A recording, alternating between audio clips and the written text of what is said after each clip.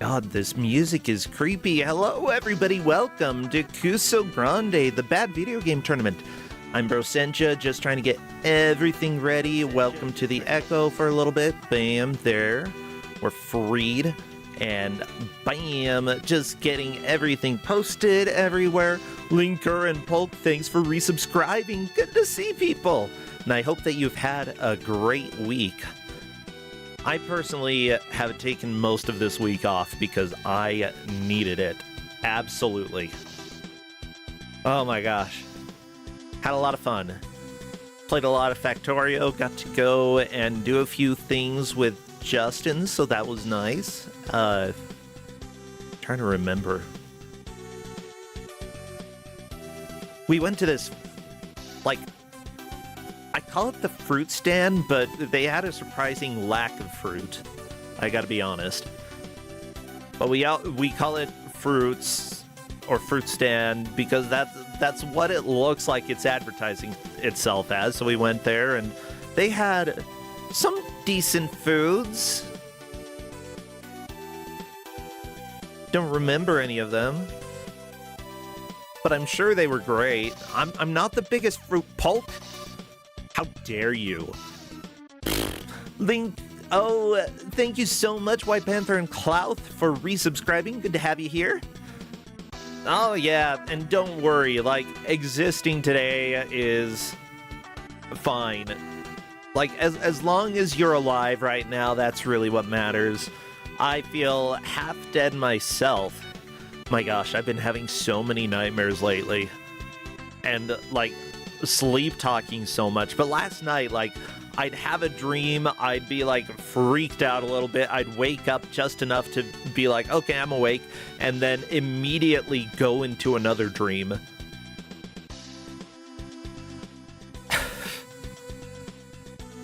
Oh my gosh. Like, one dream today, what was it? Last night, there was a giant, first off, there was an aurora borealis to the north, obviously to the north, of my home house back where I grew up in. Beautiful sort of pink-purple aurora. Oh, Fluffy Squirrel, thanks for resubscribing. Yay, thank you. Anyways, after the aurora borealis, everything got scary, and then there was a giant avalanche off the mountains that came and, like, hit our house with slushy, goopy, wet snow, and that wasn't particularly happy. I woke up from that, fell asleep again, and then this one's kind of embarrassing. There's like a kitten attacking my butthole, and it hurt, and I wasn't a fan of that. And so I woke up from that. Yeah. Anyways, let's just say I've had very odd, like, torturous dreams. Oh, it's a good thing that I'm checking stuff. Yeah, that's not a dream for anybody to be having honestly, KM, let alone furries. But, you know, just don't dream of cats attacking your butthole and you will be having better dreams than I had last night. Oh my gosh. It hurt. Kittens have sharp claws, okay? That's the one lesson from today. Don't deal with the kittens. Hello, Chiron. Good to see ya. Yeah, never trust a kitten with its claws. It will shred. It doesn't know how sharp they are. They're just dumb kittens. You know how dumb babies are? Imagine that in kitten form. Oh my god. Of course it's going to, like, murderize something. Well, everybody, I hope you all had a good week. I know a lot of you watched GDQ. Hopefully you had fun with that. I personally had a break from a lot of stuff. Oh, I forgot to open one thing. Let me go ahead and open that, and then I will get rockin'. Let's do this thing. Ready, Freddy. Wait, crappy, I forgot. Let's go ahead and get you running across the correct screen. There you go, crappy.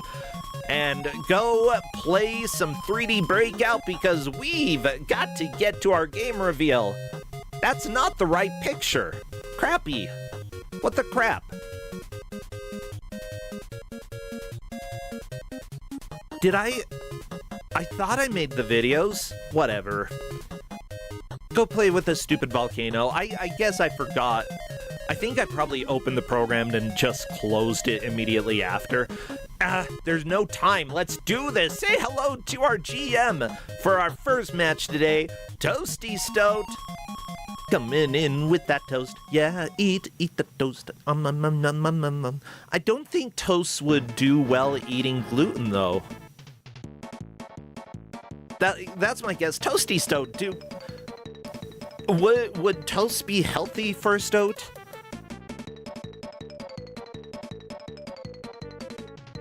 That's my question. Hello there. How you doing? Oh, I'm here. No. I was gonna say I wasn't able to hear you for a second there, but I hear you now. Yeah. How's it going? Going great. I've still got the question. Do stoats? Stoats are like carnivorous, right? Would toast be okay for a stoat? Yeah, I think so. Just a cheeky little slice once in a while. Okay, just a little toast. That's good to know. Well, perfect. By the way, this is not animal carrying advice. I suggest everybody else go and look into that yourself. But in a pinch, a stoat might be able to live off of a tiny bit of toast. Then again, yeah, I've seen them eating bread and things. Yeah, most animals even if they are carnivorous or herbivorous. I've never heard somebody say herbivorous, but I'm saying it now. Whether they're one or the other, they tend to be opportunistic, and if there's something from the other side, they'll often eat it anyways. Oh yeah. There's no one more opportunistic than me. Oh, well, good. In fact, it seems like you're taking an opportunity from your childhood in order to unleash pain. That is true. That is true. And, you know, talking about a stoat's diet, we mentioned toast there. There's also quite a bit of cheese in this stoat's diet. And I came across a really interesting Russian proverb the other day, which is the only free cheese is in the mousetrap. And that's what we're going to put our players in today, because this is Mousetrap. Indeed, everybody. Get ready to dodge the mousetraps. And, you know, they'll be done with it in a snap. The players are going to have 1 hour to try to make as much progress as they can through this game. Whoever does, of course, takes the victory. Whoever doesn't only gets 2 of those delicious points. And, you know, considering this match, nobody is getting eliminated because this is a 17/20 point match, which means that the lowest that any player will have is 19 points at the end. 19 is enough to move on after round 3, so they are all safe. But you're giving some high-scoring players a game. And certainly, like, look how beautiful this game is. This is so Atari. It's cute. It's cute, isn't it? It's very colorful, very cartoony. Oh, this music, unfortunately, is very Atari as well. Oh, yeah. Oh. Yeah. Well, we know you love Tchaikovsky, but do you like Debussy? Because you're going to hear a lot of Debussy. Oh, I love... Else. It looks like Debussy, which is half of the joy, but, like, when I was studying music in college, I played some Debussy on the piano, specifically the girl with the golden hair, or the flaxen hair, or whatever it's called. La Fille, I don't remember the full French name. But it's so good. It's very low key, and in order to play it very appropriately, like, Technically, it's not too difficult if you're just trying to play the notes. You're going to be able to learn it, but to play it correctly and really put the correct emotion into it takes a lot of work, and I love it. Like, a slightly easier piece, but not easy because of all of the emotion that you need to convey. Oh, it's so fun. Like, Now, the question is, though, do you recognize this piece? you know what? Thank God I don't. What is this? Yeah, thank God you don't. I'm just going to call this the Cakewalk. That's not its full title. Yeah. But I'm not going to read out the full title. So if you want to know about that, you can look up Debussy's Cakewalk from the Children's never mind. Corner I Suite. have played this. Yeah. Yeah. Debussy had them cakes. Debussy sure did. Okay, I'm gonna check with the players to see if they are ready, because I'm certainly good to go.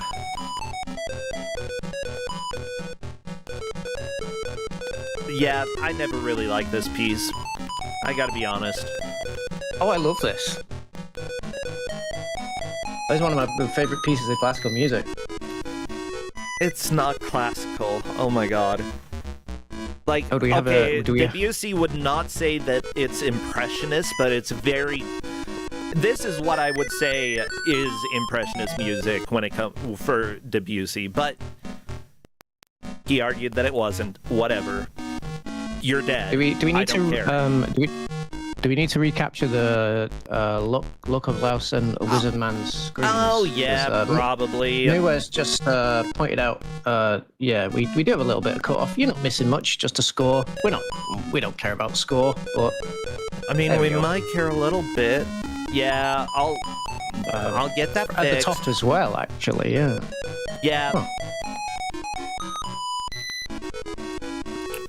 This is what happens when not everybody's stream is exactly cropped the same way. I try to adjust for it, but occasionally I'm going to miss stuff.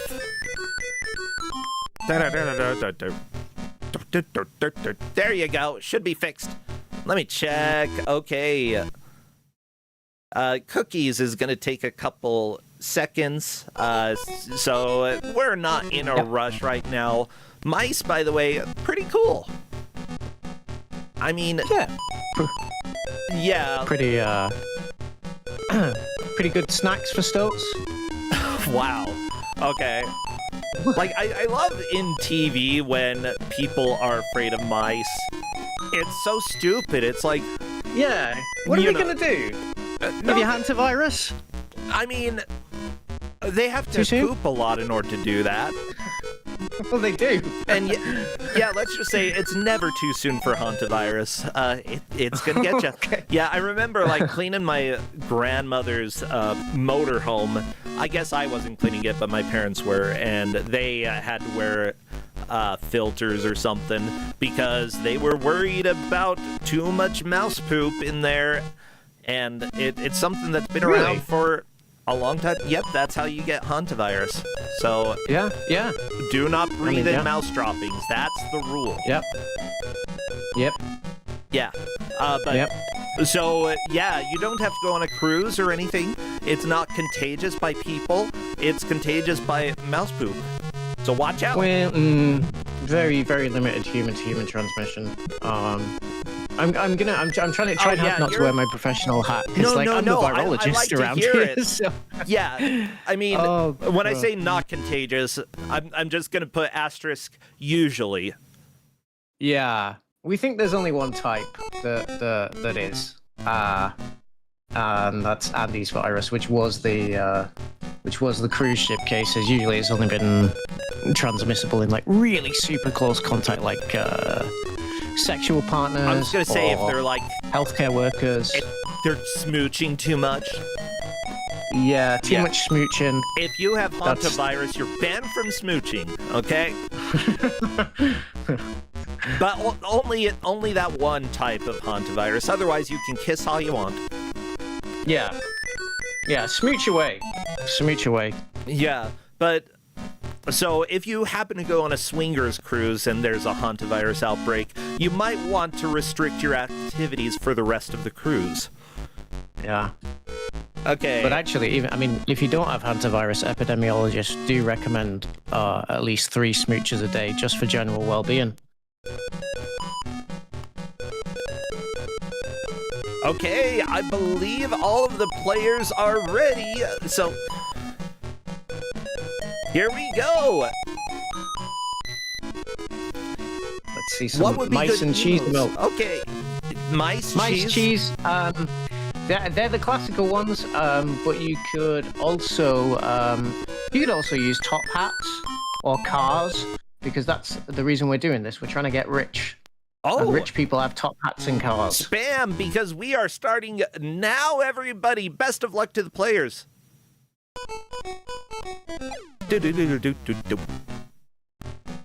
And we have good movement, yep.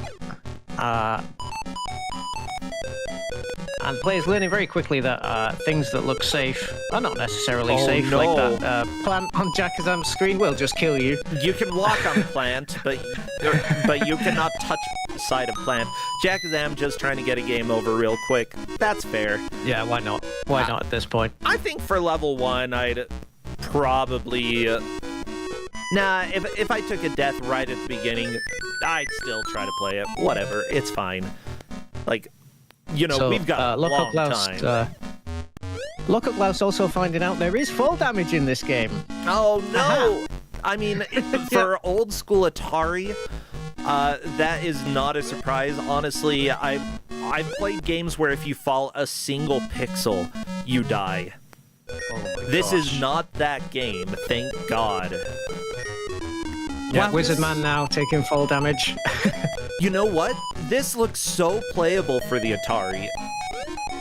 Yeah, it's fun. The jump controls kind of suck because you are. I think it's the kind of game with like committed jumps. I don't think you can change your trajectory mid-air. Okay. You know what? Also, very unusual for the Atari, walking off of the edge of a platform, you still maintain horizontal movement. So it appears that this is a classical case of collect all of the items required to beat the level and then get to the exit. Very easy to understand. But difficult to do. Yeah. Especially when it's not clear sometimes what items you need to pick up.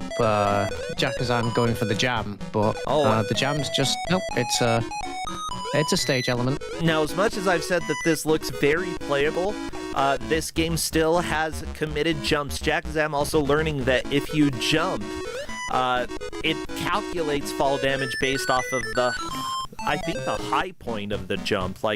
So if you jump and fall rather than walking off of a ledge and falling, you may die.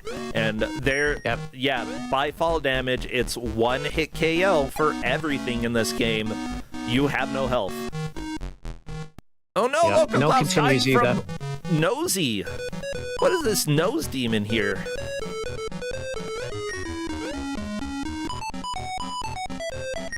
Oh, there we go. Local Klaus learning hide behind the wall. That's the way to defeat the nose demon.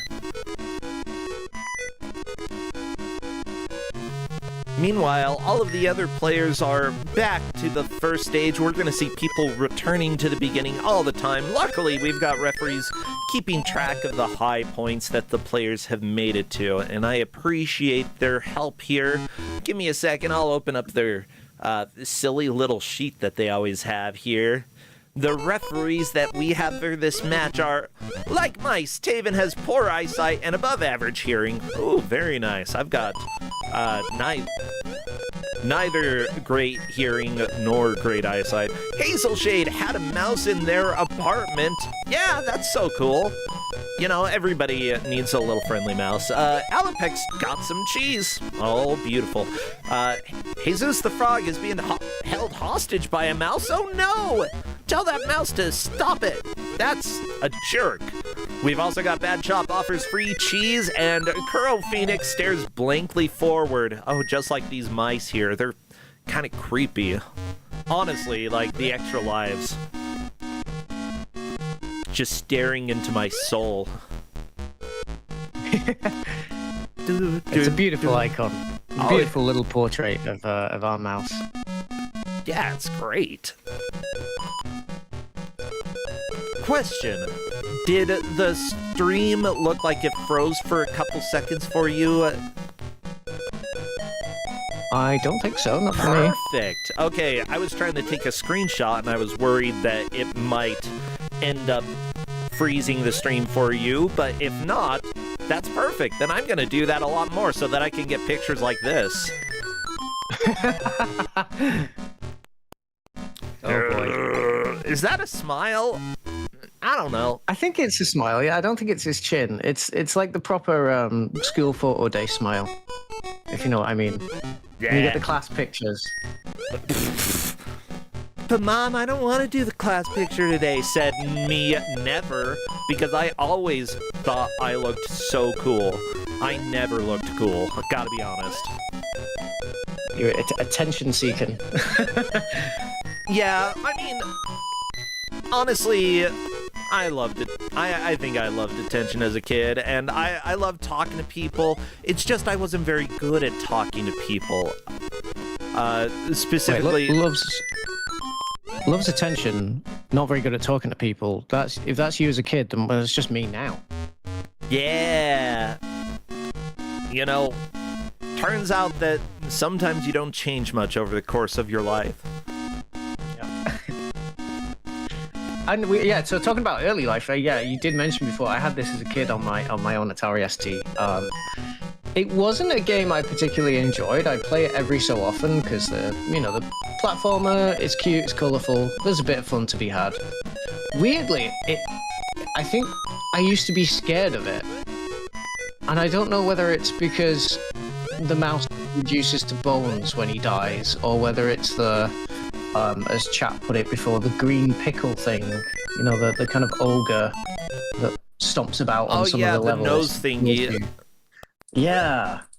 There's something about it. It was frightening to me, and I have no idea what. I feel like everybody was afraid of at least some Atari games back during the Atari era, and I have a hard time imagining people being afraid of this just because of the other nightmares that I've seen on the Atari that actually gave me nightmares. But at the same time, kids are silly and they're gonna be afraid of things anyways, so I guess I'm not too surprised, you know?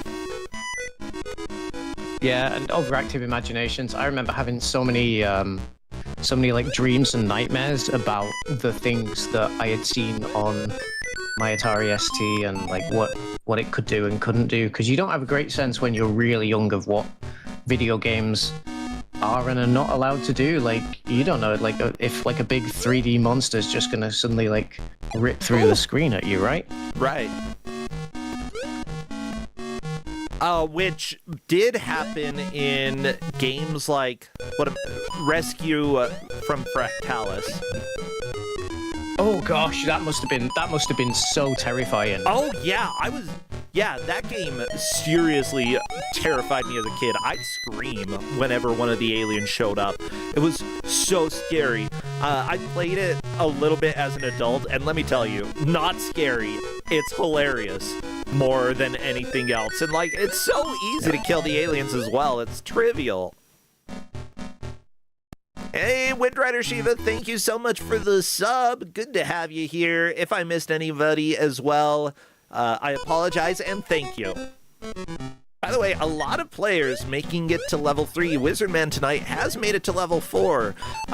Level 3 is a bit of a challenge, though, because it starts getting to the point where, like, it expects you to try certain jumps, and if you try them, they're set up in a way that you're going to die. You have to start learning, where do I jump and where do I just walk? Like where Wizardman tonight is at the top right of the screen, there's a weird little strawberry, I think it's a coconut? Cocoa strawberry? It's a Christmas pudding. Oh! Do you know what Christmas pudding is? Do you have Christmas puddings, or is that a British thing? It's a British thing. What's a Christmas pudding? Oh. A Christmas pudding is, it's like a dessert you have at Christmas, and it's like a really dense, I guess, cake/pudding that has fruit and nuts and alcohol in it, and usually there's icing on the top and Oh, yeah, you put a I've little... heard of them. Yeah. Yeah. Yeah, we definitely wouldn't have those in Utah. Like, oh, anything that has a tiny bit of alcohol in it, Utah's like, no, bad. Yeah. And it's really dense. Like, you could eat a small one, and it's like a meal. Oh my god. I mean, as to why the mouse is collecting a Christmas pudding in a world of jam and sausages, I don't know. Like, why's the mouse got to rescue these fish in fish bowls? Who knows? I'm not sure. I mean, there might be information in a manual somewhere, but who knows? We're dealing with weird, like, jack-in-the-boxes that have escaped their boxes. Better view of the nose creature. Okay, never mind. I understand why you had nightmares, or why you were terrified of this game. It's that creature right there. Because what is he? What is it? Yeah. Why doesn't he have arms? Oh, Jack is not making it to stage 5. I don't know that we've seen this yet. This looks vaguely familiar, but it might have been the demo that I saw. Check them immediately dying, which is not too surprising for a game like this. You know, this game is very much going to be a trial and error for a lot of areas here. I don't know if I like this bug.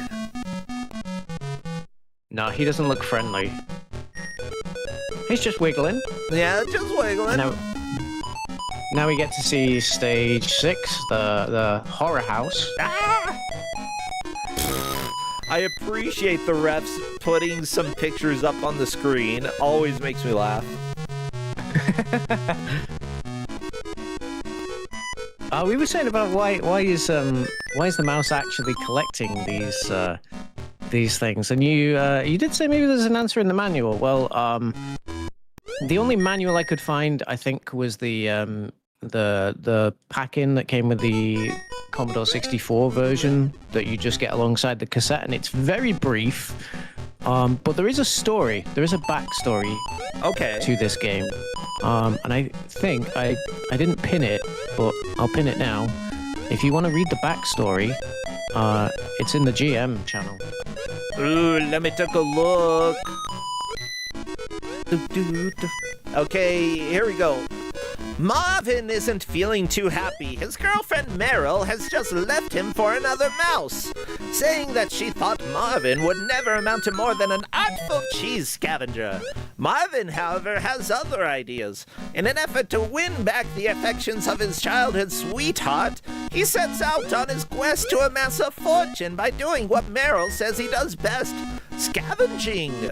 So, with your help, his long journey to fame, fortune, and hopefully Meryl begins. Marvin's future is in your hands. There you go. Good information. Yeah, so that's what women love. They love capitalism, right? Capitalism. Yeah, become the best capitalist mouse ever, and I might love you. Just make lots of money.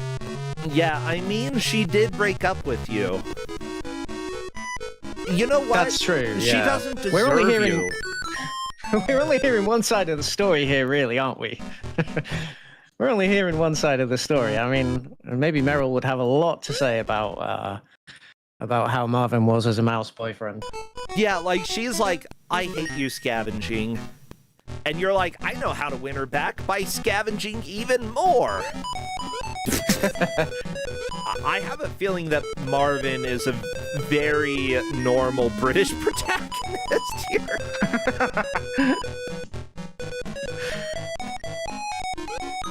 Yeah, that feels about right. Yeah, Jackzam onto a new area that I haven't seen. We're collecting pictures. Yeah, Jackazam's really steaming ahead now. Oh yeah. Not it's still very early. Jackazam is a very strong player who I managed to beat in Mystery Tournament, but let's not talk about that.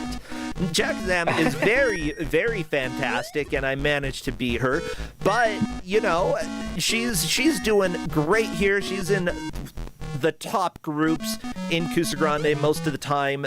Absolutely fantastic at playing, and, yeah.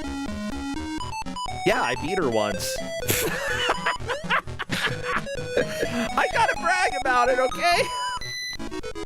You got to take the wins where you get them. Oh, yeah!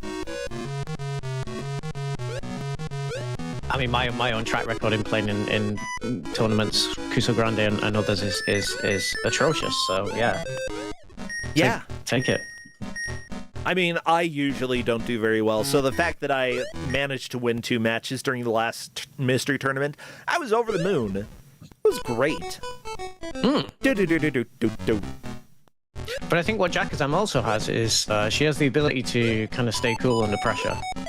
See, she's not. She got the game over, but she's not getting tilted, and she knows exactly what she needs to do. Just repeating the same movements that have gotten her to stage 9 already. Yeah, biggest thing is to remember the biggest traps, and those traps are usually things that don't look obvious. Like on level 3 where Jakazam is, fall damage is your biggest danger in this level. Especially when you're going for the very top right Christmas pudding, because just knowing to walk off the ledge in order to land on the cloud rather than jumping is a key thing to memorize. Also, death doesn't seem like it's the biggest deal in this game, but it's actually pretty bad.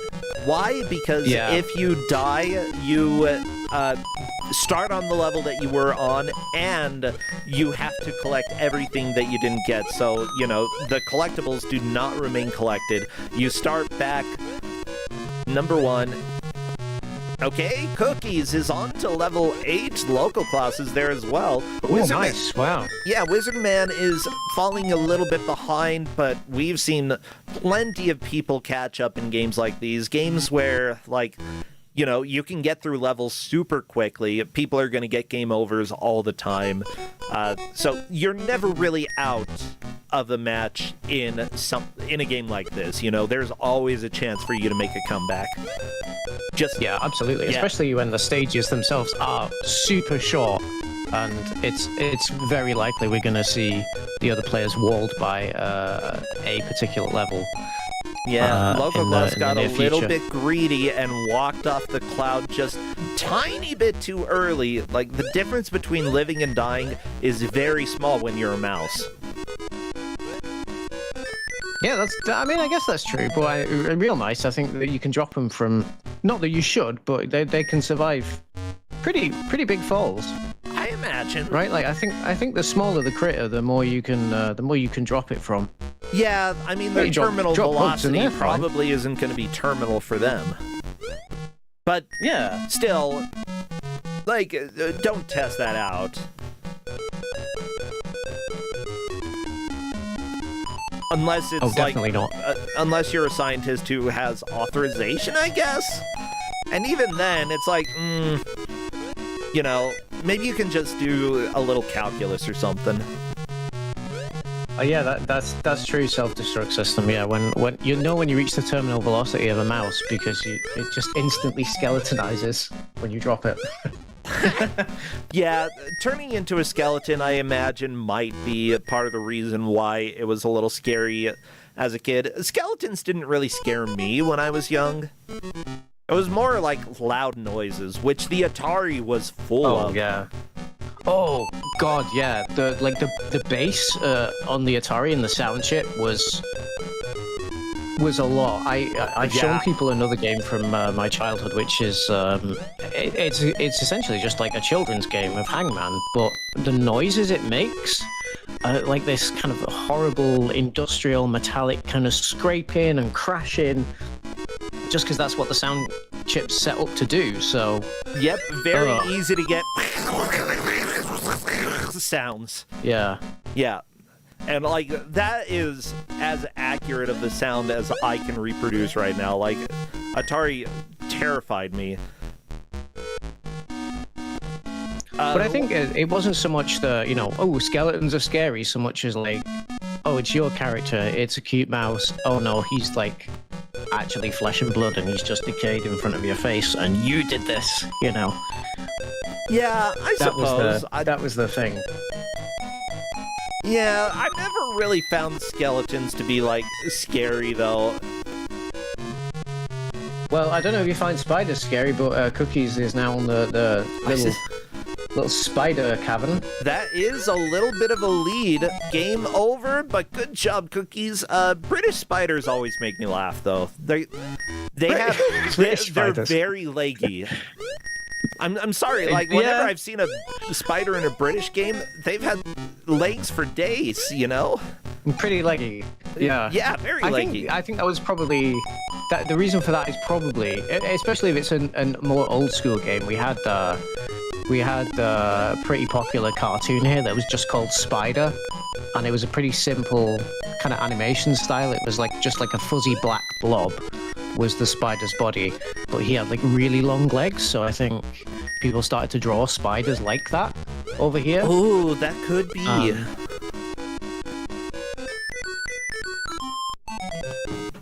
And he also had teeth, weirdly, like a big smile. Oh yeah, I think I found a picture of Spider. That would absolutely explain a lot. Like, yeah, whenever I see a US game that has a spider, like, it's a lot more realistic looking rather than like all the legs. Okay, can I get this they image tend to be up? more like... Oh, you found it?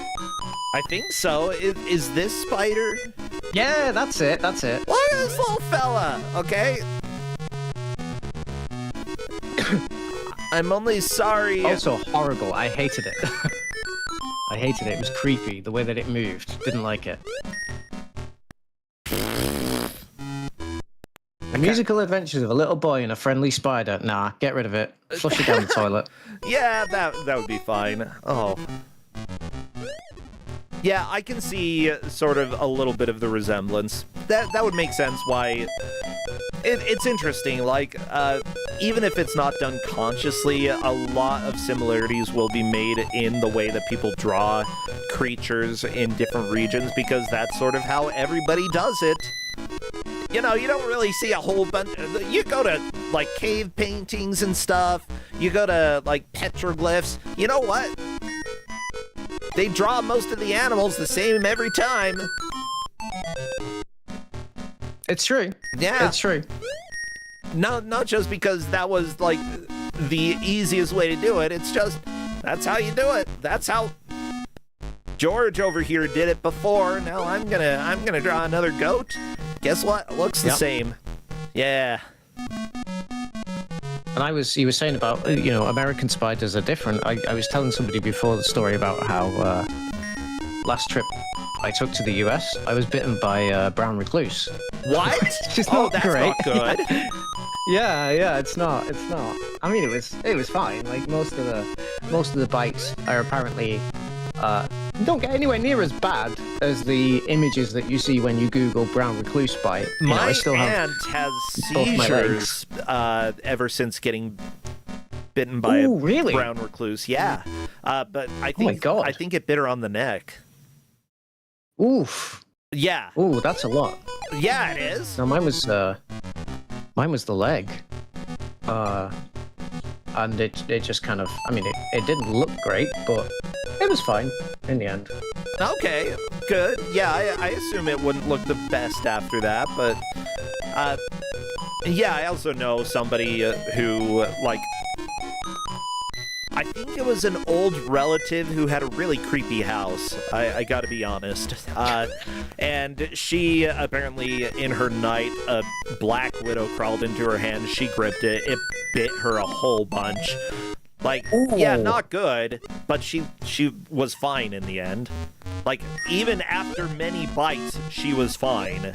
As it turns out, modern medicine is pretty good. You know, you hear horror stories of people who died from a snake bite or died from a spider bite. Most of the time it's because either it was the 1800s or they were way far away from a hospital. If you get to a hospital relatively quickly, you are probably gonna be very okay. Yes, that is true. That is true. Yeah. Well, when I had my brown recluse bite, I had two options. I was either, do I find a doctor on my last day of my trip that I have free to enjoy, which is a Sunday, or do I just go home and worry about it at home? What did you do? I just went home. What? You got a brown recluse bit you and you just went home? Okay. Yeah. My God. I mean, on my scheduled flight, right? Like I was like, I'll just wait, and I can deal with this once I'm back in the UK. And yeah, it was. I thought it was a mosquito bite at first because it was just like a red bump, but then it went darker and darker and darker and darker. So. Yeah, I would still recommend going to a doctor as soon as you can. You know, don't necessarily follow Toasty Soap's history. That's true. That's true. Then again, like the number of things that like I did or my parents did that probably should have gone to a hospital but didn't, like, is pretty high. My mother was a nurse, and I think that I don't know. It's weird. You'd think that a nurse would know when a hospital visit is required or not, but apparently my parents were a little bit clueless sometimes. Like, the times when I remember once I had extremely bad asthma when I went to a pool one time, was laying in the van as they drove home, wheezing, just wheezing, and then I stopped wheezing, which a lot of the times people think, oh, that's good, you're not wheezing anymore. That usually means, though, especially if it's just been getting worse and worse, that it's getting to the point where you are not going to be breathing anymore. But my parents never took me to a hospital. They never took me to a doctor. I literally never saw a doctor when I was a teen about asthma. Wow, really? Yeah, I think. And you didn't have an inhaler or anything? No, I never had an inhaler. I have one now. Oh my God. You must have been relieved once you actually could figure out, oh wow, it's not just like how every other human feels. I actually can breathe once I have this medicine. Yeah. And you know what? I've talked to my parents about it afterwards, like as an adult, and they're like, we're sorry, you know, we should have done better. And yeah, like I think that it's good to acknowledge that, yeah, adults can make mistakes, and they are aware of that, and, you know, they definitely would do better now, and I can appreciate that growth. So, you know, I'm not going to hate them because they did something dumb that could have got me killed as a kid.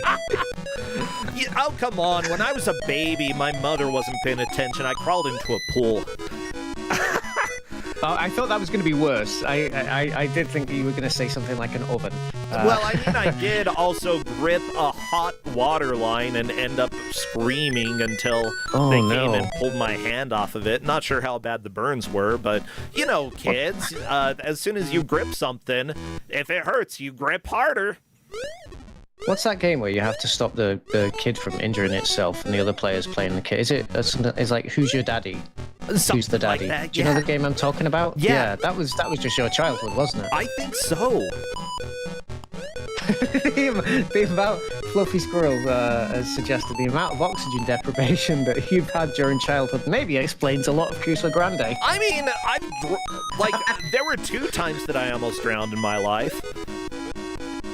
Yeah, one time when I was a child, or when I was a baby crawling into the pool. Another time at a motel pool, I got into the dark, or into the deep end, and yeah, I got to experience the sensation of I can't swim out of this, and, you know, I'm trying to struggle, and I gave up on the struggle because I was like, there's nothing I can do to get out of this. Oh my God. Yeah.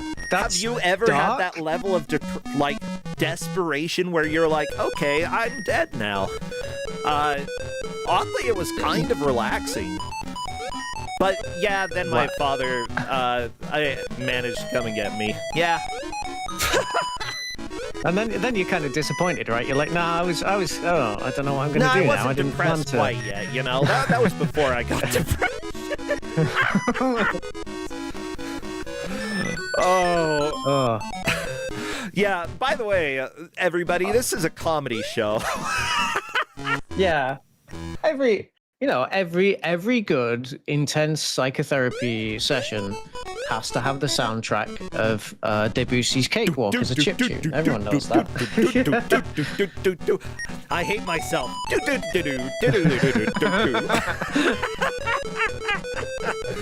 What's the point of existence?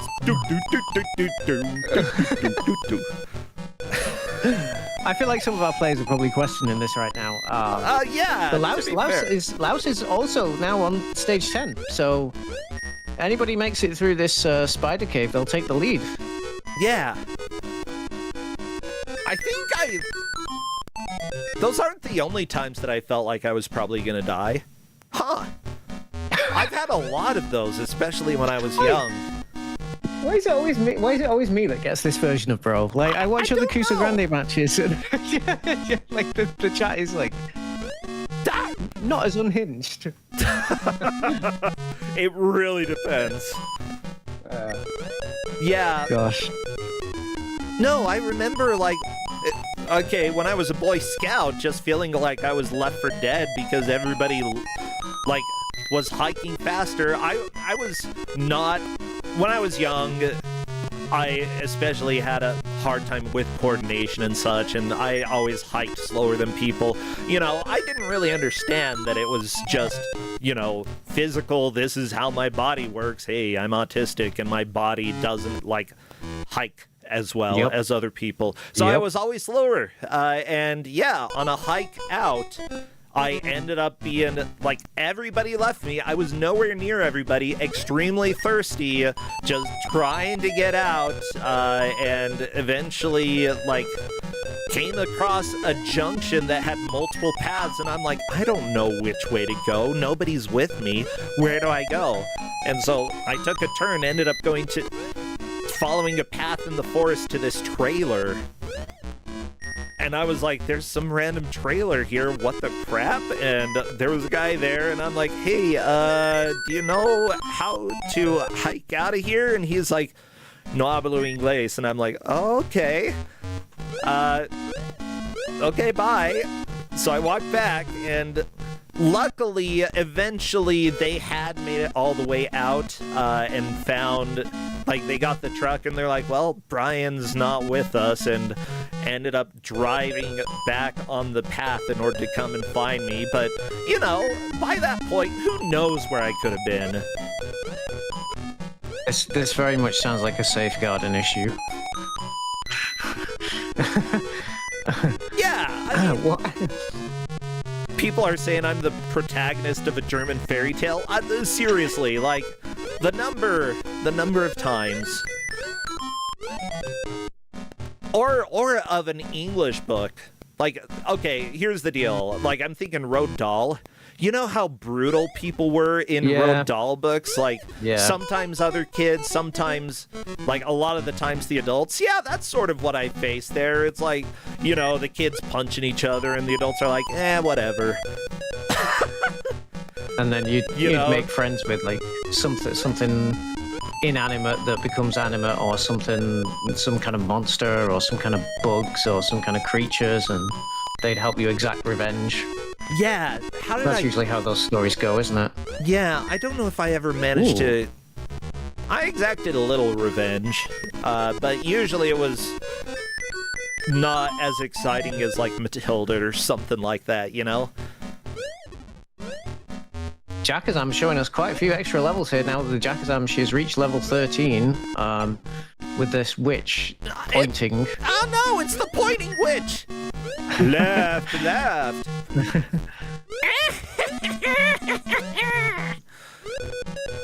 gonna get you, you little mouse! And if I say what animals are witches associated with, you would say... Witches!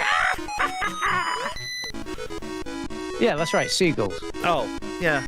I mean, hey, the California gull is the state bird of Utah. What? Yeah, I know, we're a That doesn't make any sense. We're a landlocked state.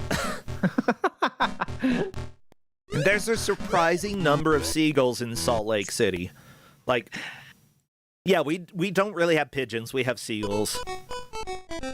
They're all over the place. They're gross. Eggs? level 14 for Jackazan. Back to eggs and jam and sausages. Yeah.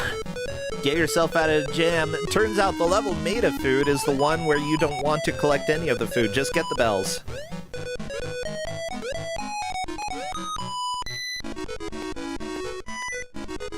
Okay, Crow Phoenix, you're saying that... Yeah, I said that witches are associated with witches. You're like, what animals are witches associated with? And I'm like, witches are technically an animal. So, obviously. I guess, like, frogs... Oof. Toads, okay, frogs and toads, they're very close to each other. Alligators sometimes, like... Alligators? Maybe it's just in certain... Oh my god. Oh, you mean like Louisiana kind of style? I imagine so. Cats, ravens?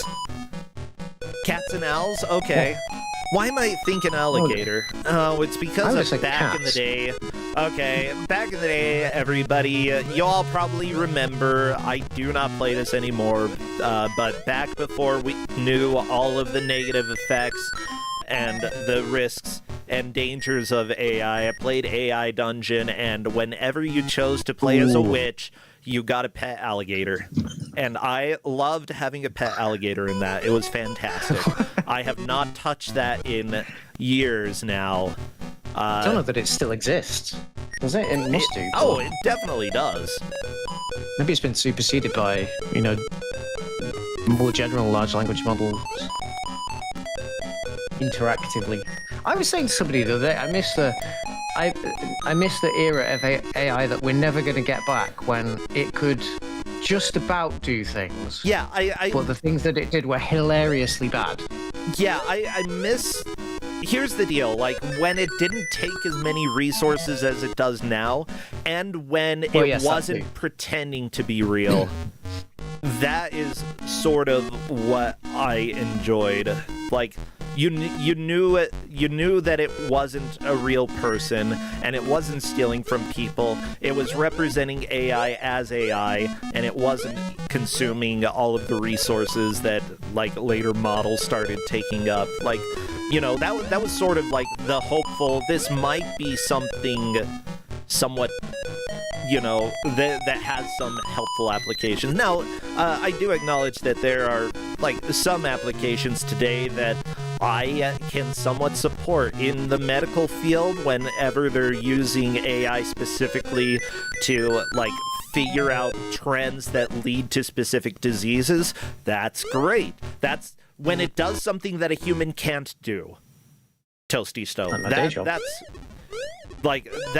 what I think is helpful. But if it's something that a person can do and it's replacing human labor, then it's very sad. Like, even with like AI Dungeon, which I played, which was a text adventure game using AI. Guess what? This last weekend I played an MMO called Achaea, I don't know, ACHAEA, sort of a mud, and I was going through it because I'd never played it before, and I'd discovered it, and I ran into this place that had a shop with people in it, and I was talking to them, and, I thought that one was talking with a computer model, who were talking about these stories that they had, and I was like, okay, this is interesting. And then the person was like, or the person I thought was a computer said, hey, you don't have this sword and you're a blade master. I can teach you how to make your own sword. And I was like, interesting. Okay, a computer noticed that I don't have this, and now I can go and do this. And then they took me to this place, and I realized, wait, no, this is actually a player who's just taking me and helping me with this beginning quest for my character in order to get something that is very important for, like, a personalized story thing. It was so cool to experience, like, people who were just sort of chilling in the game and wanting to help on quests and, like, essentially be... That's nice. Yeah. That's really nice. I've never experienced something quite like that. I'm probably gonna play a little bit more Akea, however you say it. Yeah, I mean, I was just having some sort of banter with them and joking about dual-wielding butterfly nets because I had 2 of them and was just running around with butterfly nets. And, you know, they were friendly and helped me, and I didn't know that they were real because this is an ancient MMO with I don't know how many people are online right now. I'm just getting distracted watching Laos because Laos is on a real push here. Oh, Completed yeah. the level that Jakazam had a little bit of trouble on, and now they're on the witch stage. So they could go for a lead change. They got 2 lives, which is a nice kind of nice setup to be at this point. Yeah. Oh, unfortunately, Whoops. yeah, Laos meant Full to damage. jump right off of the pillar to the right in order to get up on top, but unfortunately didn't push jump soon enough. Some of these jumps are tricky because I don't know if this game has auto jump. If it does, then you can do something called jump buffering, which is essentially jump straight up, and if you keep holding jump, then you can jump, you know, if you jump straight up and then hold right, as soon as you land, you will jump frame perfect, and thus all you need to do is line yourself up right on the platform that you are starting on, and you will make the jump that you want to make. So, important lesson, instead of dying like local Klauses, if the game has jump buffering as an option, use it in Kusogrande. Jump straight up, hold a direction, keep holding jump, bam, frame perfect, pixel perfect jump. Insider tips. Yeah, do you know if this game has auto jumps like that? I don't think it does. I've never tried. There are also games that like will have if you hold Cookie's jump... now on the witch stage too. I didn't notice that. Oh, Sorry. very nice, Cookies. Yeah, both Cookies and Loco Anyone's Boss making game. good pushes here. Really, anyone's game. Because Wizard Man tonight has also gotten past the level that he was walled by. Yeah. There's also another thing with jumps. There are quite a few games where if you push jump a couple frames before you land, it will still jump. So you can potentially jump straight up and then a little bit before landing, push and hold jump and push a direction, and you'll still make the jump pretty much perfect as you wanted. That's something that, especially the older games, it's always worth trying to see if that is something that you can do in it, because if so, it makes a huge difference. You want to, like, consistent progress in this game, keeping your extra life so that you don't die needlessly. That's really what you want to do here. And I mean, I think it's Cookies are you're probably overestimating. Ooh, Cookies takes the lead. Cookies takes the lead at this point. Oh my gosh. This is heating up. Watch out for the tea. Yep, gotta avoid the tea. Oh my gosh. What kind of tea is deadly? This is kombucha. I've never had kombucha. Earl Grey. Ugh. Oh, kombucha's lovely. I love Earl Grey. What are you talking about? Oh my god. I hate Earl Grey. Oof. Too much of a jump for Cookies. I would try kombucha, but I don't think I would like it. Kombucha, it's just like a... You can get it flavored with anything, so it's just like a soft drink, really. It's fizzy. It's fizzy? Yeah. It's just like a soda. Okay. No, kombucha's not alcoholic, no. No, it's not. It's fermented, but it's not alcoholic. Yeah. But by fermented... Ooh, is Cookies gonna make it from this level? What did they ferment, though? Good question. There could be trace alcohol, yeah. That's a good point. I don't know if you can't have any alcohol for medical or religious reasons. I don't know if you can have kombucha. Fermented sugar tea, apparently. Ooh. Okay.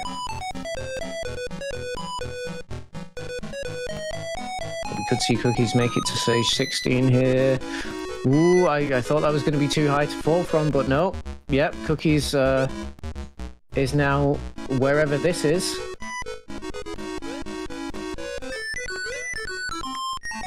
I know that some... This one looks mean. No, the punching gloves! Ah! Ooh! How do you jump with boxing gloves on? I don't think that's the right question. Whatever. How do you jump with boxing? Is this like set up to a punchline? Well, no. I just think of punchline. I just think of like Strong Bad and his first email. Oh, okay, yeah. Which was how do you type with boxing gloves on?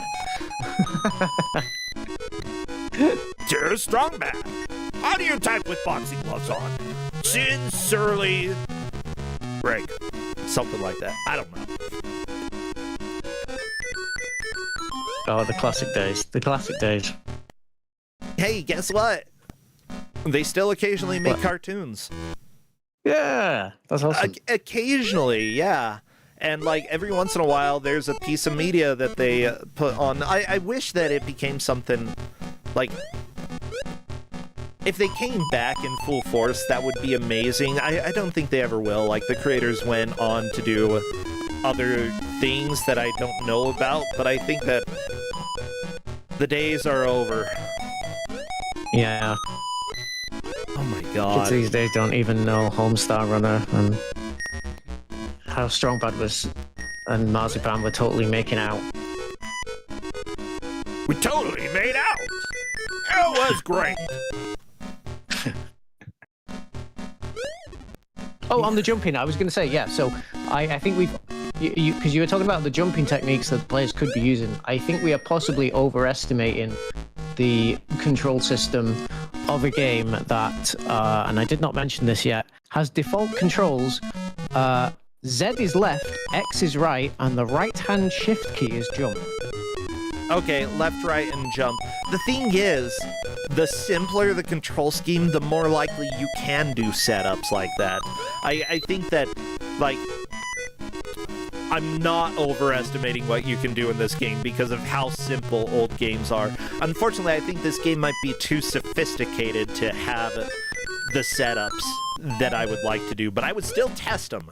Uh-huh. Yeah. I can tell you the players were quite upset by the default control scheme. I'm not. Honestly, I've played enough RPG Maker games that are, you know... Oh, yeah, there we go. I played the Demon Rush.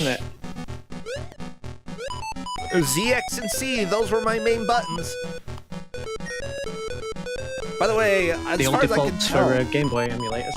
Yeah, as far as I can tell, it looks like one person worked on this, Brian Jobling. Wow, that's a fake last name if I've ever heard one. I'm a Jobling. I'm an employee named Brian Jobling. He also managed and directed Big Mother Truckers. Of course. Oh, baby, there we go. Ford versus Chevy, did production for Ed the Duck. Okay. Speed Ace, Zybex. You know what? Oh no, the CEO of the company that made Ride to Hell Retribution. There we go. Okay, so we've got a true Kuso history dude here. How about MTV's Pimp My Ride? I didn't know there was a game based off of that, and neither did I. I'm a little bit better knowing that now.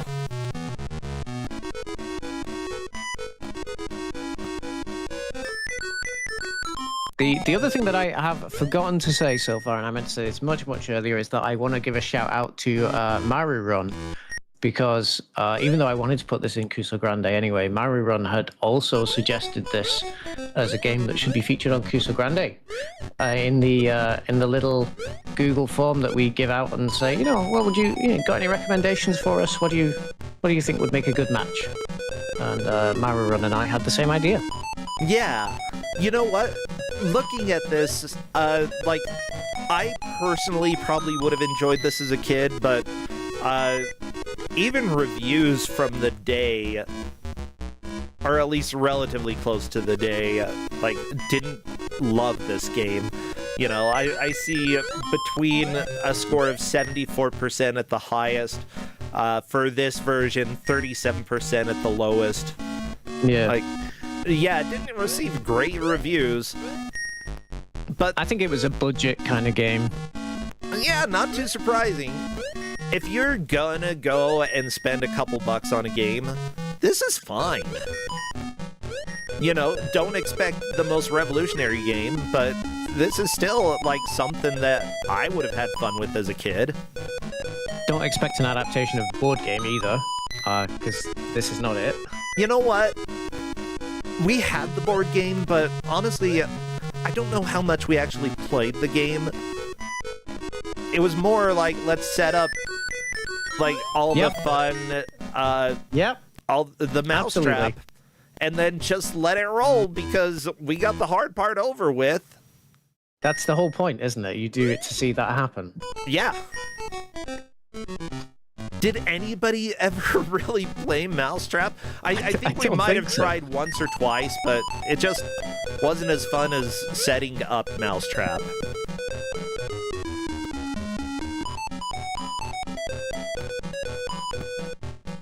Okay, so we got about 10 minutes to go. Laos is back at the witch stage, and they haven't managed to get past this yet. Yeah, Jackazam back onto the rocket stage. Yeah, Loco Klaus, if you can beat the witch stage, you'll move on. You've done everything that you need. The door is open. You just got to get to the door. But the seagull and the witch, okay, they're your greatest enemies here. Okay. Seagull and the Witch. I love that story from Ernest Hemingway. Oh my god. I mean, Old Man and the Sea, I actually really enjoyed. But that was... This is where I hold my hands up and say, like, I know nothing about literature. I just know titles. I'm terrible for reading. I'm a very bad reader. It's a very short book. How short? Like, maybe 100 pages, probably less. Oh, really? Oh, that's nothing. Yeah, it's That's very nothing. short. I don't know. My attention. So is my attention span. So Yeah, it would be considered a novella, apparently. Well, there you go. But also, I think I liked it a lot more when I was young because it was also a Christian allegory. Ooh. Ooh. Yeah. And guess what? I was more okay with that then. Now I would probably find it extremely cheesy. No, Local Klaus, the egg got you! No! Ooh, this is really gonna be everybody's last Cheesy, attempt eh? now. Yeah, I suspect so. Possibly Jackazam and Cookies could get another one in if, or maybe Wizard as well, actually. But it might be the last one for Laos. I think Laos might be back. Like, there's enough time to get one full attempt, I think. Yeah, I'd agree. I can't remember how long the long play of this is. I think it's about 20 minutes? Something like that. It might be. Do-do. Do-do-do-do-do-do. Some of the high... Okay, Atari doesn't do great with high notes, I gotta be honest.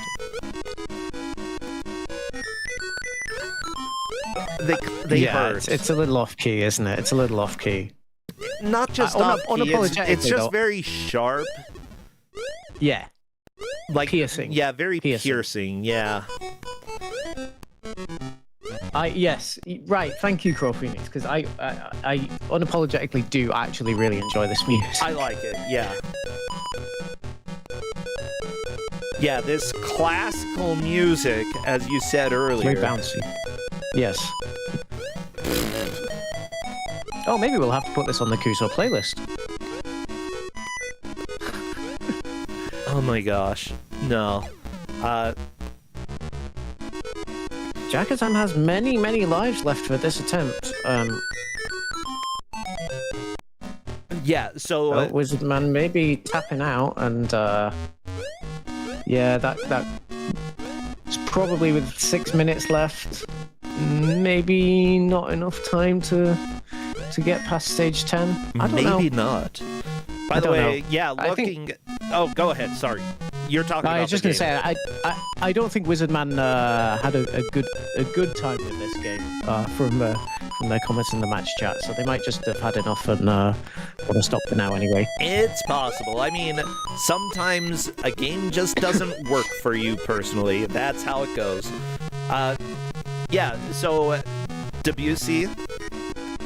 Yes. The specific time period that it came out, people say that he was considered the first Impressionist composer, although, as Wikipedia says, he vigorously rejected the term.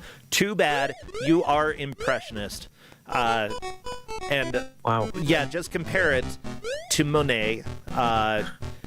Well, not this song specifically, but like Claire de Lune, Girl with the Flaxen Hair, those two are very...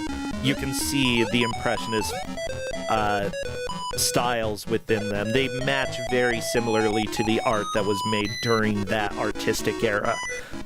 So, yeah, this would be after the classical period, after the Romantic. I'm not sure what came right before Impressionism, but, you know, late 1800s, early to mid 1900s, Impressionist.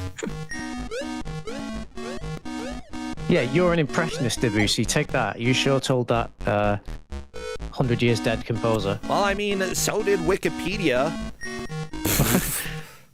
Too bad. When you die, you don't get to say what genre you are anymore. Yeah, this is yeah, that's right. Crow Phoenix pointing out this is where we've seen Cookies get to before, and oh no! Oof. That is a death, which means, you know, if anybody else can get to level 16 and pass it, we will have a lead change. It's going to be whether Laos or Jakazam can do it now. Jakazam is on stage 15, I believe, so there's a very real chance. Just don't let the moving tea on to kill 16 you. now. Okay. Yeah. There we go.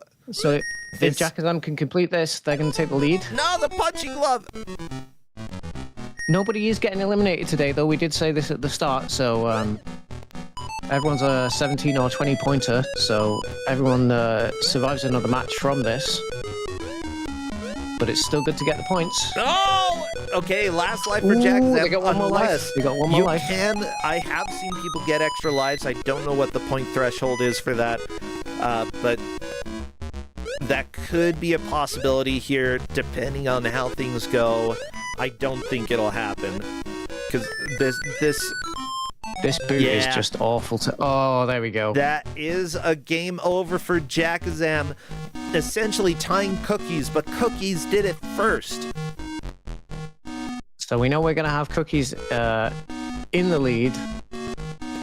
Well, actually, we got to watch Laos now, because Laos has a chance. Laos does indeed have a chance, as I said earlier. Like, even with just 8 minutes remaining, you still have enough time to get caught back up. This game is relatively short. Oh, 2 minutes, yeah. 2 minutes remaining now. Well, I don't know, though, because this is stage 10, actually, so... Yeah. We'll see. They've got to play perfectly, but they could do it. But they have to play perfectly. By the way, everybody, submissions are open for Big Bad Gameathon. You can go ahead and learn a new speedrun if you would like. You don't have to have it perfect, but get a video recording done of a decent speedrun and work on shaping it up. We would love to see submissions.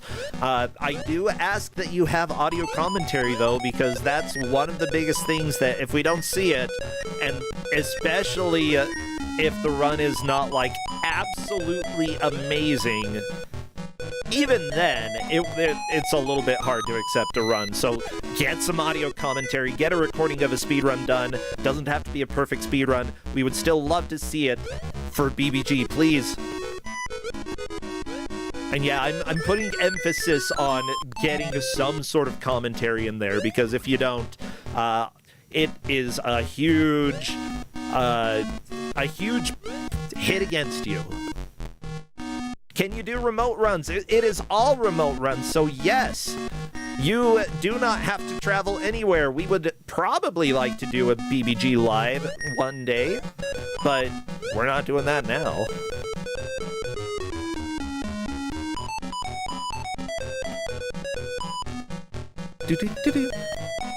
Who knows? We might do...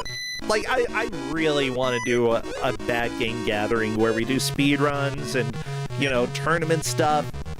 We should all organize it sometime. Do we do charity? I don't know. We could probably throw that in if people wanted. It would be... but, like, I'd rather have things focused on the community so that we can just keep celebrating the silly ridiculousness that we have. With that We're about said, to come up on time. Yeah. indeed. That, everybody, is time. Get that music out of your head because we're not going to hear it anymore for the rest of the day, I promise. Oh,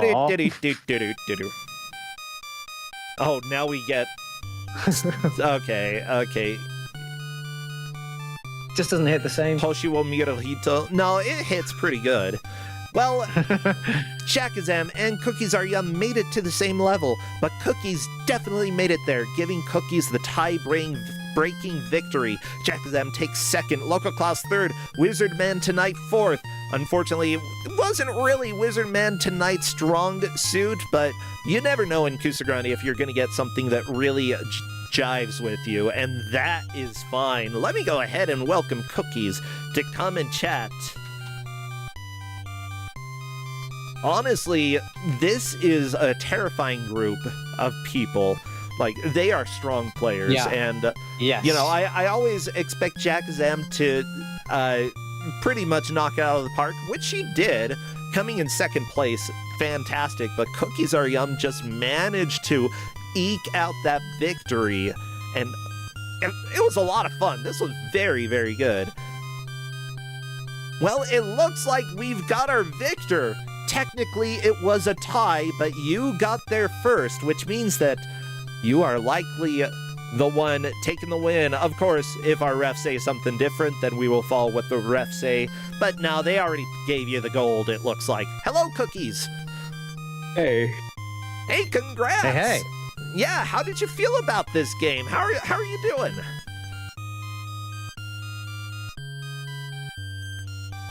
Okay. Yeah. How'd I disable my sticky? You know what? Yep. Yeah, if it's PG-13, sure, go for it.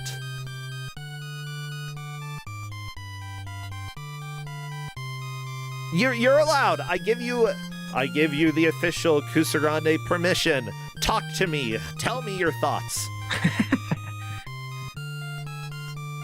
Cookies, I can't hear you if you're talking. Does that work? There, I hear you now. Yeah, that works. Okay. Sorry. I'm like, It's a game. It's a game. It's a game. It's another.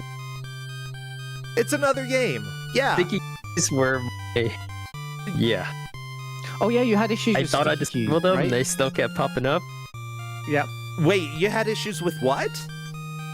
Sticky keys. Oh no, sticky keys. Oh, I wonder if everybody had problems with that. I mean, despite you having a problem with sticky keys, you took the victory. I mean, you lived. I just left the sticky key, the little pop-up, I left it open Oh the yeah. entire time, and then like it goes away automatically like every 2 minutes. It pops up again No.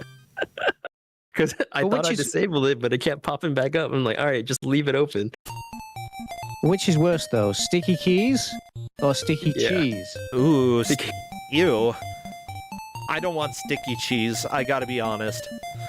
I don't know. Bree's pretty sticky, and that's nice. Yeah, that's fair. So have you played other old Atari games before? Is this sort of in your wheelhouse, or are you relatively new to Atari?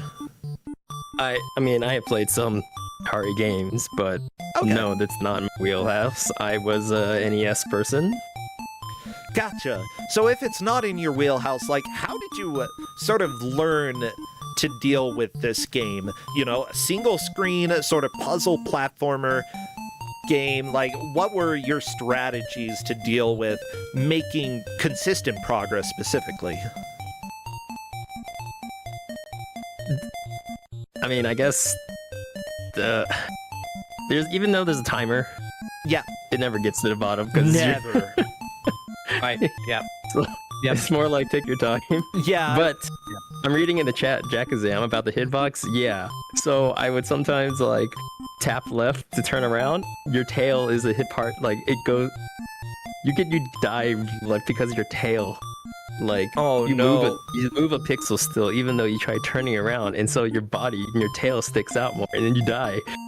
Yep. Yeah. Some of those deaths even I saw and I was like, I'm not sure what killed them, but okay. That's beautiful.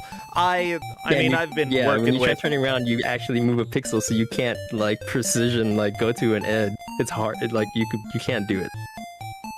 That's beautiful. I mean, I've been dealing with, like, how do you make hitboxes that seem fair for everybody, and it's difficult to make hitboxes that feel fair, especially when it's the same hitbox for platforming. You know, it seemed like it was fairly reliable that you'd actually jump on what you wanted to jump on.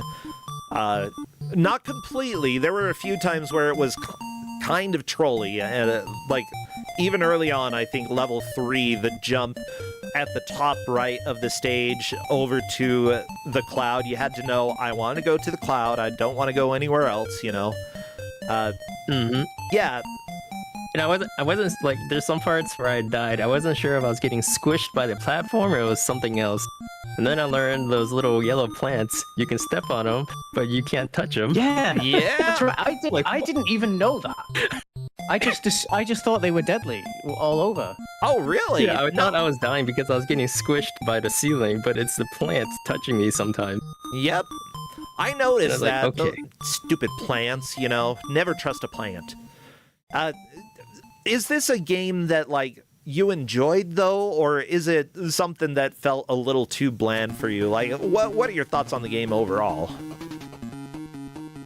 I enjoyed it enough, I guess. Like, the levels changed enough. Like, it kept introducing some new things, so...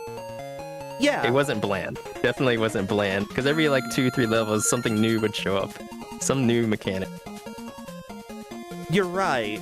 Like, I think that if I played this as a kid, I would have played the crap out of it. It seemed like my wheelhouse, and I had an Atari as a kid, so it would have been one of the games that I very much would have enjoyed. But, you know, I need to ask. Oh, go ahead. What did you think about the music? Did you end up enjoying it? Because I think most people take a pathway through this music going like, oh, this is okay. This is horrible. I now quite like this. Wait, did you say regarding the game or the music? The music specifically. The music. It kind of zoned out.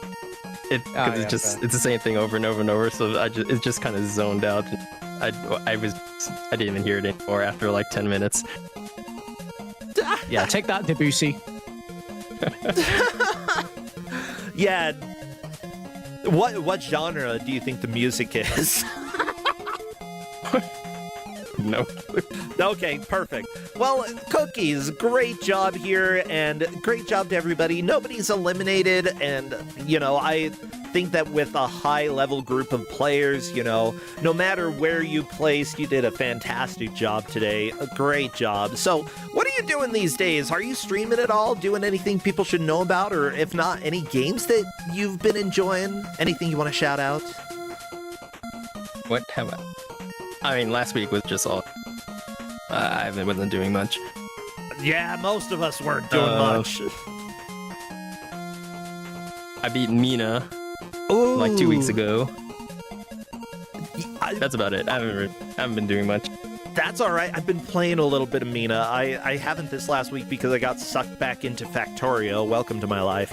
But Mina is so much fun, and I really am glad that I've been able to jump into it. It's like, it's got a vibe very similar to old school games, but it's different enough that it doesn't feel like it's just trying to copy, you know?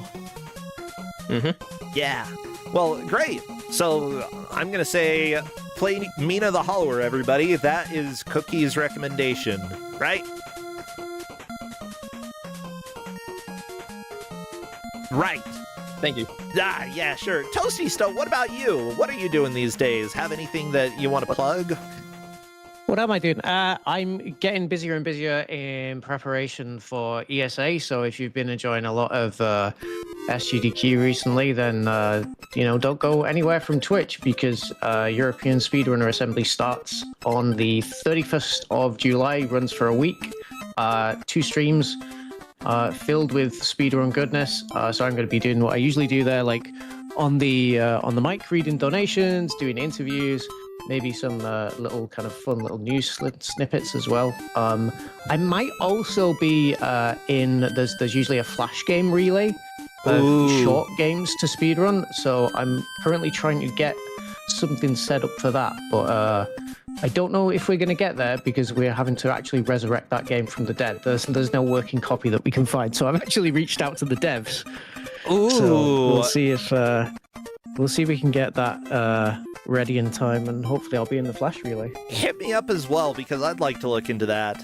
And yeah, I definitely would love to go to ESA one day. Who knows? Maybe next year I could go. Maybe next year. Maybe. Fingers crossed. Yeah, we'll see about that. Well, I said it before. Yeah. We have enough like European Kuso fans that we could even run like a Kuso Live Europe Fest there or something like that. I would love that so much. There's many of us. Yeah, and even if I couldn't do it personally, we might be able to arrange something like that. Well, sweet. Thank you so much. Thank you, Cookies. I'll let you both go. We'll move on to the next game. Take care, my friends. Sounds good. Enjoy. See you later. See ya! Well, everybody, this is Kusogrande, the Bad Video Game Tournament. Yeah, GDQ had been happening last week. Some people were able to try out the demo for the NES game that I'm working on, Wild and Wolfie. We got some really good feedback about it as well that will definitely take into consideration for changes. I will later this month, at the end of the month, be at a Woo Anthro Week in Utah, showcasing the game at a table there as well, if anybody happens to be there. I will be sitting at a table for most of that time, so feel free to swing on by. I will also likely have an updated demo for that, so get excited, y'all! It's gonna be fun! Now, let's find out if I actually updated the video for Crappy to run to our game reveal. Crappy, take us away! I did? Okay, I got that one somehow. Cool. Everybody say hello to our second GM of the day, our dear friend, Neetzel. Welcome on in. Hello there, Neetzel.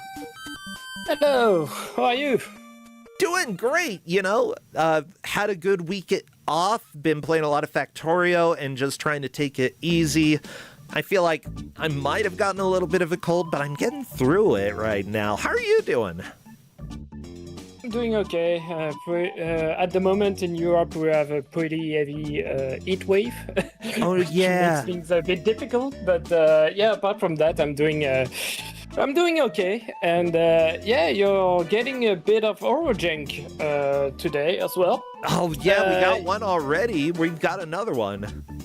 Yeah, so this one, it's a PS1 game, considered one of the worst game on the PS1. Really? I'll let our players be judge of it.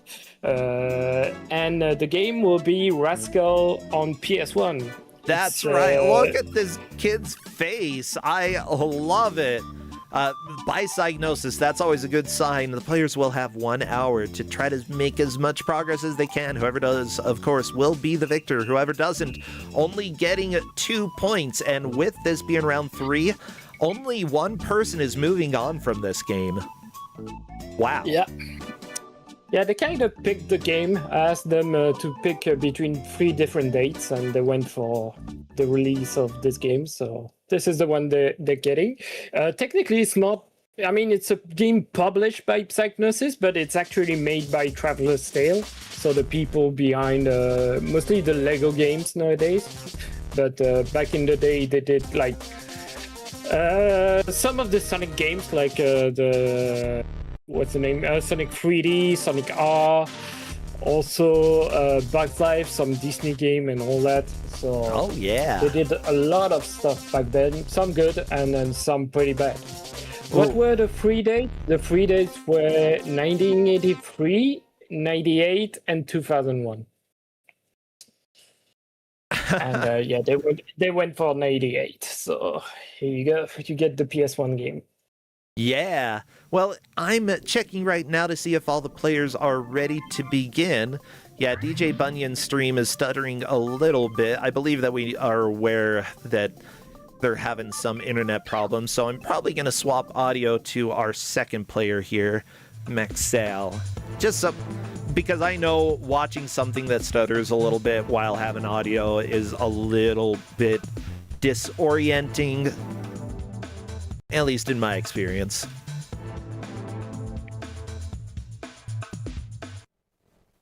Okay, it looks like... No, just waiting for one more person to confirm. Yeah. I think you just did, so we're good to go. Cool. Okay. What would be good emotes for chat to spam? Spiders, anything related to bubbles, because we're going to see a lot of bubbles. This is a game about time travel. Hourglasses as well. We're going to collect a lot of hourglasses. Yeah. Yeah. This game is all about time travel.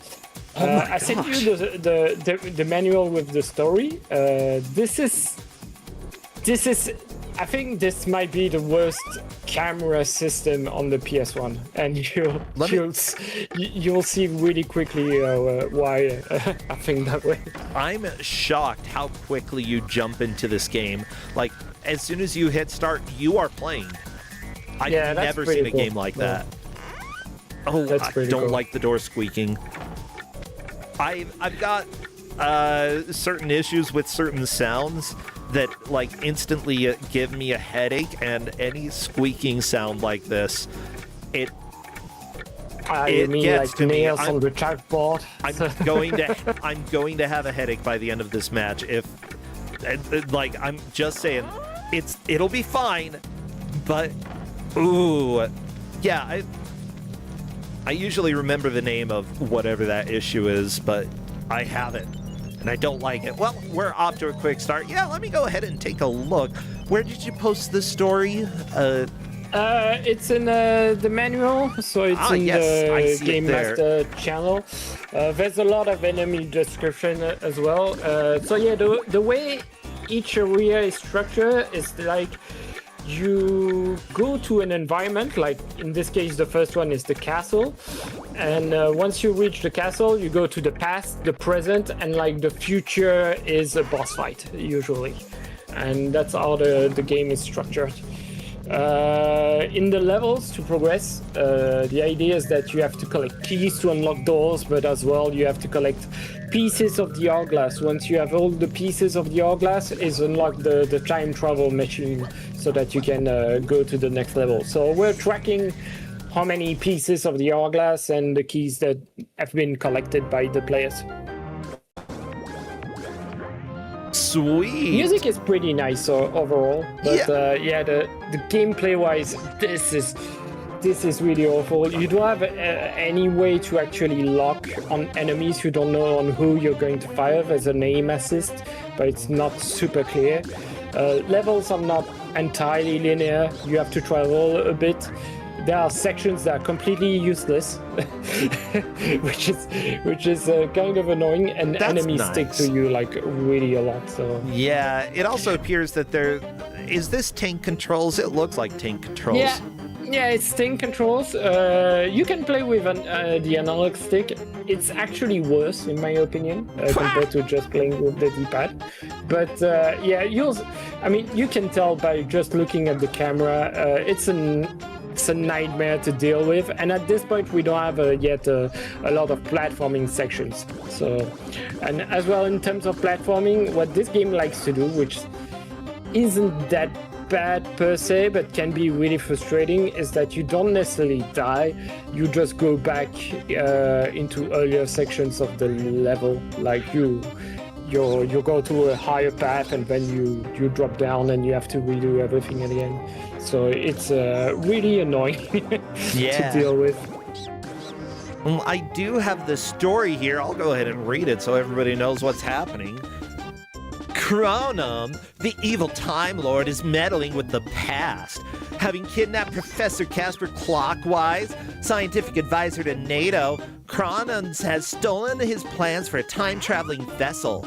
The ETTAS machine, exploration through time and space, will give Chronum powers that will set him among the gods. However, the professor's teenage son, better known as Rascal, has other ideas. He has his high NRG, isotonic Nutra-Vibe drink, so he's fired up to take on Chronum's henchmen, pistol-backing gunslingers, cutthroat pirates, ferocious guard dogs, and fire-breathing metal dragons to rescue his father and his planet, and get his homework in on time.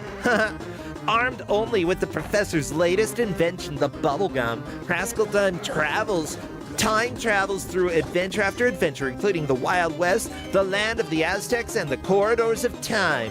But Chronum wants rid of his archenemy, and be it in the past, present, or future, well, time is ticking for Rascal. That is like the most generic story I've ever heard. Oh, God. Yeah, this game feels very generic in a lot of ways. It's like the enemies, it's like all of what you can imagine for a generic platformer. The same year they released this, they also released A Bug's Life, which is a far better game than this. So Bug's Life based on the Pixar movie. But this game feels really special in how awful it is. Because really the camera is something special. Like we're seeing on DigiBunion screen, from time to time it wants to have like specific views, the camera being really away from the character.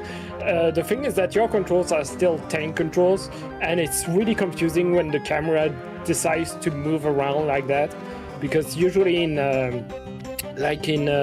what's the name again? In something like Resident Evil is not that as confusing in my opinion, because it just cut the camera right away. Here, sometimes the camera will just wobble a little bit, and that makes it really, really annoying. Yeah. But that's just my opinion. So. Well, I think Onelane is fighting a dragon. Scary. Yeah, I think it's just an enemy. It's not considered a boss. Oh. I don't remember if it has a piece of the hourglass or not.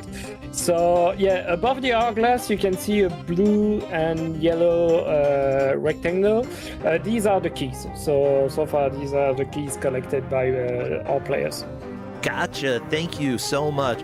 Also, I want to say hello to the people over at YouTube, especially Plasma Gun, who is always around. It's cool to see you. I'm glad that you're here, and hopefully you're having fun with this little draggedy dragon thingy. I don't know. I think he's kind of cute. I like the dragon. Yeah, some of the design are pretty alright. It's a bit generic, but it looks fine for PS1. It's really the way that it controls that makes it really, really bad. You have different types of ammo, technically, when you collect pickups. The thing is that you don't really manage them. Right now, we can see on the screen they are out of ammunition, so they can't shoot as fast, and it's not as powerful as it usually would be. So yeah, someone in the ref chat is saying that the pendulums make them nauseous. This is a game that can totally make you nauseous, especially with 4 screens at the same time. So yeah. Oh, Maxale is almost through. Oh. Luckily bouncing back on the pendulum, thank goodness. I do want to thank the referees for helping with this match. They are watching closely, making sure that we know who has made the most progress. The referees for this match are David loves good stories that involve time travel. Well, unfortunately, you're watching this instead. We've also got Bad O Choppy. Linkura is Tom Ogachi's biggest fan. Oh my god, Tom Ogachi. Harp Griffin also conveniently fits in hobbit-sized doors. We've also got Redford offers a full course on how to properly annoy Time Lords, and finally, Fluffy Squirrel, which honestly is time traveling on their own. Well, yeah, Tamagotchi is actually an enemy in the game. Are you serious? You can have the description on one of the pages, like the letter ones. Some of the enemies have really big descriptions. So, okay, I'm taking a look. They put some effort. It's kind of weird because the manual barely gives any information about what you're supposed to do in the game. It's like it barely mentions the hourglass and the fact that you have to fit up the hourglass to be able to access the next level. But there are like 3 or 4 pages of description of enemies that are just entirely useless. Yeah, like looking. Because in Aztec Temple at Chichimeca, you've got Tom Ogachi. It's got an apostrophe after the O. Beautiful. When Tom Ogachi started work at the Mecha Tree Processing Factory in Chichimeca, he paid no attention to the gossip. The local villagers were rumored to have called on Teclotl, the Aztec god of the underworld, to put a curse on the factory in order to stop the destruction of the rainforest. Many of his lumberjack colleagues had fled the factory in terror. Tom, however, did not fear such a threat and continued to cut trees down day in, day out, until one evening as night fell, a godlike figure mysteriously appeared. Teclotl, trembled Tom. Can it really be? Really? Okay, so we got... I don't know what that means about the enemy, but we've got that description there. Yeah. Oh yeah, Alapex is like, the idea that this guy is just all by himself trying to level the Amazon. You know, if we can't do it together, then I guess I'll have to destroy the environment alone. I mean, there are a few people in our history who have basically done that when it comes to the environment. Some of them didn't do it on purpose, but, you know, that's life. Whoa, Maxale, in an hourglass. Is that a new level?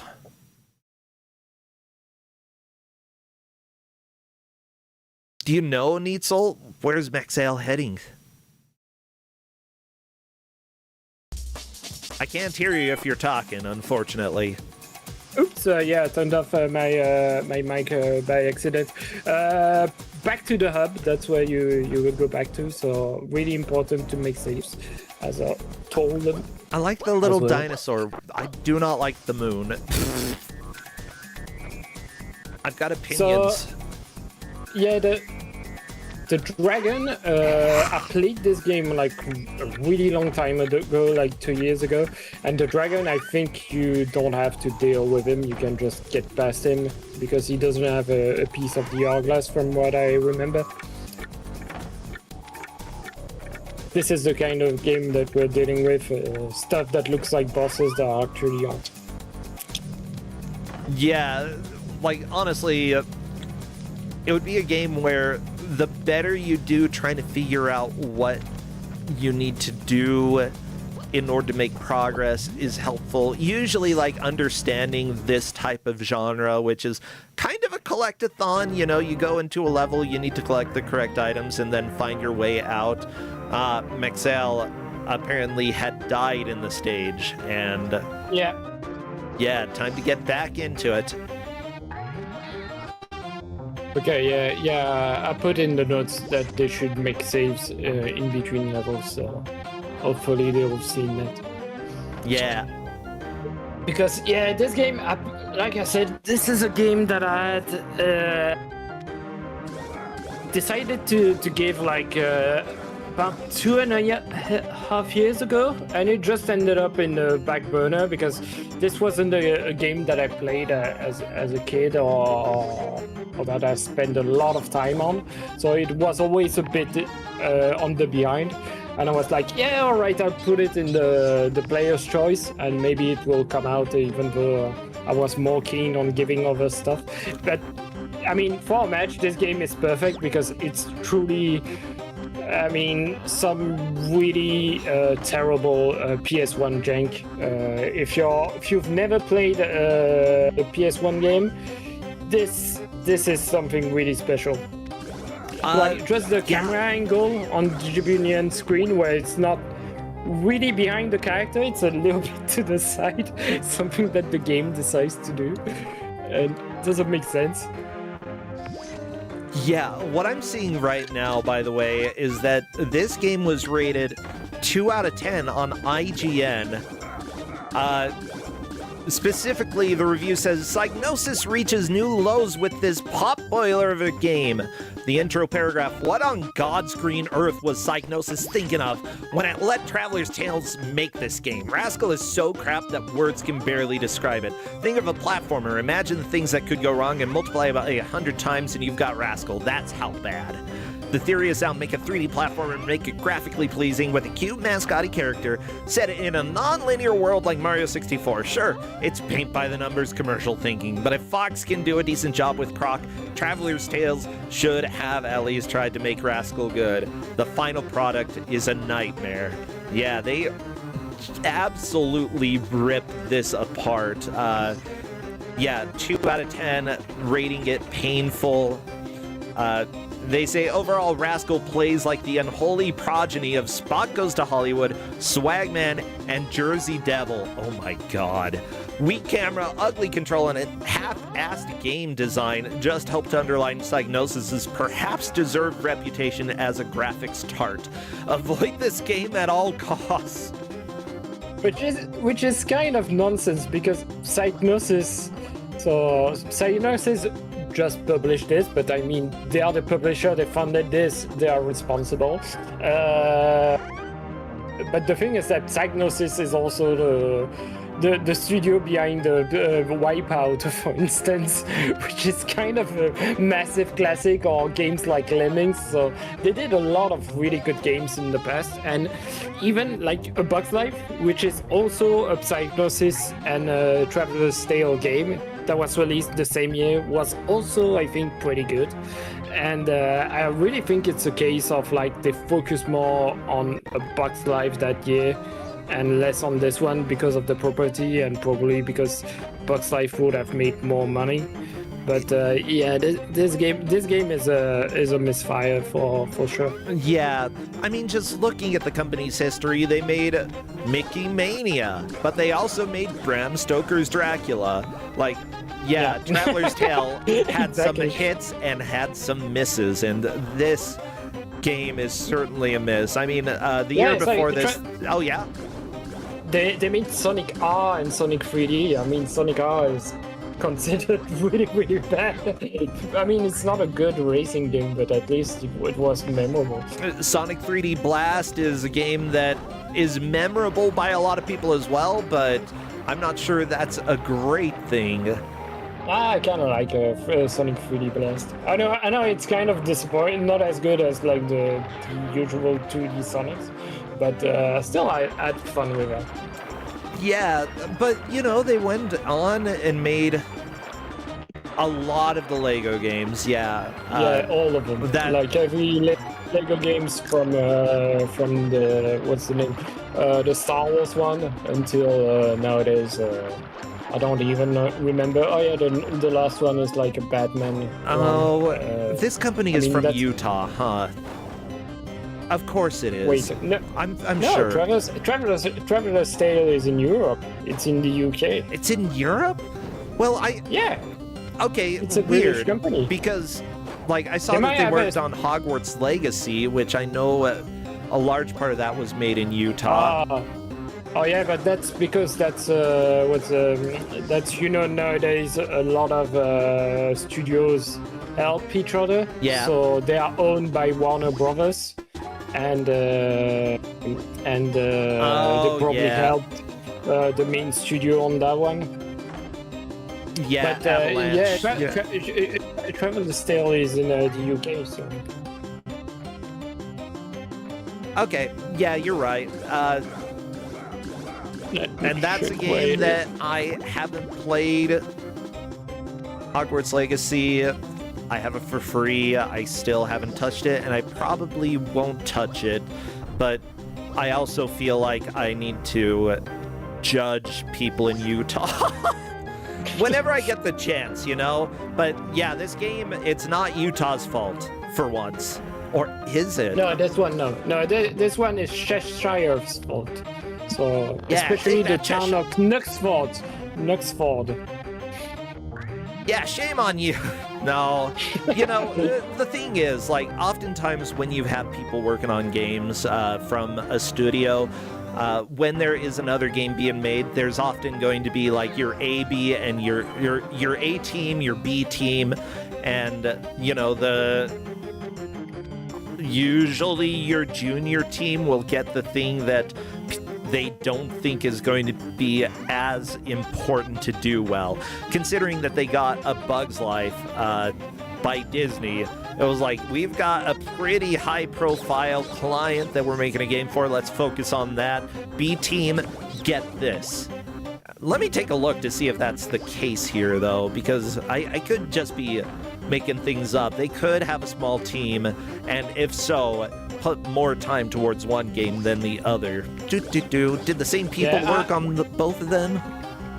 I don't know, to be honest. Yeah, I'm taking a look right now. I'll probably send a message to Oni because they hit the HUD because the game has a button that allows you to enjoy the game a bit more by removing your health and every information from the screen, and that can be annoying for tracking.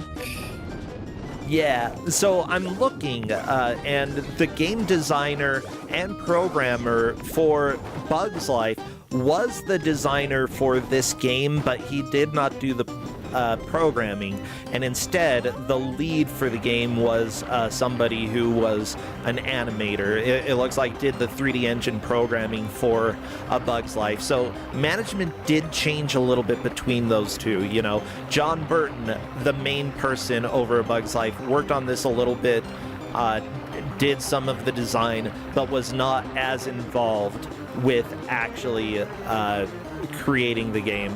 Art was done largely by some of the same people, but they had more people dedicated to A Bug's Life. So yeah, it seems like more resources were put towards A Bug's Life than Rascal. The lack of resources probably is what made it struggle significantly. But yeah, John Burton did work on a lot of games. It's still okay. Yeah, he's the director. I think he's the director of Traveler's Tale, so he's got his name on everything. So yeah, gotta have your.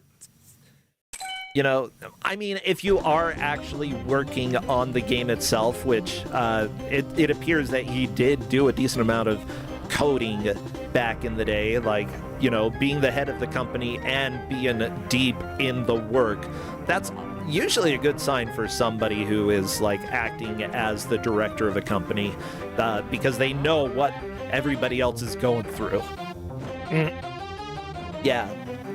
And honestly, you know, he's worked on a widespread of games that, you know, from the start of this company up until 2024, pretty much worked on everything. So yeah, as Chet suggested, could you show also the third column? Because it's yes, kind of like the combination of both the keys and hourglasses that indicates who's in the lead. There we go. I've got it's them pretty both. Small, but Oh, I mean, it's important if people do not beat level 1. Yeah, 2 players with 7 points, and the others with 6.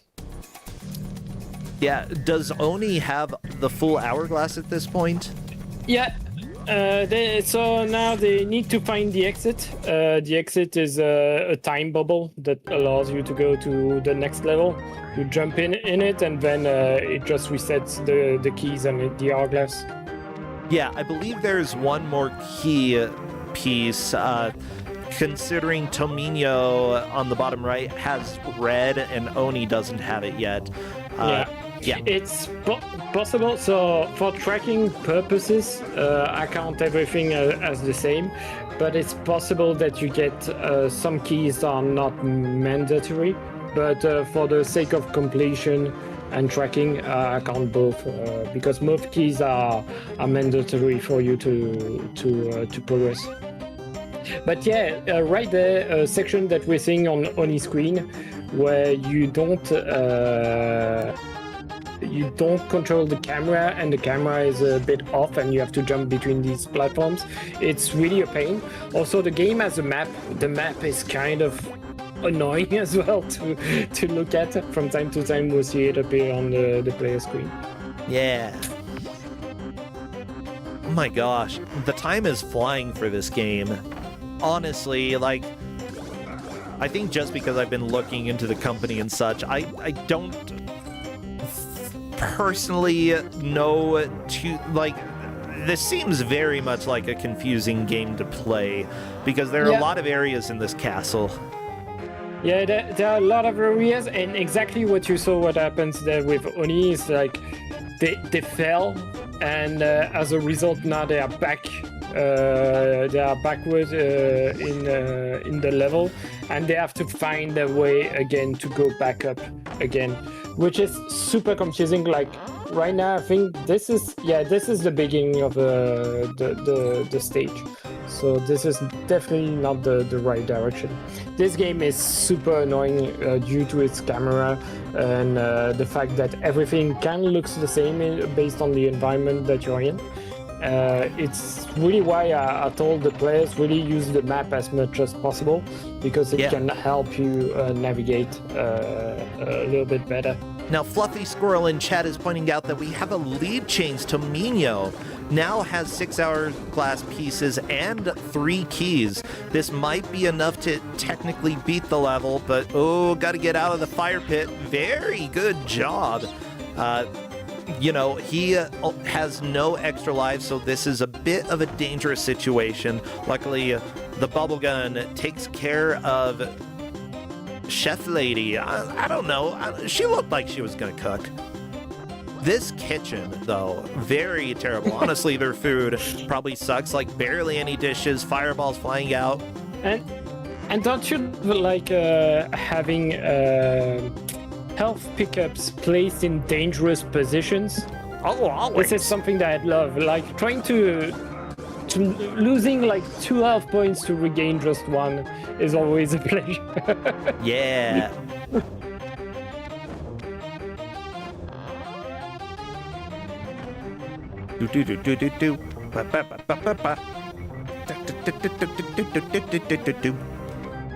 Yeah, the music's kind of jam. Who worked on the music for this? Okay, artist, blah, blah, blah. It might have been the same person who did the music for Sonic 3D, which is also super good, like the music for Sonic 3D. It appears that someone from Psygnosis was the music composer, Philip Morris.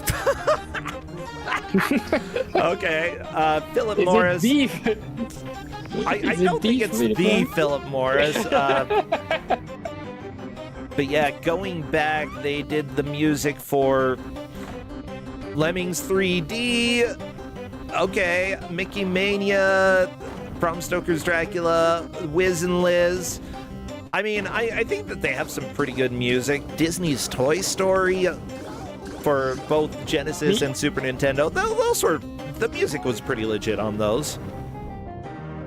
Yeah, Mickey Mania, I remember the music being really, really good. Yeah, it doesn't appear that he did music for what you were talking about. Yeah, no. Apparently, he didn't do the Sonic games. I guess the Sonic games were taken care of. The music was taken care of by someone in Sega Japan. I'm not sure, but yeah, Mikamiya definitely has some really good music. Yeah, he did help with the Tomb Raider remaster games as well, which is really cool. Toy Story music, I like it. It's really upbeat. It's yeah. So far, the only message that we got was "lol" from Tomino because he died, and I'm not even sure he knows why he died. At least our referee don't know for sure. I wasn't looking, so this game is kind of hard to follow because the movement is so fast constantly. Yeah, it's like this camera sucks. I'm just watching DJ Bunyan. Like, are you trying to collect the key? There you go, you got it. Wow, I think this controls worse than I thought. Yeah, this is it's honestly one of the worst platformer that I played on PS1. It's That's impressive. This was when Bubsy 3D in a way, yeah, because the camera is so bad. At least Bubsy 3D, it's kind of predictable what the camera is going to do. The camera's always looking at your butt, okay? That's the primary focus of Bubsy 3D, his butt. Which, honestly, I don't mind too much. You know, it's a fine butt. Could have some more polygons, but whatever. This game, it's often your butt, but sometimes it's not. And honestly, I don't want to watch a kid's butt most of the time. So, yeah, I love it because the ref are showing, like, the image of what killed Tomino. And you can barely see it. It's a rat on the floor that is the same color as the floor. It was impossible to see. What?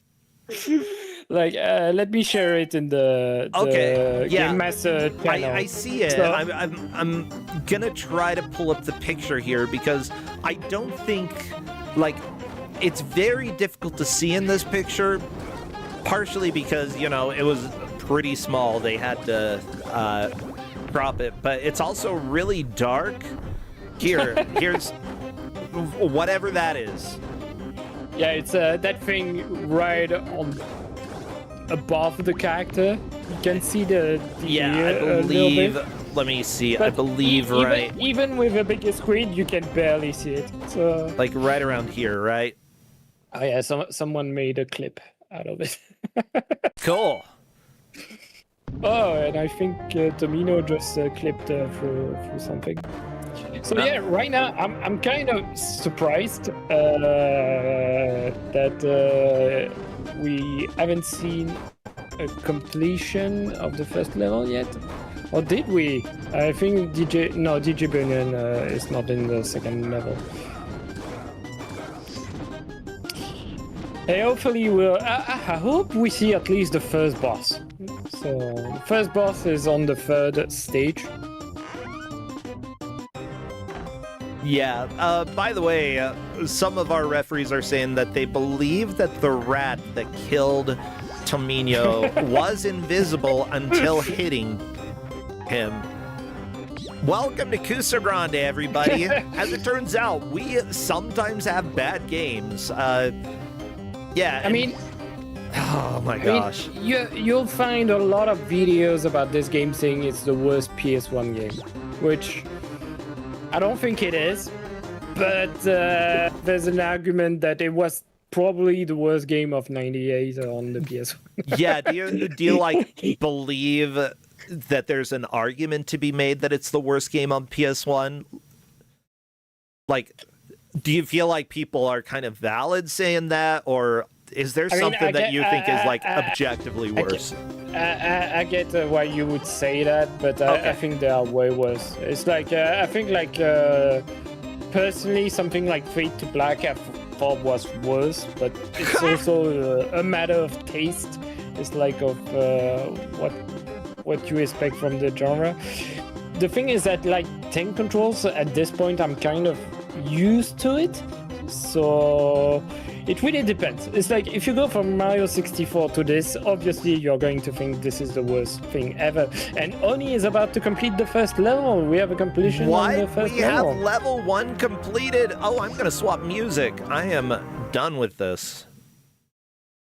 Because I want to hear what we're getting ourselves into now. Okay.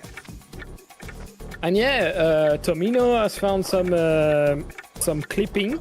There's some clipping jank, so that's really, really nice. Oni hopefully using the advice to save between levels. Yeah, for sure. There we go.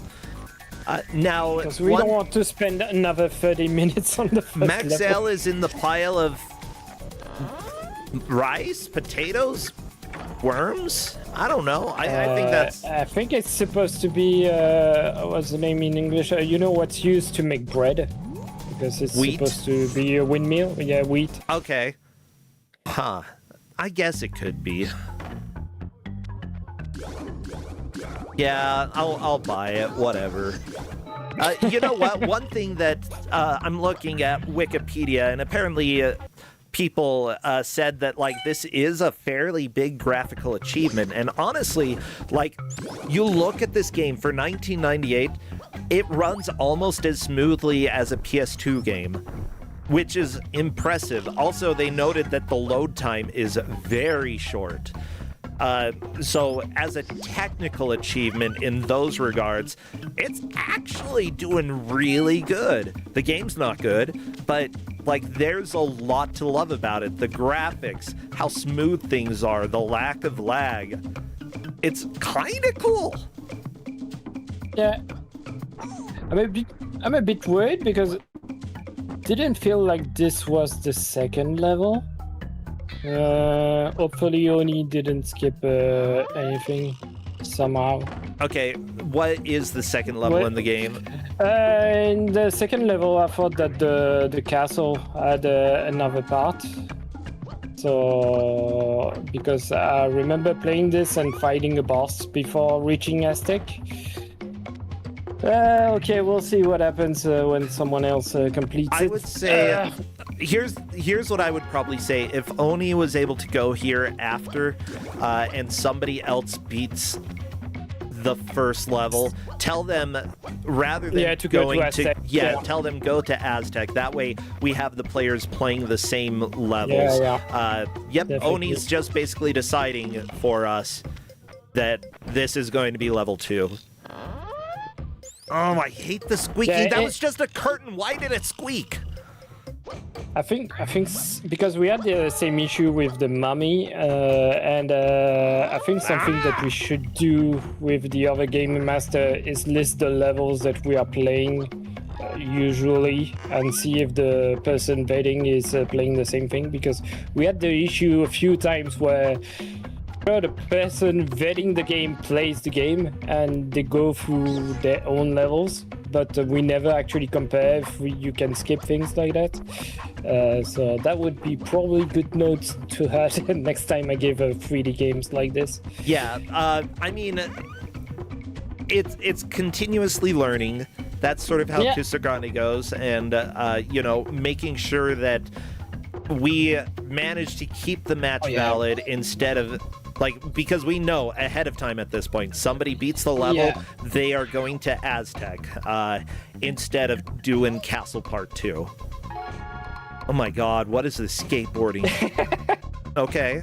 It's just like Sonic. I mean, they did some Sonic games, so they just put the minigame from Sonic 2 into the game. I mean, I like the minigame, it's fun. However, some of the obstacles you literally cannot see until they are there to damage you, and that's generally not a good thing for something like this. You need to be able to have reaction time. Memorization is never fun. Or is it? I don't know. Does anybody like memorization?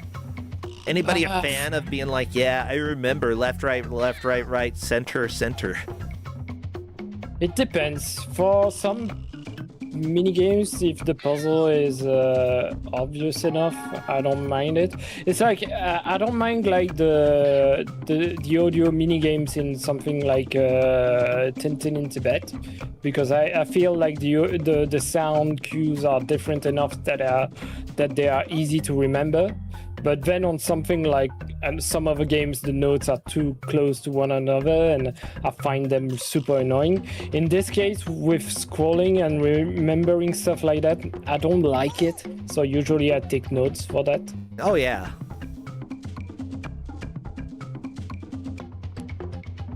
Yeah, I think that, like, if you're doing something like this and you want to make sure that you get through it, just have something handy nearby, whether it's notepad or something. Jot down a couple notes. You obviously don't want to take too much time doing that, but especially if you keep dying on something over and over again, a couple notes will help. Oh my god, it's so long. There we go, Oni is through. The thing as well is like, if you skip some of the pieces of the hourglass, you sometimes have to get back and replay these sections, so it's kind of annoying.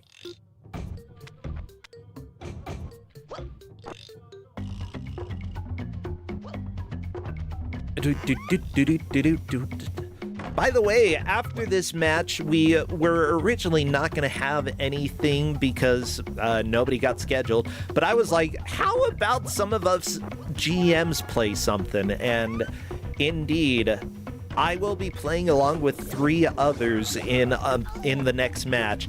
So y'all, get ready for that. It's going to be fun.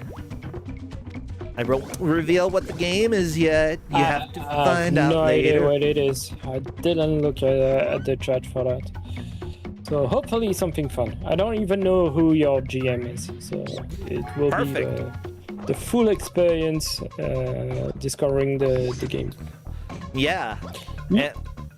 Yeah, as the rules go, whoever comes in last literally dies. So it's going to be fun.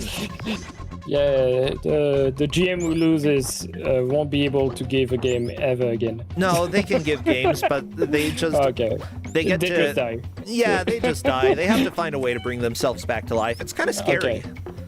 Yeah. But you know what? It's a new adventure that they get to go on, and who am I to deny them the adventure of figuring out how to not be dead?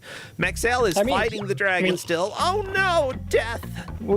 We kind of know how to do it because we've been zombies several times. That's true. It's a skill that you learn when you become a GM. We have like a 1 week presentation about it, how to come back from the dead after. Yeah, you gotta write an essay too. Yeah.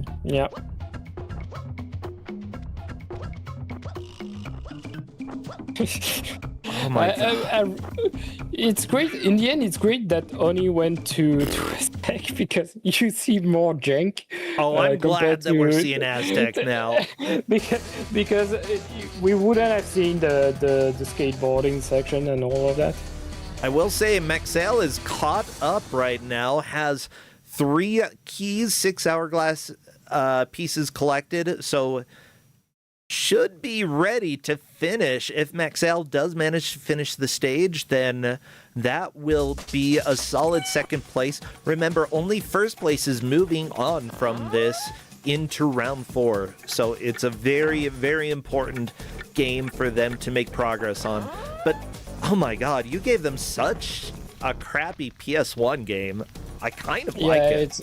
It's really crap. So, but I like giving PS1 games because like nowadays we give a lot of Amiga games, and that's what I used to give last year. And PS1, I find it really interesting because it's really the early days of 3D, people figuring out how to do things. And you can see like really different approaches to problems, to design problems. And I find it fun just seeing what came up in that era. As well, it was a time where, also on the PS2, where you get some really, really weird concepts here and there. Yeah, I kind of want to do a 3D video game prototype sometime. I usually do 2D because that's first, that's what I like most, and that's what, like, I feel like I can actually do somewhat professionally. But 3D is a ball game that I want to play. I want to get into sometime. I want to do something ugly. I have done 3D graphics before. I could certainly do graphics like this, I think. Yeah, I think it's manageable. So something that I like as well is like what I like with this art style overall and the look of PS1 game is all the texture warps as you move along because of the tech that was used back then. And I'm not sure a lot of games try to replicate that. I see a lot of games that kind of look like PS1 games, but I'm not sure they try to replicate that effect with the texture warping. I don't know how you would do that. I don't know either, but I think it would be cool. Oh yeah, for sure. Like if somebody has figured out how to reliably make the textures kind of like warp a little bit like the old school PS1, that would be great to see. I don't think I would put the effort into figuring that out. Somebody else can do it, you know? Yeah.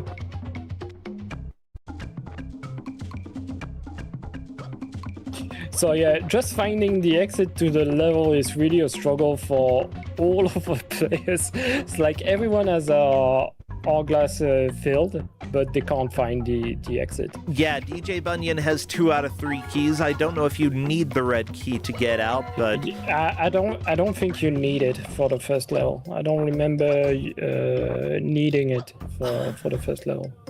Even getting through the door is sometimes a challenge. What a game.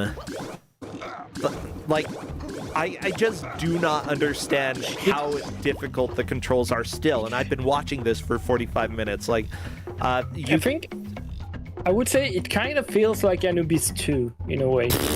Oh, that's not good. Although Anubis 2, I really got used to. You get used to it. This one you don't get used to it because of the camera.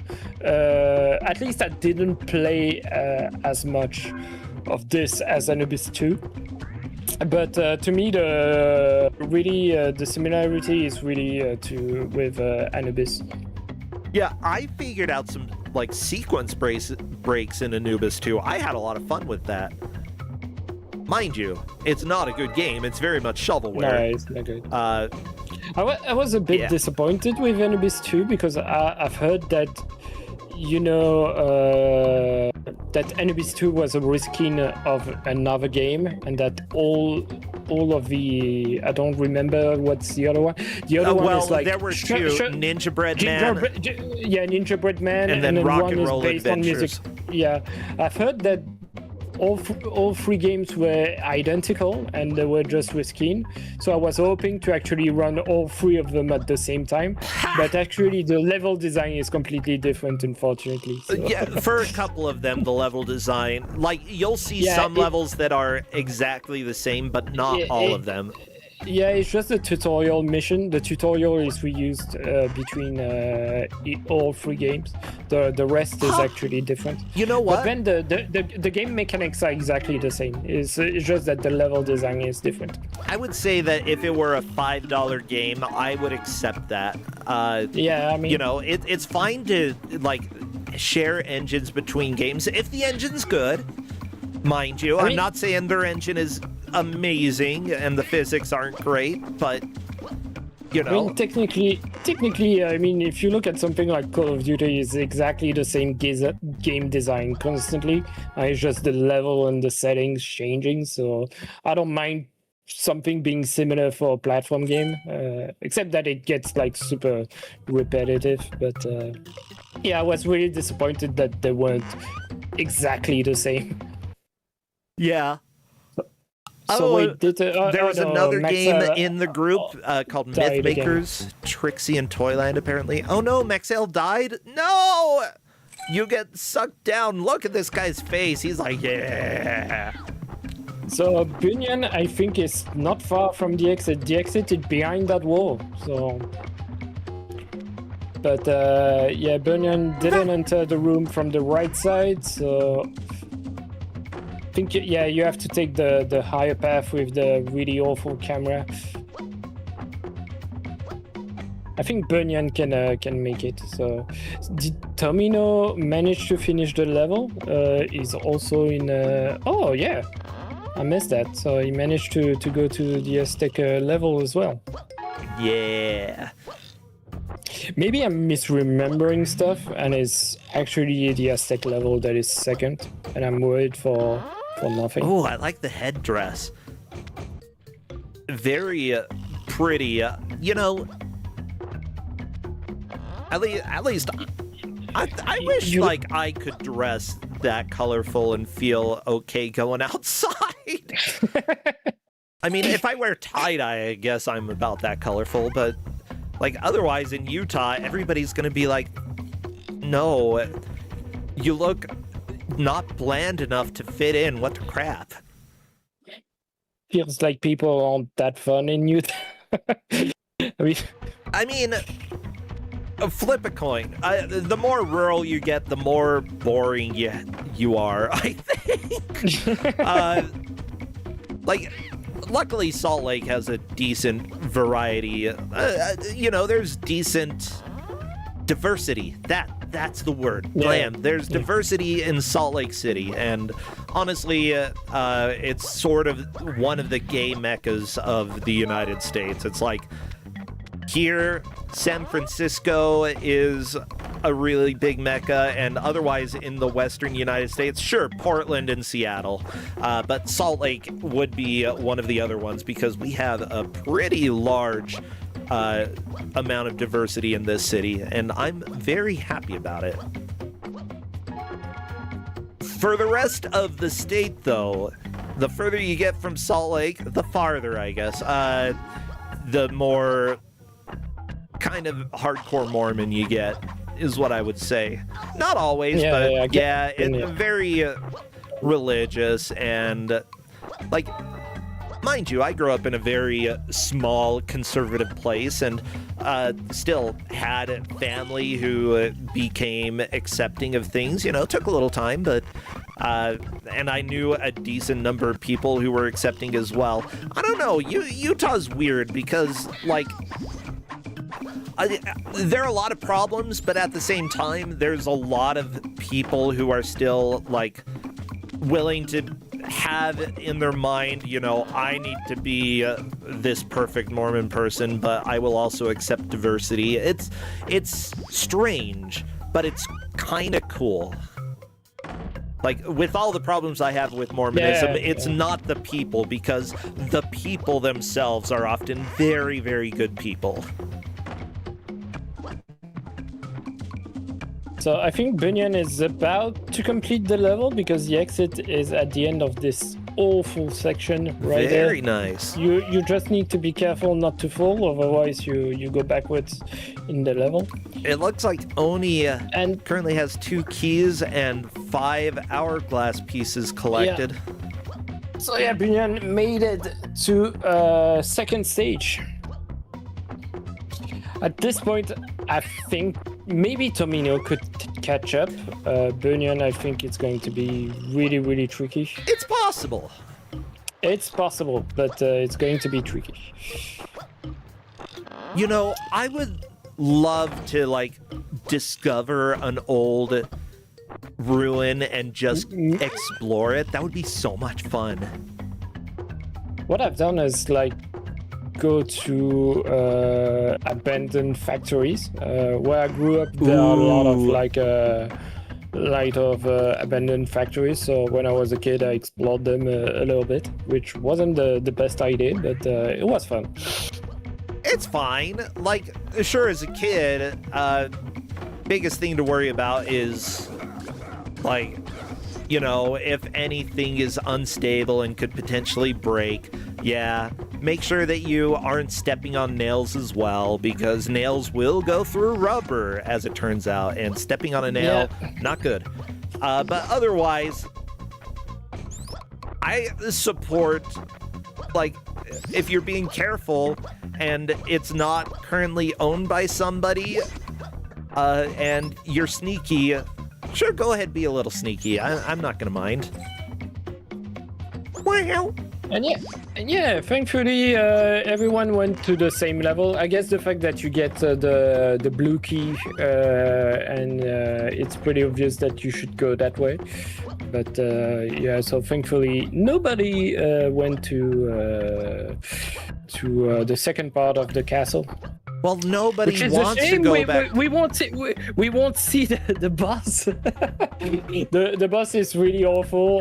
All you have to do is just run around him and try to shoot him, and it looks it's really primitive, really, and doesn't look as good as like the dragon that we saw earlier.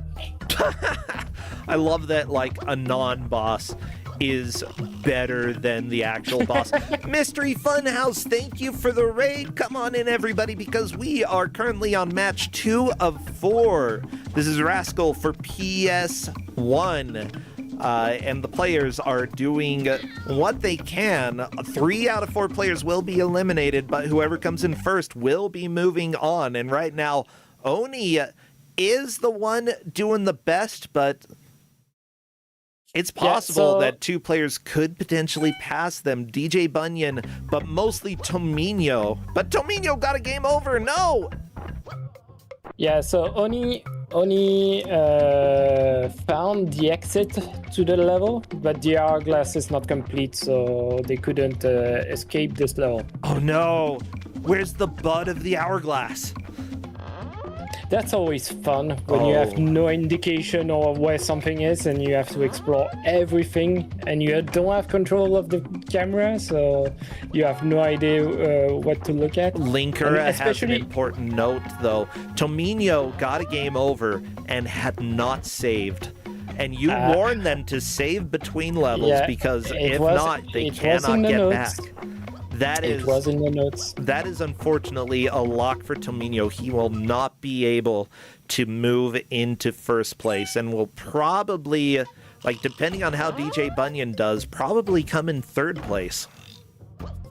I think it's so Tomino is part of the French community. Actually, one of the founder of of GPP, the French version of Beat That Gameathon. Oh my god! And that's so cool. Yeah, that's actually the second time you get into a situation like this where he didn't read the notes. So well, that's a lesson to learn. That's a lesson to learn. I wouldn't say didn't read the notes. I would say forgot about it. It's very easy to forget some things when you're in the middle of the match, even if it's like bold, underlined. There's likely going to be somebody who doesn't quite remember that. And unfortunately, if somebody has remembered to do something, we are not going to remind people because it will give too much of an advantage to people who weren't paying attention. So or people who forgot. But I'm not going to blame somebody for forgetting because it happens to the best of us, you know. I believe that I've lost matches because I didn't see a specific thing in the notes, or I saw it and I just didn't remember it later on. Right now, though, DJ Bunyan had made a good push, but I do not believe that's going to be enough to move into first place. Oni still looking for the butt of the hourglass. This could be Oni beating level 2, but at the very least, I believe Oni will be winning. Yeah, it seems like a lock to me at this point. Especially, I think if Oni is struggling to find every pieces of the hourglass, I guess other players will have the same issue. Yeah. I mean, DJ Bunyan, I believe, got a game over or no, 0 lives left. Huh. Maybe DJ Bunyan is just running around dying a bunch. I wouldn't blame him.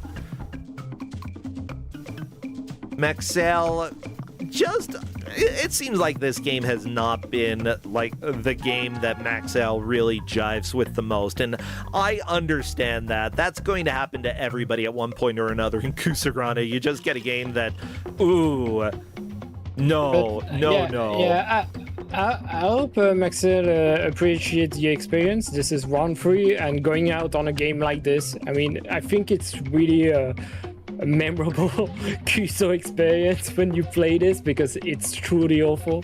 Yeah. And it really makes you appreciate what other games did back then and even nowadays. Yeah, the more modern you get, the more likely you're going to run into like games that are more mediocre.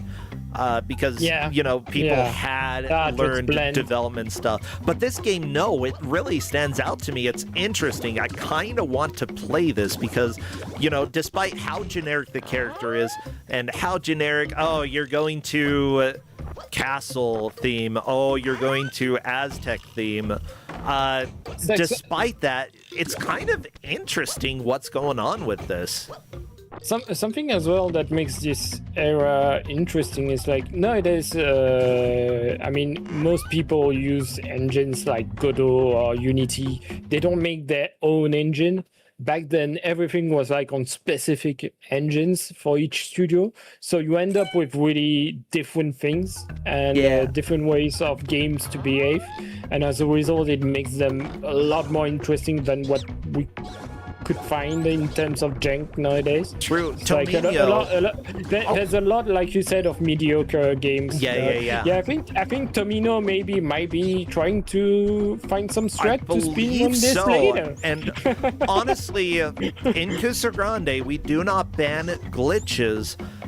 So if Tomino does manage to find a way to clip through something and finish a level before it should be finished, then bam, you could manage to catch up and even pass somebody. Although at that point it might be more ranked, hey, Tubinbin, just depending on what the referees decide. You know, considering how important this is, that, you know, whoever comes in first will be moving on and everybody else eliminated, I would still love to see somebody break the game at the very end, because that would be a amazing development. And it's happened with Athena before, that we had somebody in level 3 manage to do some sort of zip that insta-killed the boss for some reason. Still don't know how that happened, but it determined, like, that changed, and Slow Beef got eliminated from that tournament because somebody found a zip that I've never replicated again. Never. Oni found the final piece and was trying to escape the level and be the only person to complete 2 levels in this game. Well, with that said, that is time. Everybody turns out not much of a rascal and more of a skid mark. Rascal for PS1 is done, and it is very apparent that Oni is our victor today, with, I think, Tomino and DJ Bunyan tied. Tomino likely getting that first, meaning Tomino in the second, DJ Bunyan in third, Maxell in fourth. What really matters, though, is that Oni is the victor today. Yeah, I think the players did pretty well with this, considering how jank it is, considering that they're, you know, towards the bottom of the group stage here. You know, I expect people to struggle with the game that is not great. And Oni just especially blew this away, making this much progress through level 2. And there we are! Oni, welcome and congratulations! You actually destroyed this. Great job here. Oni, are you there? Yeah. Oni, you're muted right now. Are you there? Feel free to interrupt me at any point. I'll go ahead and talk. You can interrupt me when you get everything working, and if you need to leave the call, I'll drag you back in. It's completely fine. Oh, here's the deal. This game, like, as generic as some of the themes are, like the rooms each have some new mechanic they have to deal with. Like we're watching the demo on DJ Bunyan's balancing. Hello? Hello, Oni. Perfect. I can hear you now. Yeah, me too. Yeah, Your first win in congratulations. the tournament. Yeah, first win because I had Nitzel as a as a referee, I guess, as a GM. Yeah. So what did you think of this game, Rascal, PS1? It's crap, but I enjoyed this, I think. Yeah, that's sort of how I feel about the game. It's definitely crap. Like, the controls look terrible.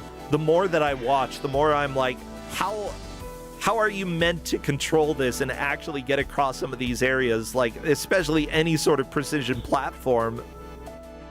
Well, I mean, it's back when I was playing a 2D platformer, I learned something which was don't ever stop to think. And it was kinda what I was doing there, because with the turn controls, I thought if I stopped at any time, I will miss all the platforms. So I just vibe, and somehow it works. I love it. Don't stop. Just keep going, and you might manage to pull it off. Great. So, do you think that this belongs in Kusogrande? Like, just based off of what I saw, I would lean to yes, but I'm not sure. I will say yes, but nowadays, plus I'm playing with my partner Resident Evil, so we are all in on the tongue control thing, so I wasn't so much, I was home, to say the least. Yeah. But yeah, and the exploration is pretty punishing, because on the first level, I searched for the red key for so long, going back all the way back to fight a dragon, and it gave me nothing. And then on the second level, I was exploring everything, and I just forgot somehow a time part or something, and this game was driving me mad somehow. Oh, I swear. really? I mean, at some point, because yeah, exploring the game is awful. But yeah, it seems like just trying to find the different items. I mean, you found the exit, but actually managing to get through the exit because you didn't have the bottom piece of the hourglass. I know that has to be frustrating when you get there and you're like, no. Yeah, I'm pretty sure my partner can witness that at many points during the game I was slurring in French. Oh, really?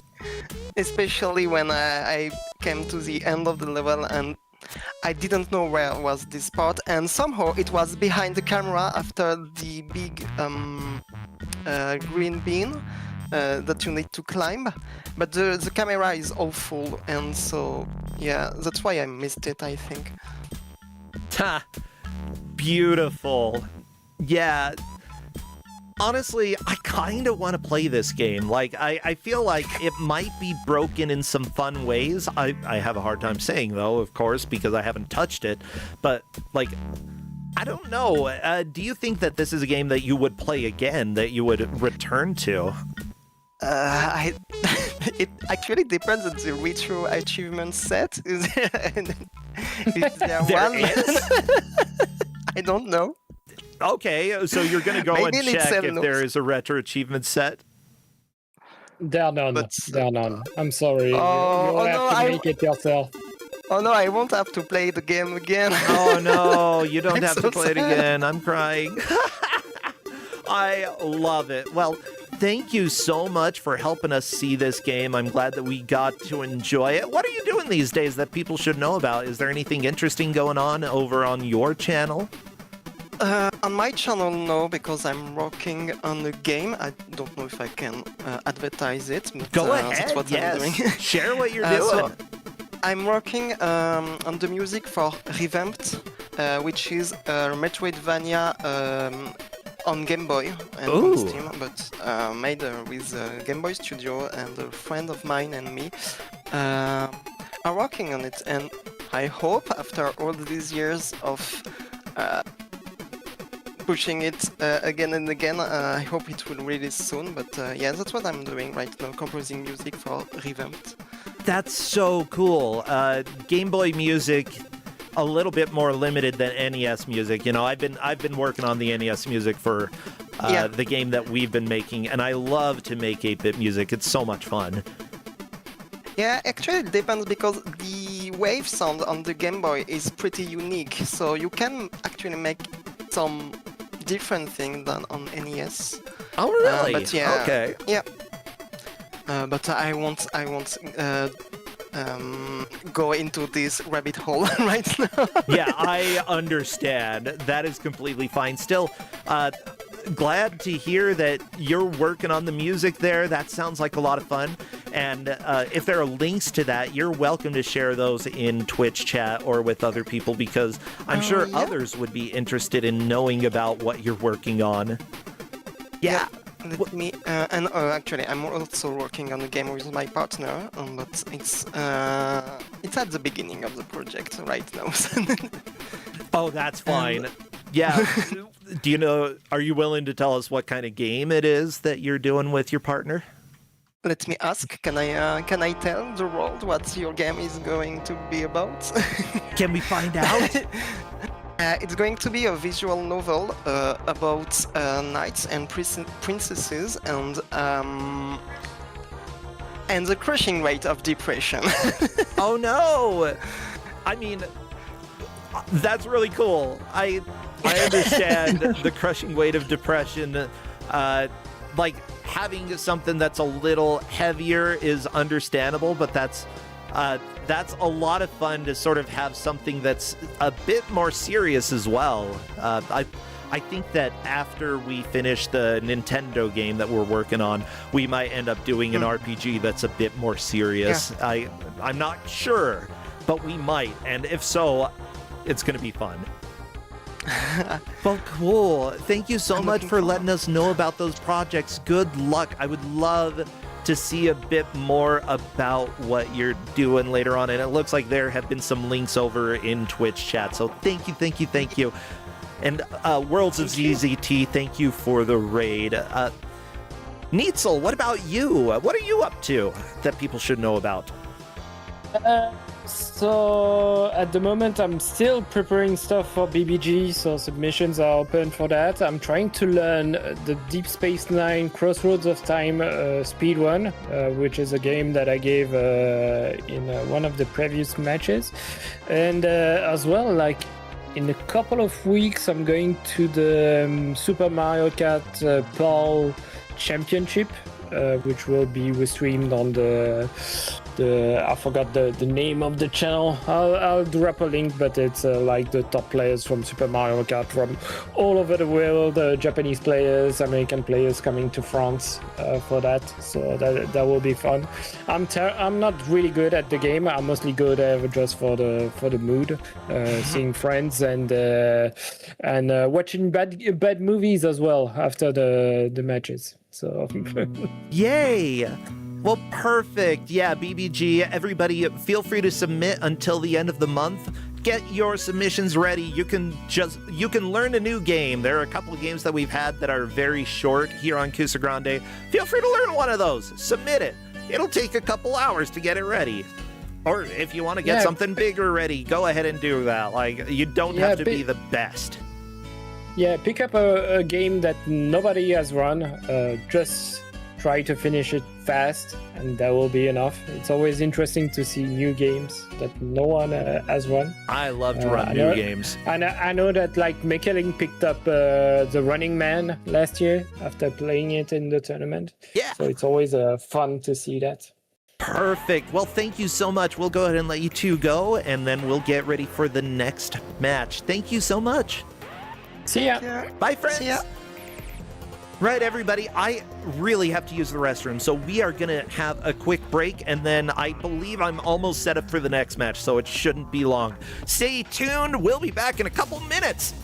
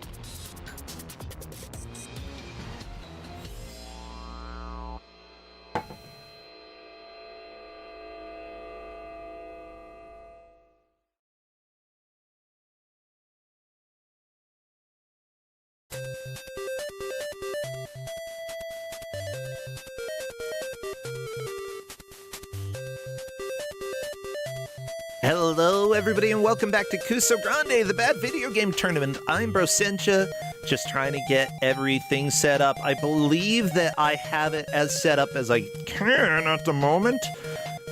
So let me go ahead and do the reveal. Let's head on over, Crappy. Let's go, go, go. And watch out. Little Rascal's going to shoot you with the bubble gun. Honestly, Crappy is already kind of bubble-esque, so I think he'll just merge with the bubbles. We're a bit behind time, so let's just welcome on the GM. GM, come on in. Our dear friend, Tristan. Hello there, Tristan. Let's get going, because it's time for us to do a game. Hello, Tristan. Hi. Hey, how are you doing? You're giving us a game that's going to be fun. I know it. Let me try to share this screen. Set up when I'm playing, because I'm going to be playing, y'all. It's always a little bit different, so I'm just glad that you're here to help out. Yeah, and hopefully you'll have fun with this. Let's see here. Discord has moved everything again. There we go. Okay, so last time I was here, I shared a game called John Fury's First Fury by an independent developer named Wyatt Everett. Yes. And we had a great time with that. And I had mentioned during that Wyatt made another game before John Fury's First Fury, but I didn't really feel like it would make a good Kusogrande match. And we had an opening in our schedule to just do whatever, so we're gonna race that game. It is Moon Man by Wyatt Everett. That's right, Moon Man. Welcome to a game that, yeah, I got to see some pictures of, and I thought it was silly looking. We're gonna have a good hour to experience this, and we can welcome on in to voice all of the players here, because all four of us are GMs. Me, Corndan, Polk, and Shrambles. Let me go ahead and we can bring them in while I'm getting my capture set up. It should be pretty fast. Hello there! Everyone else was ready on time. What's up with this? Oh my gosh. Go ahead. Yeah, it's weird, huh? Weird having people who actually know what's going on. Yeah. No, it's fine. Like, I'm doing a bazillion things. Give me a break. All right. I just gotta give you some crap. Wait a second. What the crap? We already have the crap here. Yeah, we have the crap. Oh, great. Do I have to change capture method to this? There we go. Okay. This. Yeah, people cannot see the game quite yet. Let's go ahead and go through who's here, though. Because I'm going to be player one. What about our second person here? Polk. That's me. Or Corndan. Never mind, Corndan's second. Hello, Corndan. How are you doing? Doing fine. Good. Putting on pizza for this. Ooh, pizza.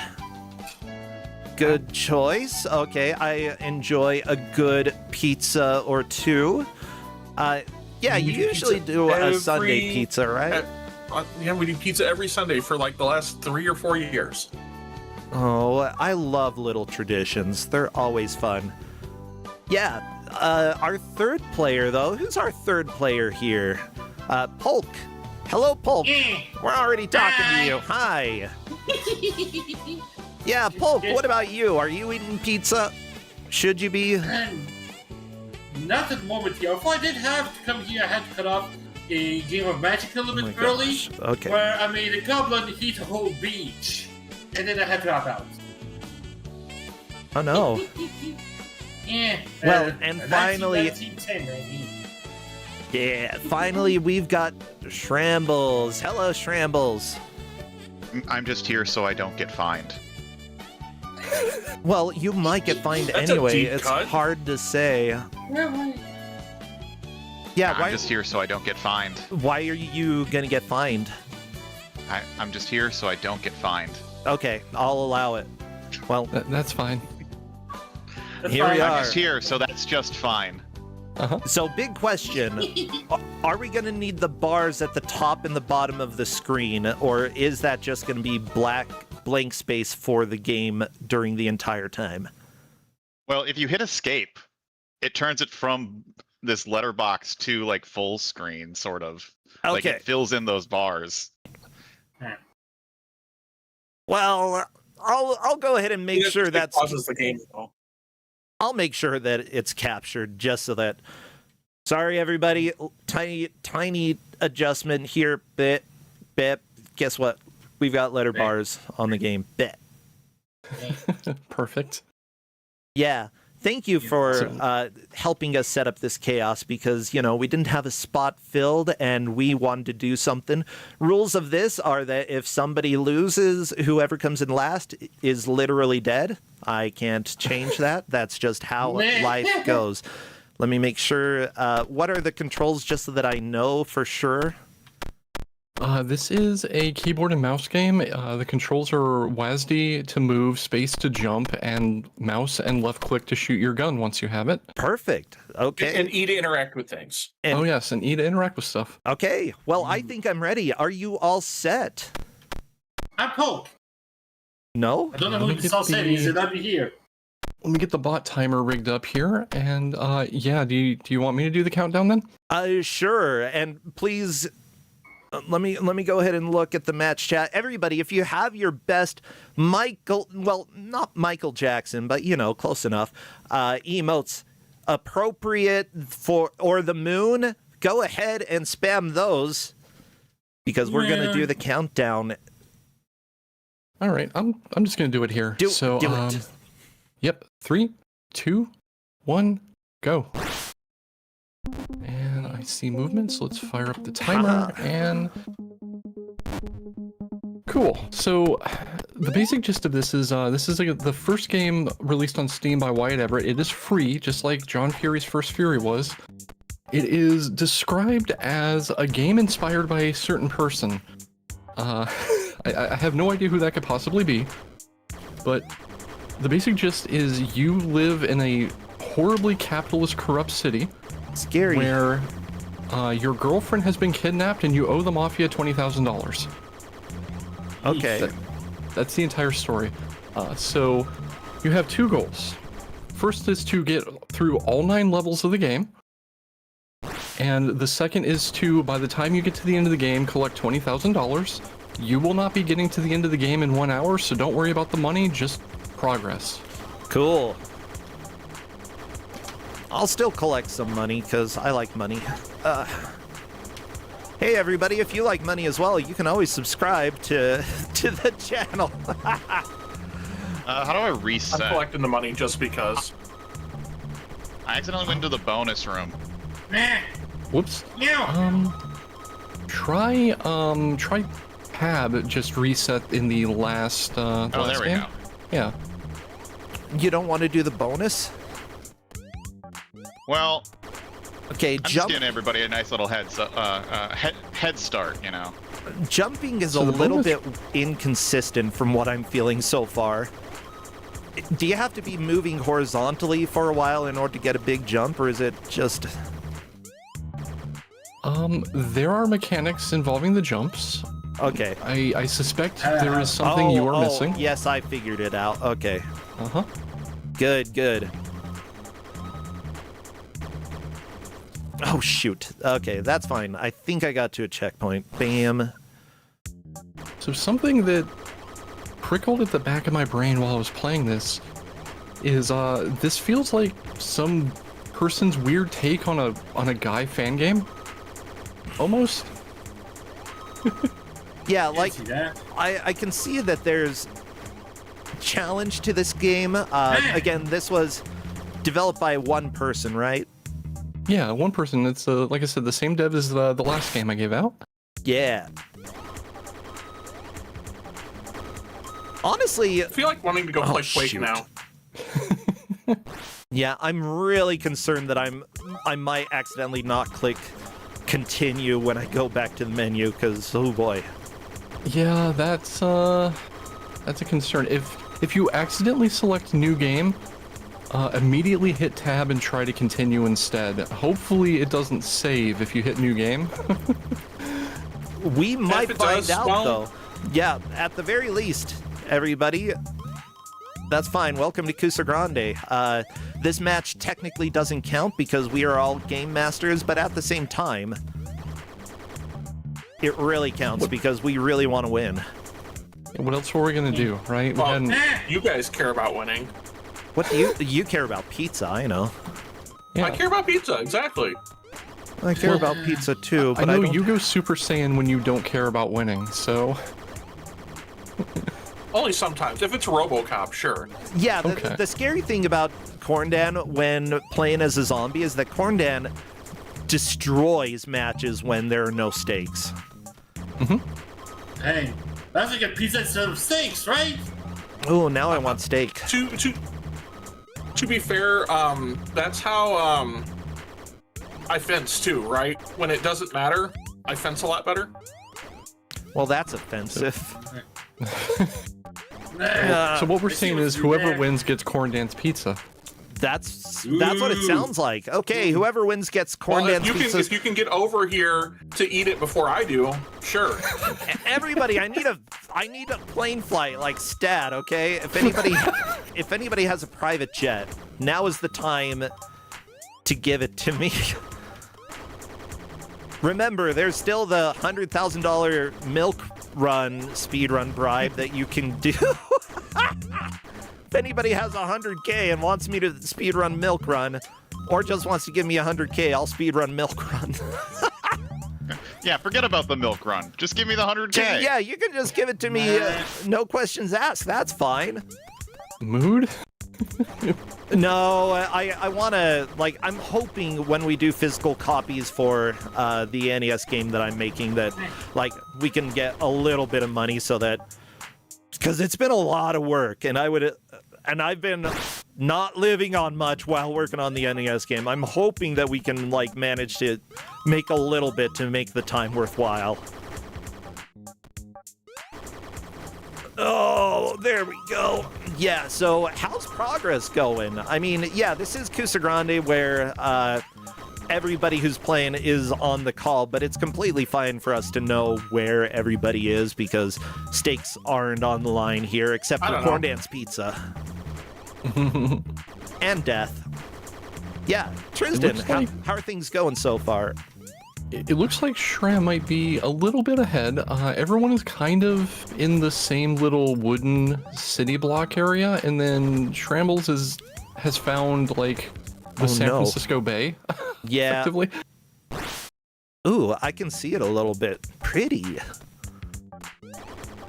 Yeah, for solo, like, with most of the graphics made in Paint, as far as I can tell, like, they look relatively decent. I'm not gonna knock them. No, it's a perfectly cromulent game. It's got the same vibe as John Fury does, where clearly someone had a very specific vision of what they wanted to do, and it seems like they did it rather successfully. It looks and handles a little strange because, indeed, for all I can tell, it's an inexperienced game dev who is figuring out what their style is, and that's perfectly cool by me. Yeah, some of these jumps are actually pretty tricky. There we go. I think I'm getting close to San Francisco. You said not to worry about money. I will not worry about money as much as I want to. Yeah, so the only purpose for money is you have to have $20,000 by the end of the game or you get the bad ending. There are, as far as I can tell, 3 endings. Ooh. There's not having 20 grand, having 20 grand, and then having some ill-defined amount of money that I don't know what it is because I didn't get that ending. And that determines which ending you get. And the 20,000 is actually not all that hard. Off. Well, welcome to this game. Yep. A game with mouse controls and keyboard controls with a window that doesn't lock your mouse in. Yeah, you're going to click away every once in a while. Okay, San Francisco is hard. That's what I've decided. I do think this is more intended to be New York, but I see a body of water. Look, I lived in a place, a part of California for most of my life, where if you saw a body of water, it was the bay, and there was no water anywhere else. Okay, this is going to be fun clicking off of the screen so much while trying to do this. Yeah. Yeah, that's one of the reasons why I didn't want to give this out in a real match. Just... there were so many ways this could go wrong in the tiniest, like, ways, like, the controls being a little weird, someone selecting new game on accident was, like, my nightmare. Oh, boss fight. Uh-oh. This guy's zooming. Yeah. You got man with the zoomies, huh? Oh, very much man with the zoomies here. There you go. So that's the end of World 1 for Shambles. Here's the deal. You technically don't need to fight a lot of these enemies, but at the same time, they're dangerous. I'm going for the pacifist run. Not me. You know, I don't want to. I don't want to kill them. I do. They're keeping me from my money. Yeah, so the controls for people who can't see because the sprites are so small, you have a reticle on screen, and when you click the mouse, you fire toward it. It's very proto twin stick. Yeah, except sort of. gamepad doesn't work. I mean, it's Oh my basically the God. same controls as Noida. Yeah. Oh, I played Noida in our last archipelago. That was so much fun. I recommend if anybody has Noida and hasn't beaten it, play it in the archipelago because it makes it so much easier. That's the only way I could beat Rift Wizard. I have to do it in randos. Oh, Rift Wizard is so hard. I love Rift Wizard though. Beautiful game. A third one just came out, and I'm like, how did you iterate on this concept twice? Yeah, I've played some of the second, and like it has some unique abilities. I'm not exactly sure. Well, I like them. I'll probably pick up the third one day, but not yet. Yeah. I don't have the money. Yeah, and I'm playing Factorio right now. Anyways, crap. Okay. Well, you should be playing this game and not Factorio. Yeah. Oh, shut up. Haha, I'm on a show that's funny. Bad strategy to play a different game than the game you were given. We've had that happen in a couple matches, or maybe one match. Someone just loaded up the wrong game. Oh my god. Okay. Like during setup, and then got confused. It was very strange. Yeah. So far though, like I for a game that this was made on Game Maker, right? Because I've done work on Game Maker for 2D. This is pretty solid. Like yeah, this is Game Maker. Like I said, I kind of just feel like if I gave this out in a match, everyone would be like, why is this here? This isn't all that bad. It looks a little grungy, but it doesn't even look that bad. Yeah, I think it's pretty neat. I mean, I think it fits personally. There's a fun little lore thing here though. If you go and look at the update history for this game, one of the updates is like I had to commission a bunch of music for this because like the old soundtrack was a copyright violation. Oh, and I beautiful. think I know what they did. Yeah, I imagine what they did. Oh, I wonder what they could have done. You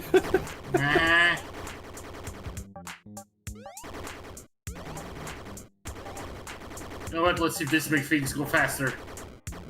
I mean, I don't know why that would be a problem. Sonic 3 did it. Oh my god.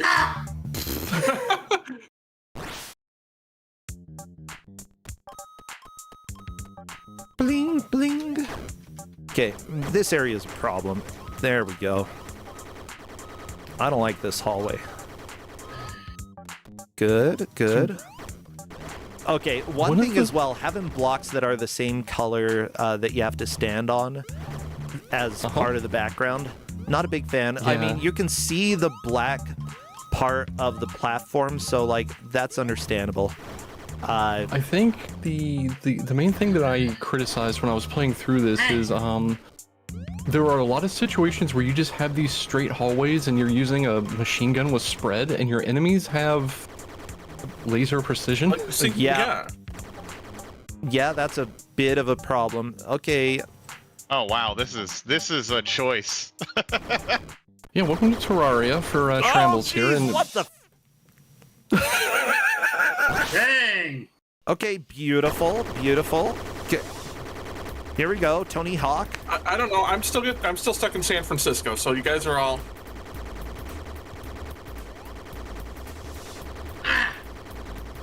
You know what? This is interesting. There we go. Okay, Tony Hawk's dead. Good. So let's bro on to the next area. This isn't really Terraria. It's more like side-scrolling Minecraft on Shambles' screen. True that. Oh. I really like the aesthetic choice though, because it's like I want Minecraft in my 2D sprite-based game. How do I do that? No, this is it. It's with Terraria. Like, I don't dislike it. I just think there's some issues with the fact that like the characters are the same color as some of the backgrounds, and so you can't tell if you're actually shooting at guys. I mean, So the answer is always to just always be shooting. I mean, you just got destroyed by a projectile that was hidden in the grass, so... Yeah. Oi. Yeah, the clarity, being able to see stuff, that's probably the hardest part of the game so far. Oh, jeez. Okay. No, stop it with those bullets. Okay, I continue. This game gets very hard, rather quickly, too. I did finish it. It took me a while, and if I had to guess how many times I died, it was probably in the hundreds. I believe it. And the fact that, like, the length of the levels is a little bit, like, one of those things where you want to make sure that you don't die if you can avoid it. Like, being careful, probably better than rushing and dying over and over again. Unlike Meat Boy, where you're going to die. Like, it actually takes a while to respawn, and that is probably my biggest dislike of the game, but it's still, like, this is pretty decent. Like, you know, good concept. It functions well. You should not have a gun with spread. Although, because if you're not super accurate with aiming, that actually helps a bit, having the spread, because you know that some bullets will land even if you're not aiming precisely. Not only will they land, but, like... So, later on, so often I would hit this, this loop where I didn't know what was ahead of me, and I would be going forward and I would die because somebody was standing somewhere shooting that I wasn't ready for. I would die. I would now know where that enemy is. Before reaching that obstacle, I would just shoot off screen until I heard an enemy explode. Go to the next platform. There's another enemy. Die. Do that again. Yeah, I'm kind of feeling that. I feel that vibe that sometimes, like, hide and shoot for a while. Jeez. And then wait. Like, unfortunately, the game encourages waiting. For a game that has action and stuff, you know, that's not explicitly a stealth game, that's kind of something that you want to avoid in development. But, you know, for one of your earliest projects as a solo dev, I'm not going to complain. No, I dig this quite a bit. I also want to point out, I went on a tirade about someone who reviewed John Fury. Yeah. When we had John Fury on, that guy, he just copy and pasted the same review into this game. Pretty much. And, like, it frustrates me that, like, that review out of everything is what really made this developer, like, frustrated and decide, I'm going to release it for free. Release all of the games for free because, you know, I'm sorry that I made these games, have them for free. No, don't be sorry. You made a game. It's worth at least $1. Come on. Yeah, it breaks my heart. It really does, because I don't know if that person's going to make another game now because of the reception of the prior two, and there's nothing wrong with this. And it's just one like really 1 or 2 reviewers who were butts. Otherwise, It's just like the this wrong game time, is yeah. fun. I'd say for a free Speaking of 2D game on reverse. Steam, absolutely get this, play it. If it were like 50 cents or $1 like it originally was, I'd say pick this up because it's pretty decent. It's got good ideas, and you know, I want to support small creators who make things like this. Yeah, it's not perfect, but honestly, like the programming works solidly. Like the idea functions exactly as I'd hope. I think this is pretty good. Yeah, I had no technical problems with this game. I had one Where are the crash. platforms? Oh my god. Okay, this is a visual mess. I hate it. Oh, you've reached the Minecraft town. Yeah. Yeah. What? So Oh no, I don't like this I know place. you're some degree of colorblind. I wonder how bad, especially for you, this is gonna be. Oh, great. Yeah, Or it everybody. could be better. Yeah, we'll find out. Everybody, welcome to Sometimes Games Are Not Visually Kind. I know that you got to experience this with Shrambles already, but the foreground and background, yeah, don't like this. Don't like this at all. Okay, we're gonna go on the above route because I think it's safer. God. It's a boss time. Whatever. Also I don't note care. that there's a I don't slight care. kickback every time you shoot a gun. No. Yeah, like mind you, the kickback is extremely helpful when you're trying to do any of the platforming. Because Honestly, love that as like a concept for a game. I love like when your weapon is also your like platforming mechanic. yeah, like It's very Cave Story. Downwell. Cave Story. I love Cave Story is Downwell. where Oh, I yeah, first Cave- discovered it. Cave Story Downwell is another one that I think of. Yeah. I love Downwell. Yeah, I hadn't explicitly called it out because I wasn't 100% sure that all 4 racers have discovered it, but for chat's sake, I wasn't sure shooting either, but I'm downward gives you an spoiling. upward thrust.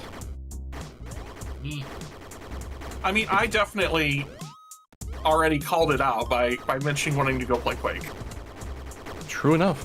But yeah, you don't get enough of a thrust to counteract gravity, but you can like double your jump height by shooting at your own feet when you jump. Yeah, Really cool. it's and I'd say that it's just about right for the amount of thrust that you want from a shot like this. There we go.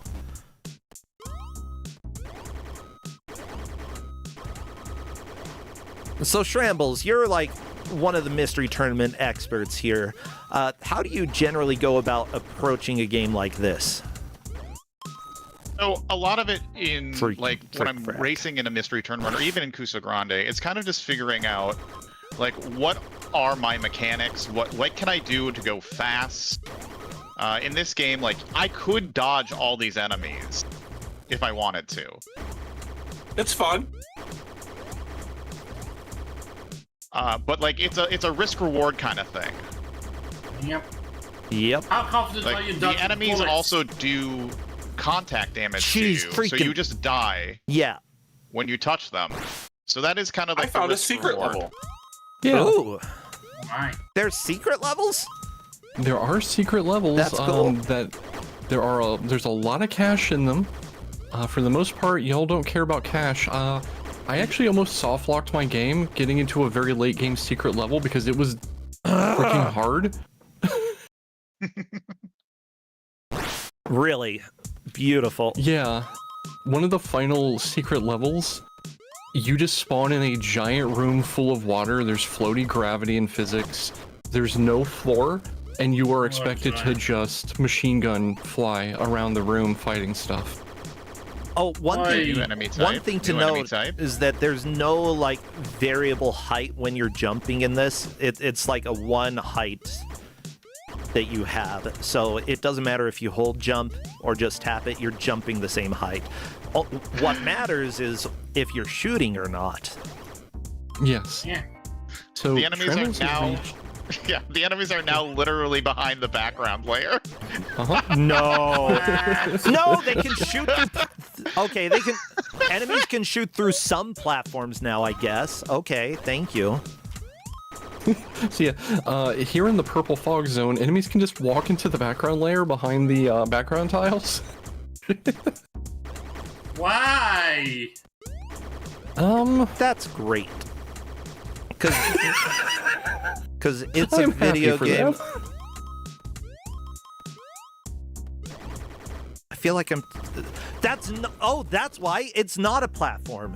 Why? Oh, okay. Here's the deal. You don't change the rules of what you can stand on and what you can't. You know, if it's a platform once, it should always be a platform. John Fury does that in a couple of places too, where there are things that you can't drop through except in specific rooms where you can drop through the same tile and you have to. It's just one of those things, you know, design acumen that needs to be picked up. Yeah, I've been, especially with NES development, I've been very particular about, like, blocks always acting the same unless, like, there's some sort of secret, which I haven't put anything secret yet. But you want people to be able to look at something and say, I know it's going to react the same way that it did before, unless there's a secret or it specifically is a trap. That's not a trap. The trees are not traps, they're decoration. And because of that, it just isn't quite right when it comes to design. But again, it's sort of outsider art that we have here. You know, this isn't something that was made by a professional dev. You know, they were making their first game, as far as I understand. And are these jewels? Yeah, those are just big cash. Well, I'm getting them. I don't care. Fair enough. Want big I cash. had considered when I was trying to figure out if this would work in Kusogrande, if I wanted to do a score attack for money. It's just like the thing. I mean, that actually would be interesting here, honestly. Yeah. The thing that kept prickling at my brain though is I know as soon as I look at something like, oh, if a racer hits new game, their entire like run is done. They've basically tube and bin their own attempts. And I know that if that's going to happen to anybody, it's going to happen to me. Oh, no!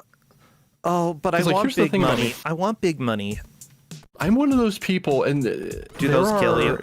Spikes there are do not people kill in the you. world who, for example, are sitting at a red light at 4 in the morning in a town they know. And they know there's no red light camera, they know there's nobody around for miles. And the moment they think, hey, I could just run this light, it'll be perfectly fine, no one's here, they'll turn their head to the left and there's a cop sitting there. I'm one of those people. Cha! You got the luck. I've got the luck. So anytime I look at something and I go, that is a giant red flag for ruining a match that I can't mitigate, I don't play with that. So I'm glad I get to inflict this on 4 people in a match where it doesn't matter. Yeah, like, potential to be tube and bin, but hopefully it's not. Trambles has reached that one desert level in Super Mario Bros. 3. You know the one that doesn't have a number? Yeah, the one that sun attacks you? Oh, the other one. I don't think the sun attacks you here, but I hope you like the color yellow. I mean, it's better than this visual mess that I'm dealing with right now. I would like it if I had my gun back. I would like it if I wasn't in this bonus area. Yeah, you've Uh-oh.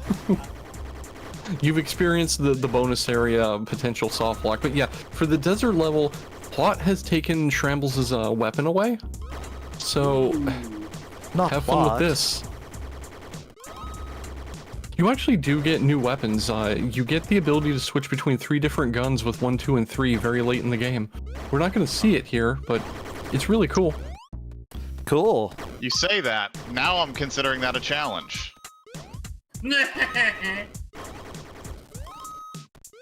I mean, you are doing pretty well, but this game has 9 worlds in it, and each world is its own, like, completely unique tile set. So I think you're on world 3, maybe 4? Who knows? I'm on 3. Yeah. Yeah, I'm not too far behind Shrambles. I can catch No, you're up. not. I am. Yeah, we're pretty much looking at the current placements being Shram, Bro, Polk, and then Corndan, who is stuck in this upside down building for some reason. Corndan, we're all gonna eat your pizza at this rate. Yeah. Gimme. I'm hungry for pizza. Oh, honestly, I would so go for a pizza right now.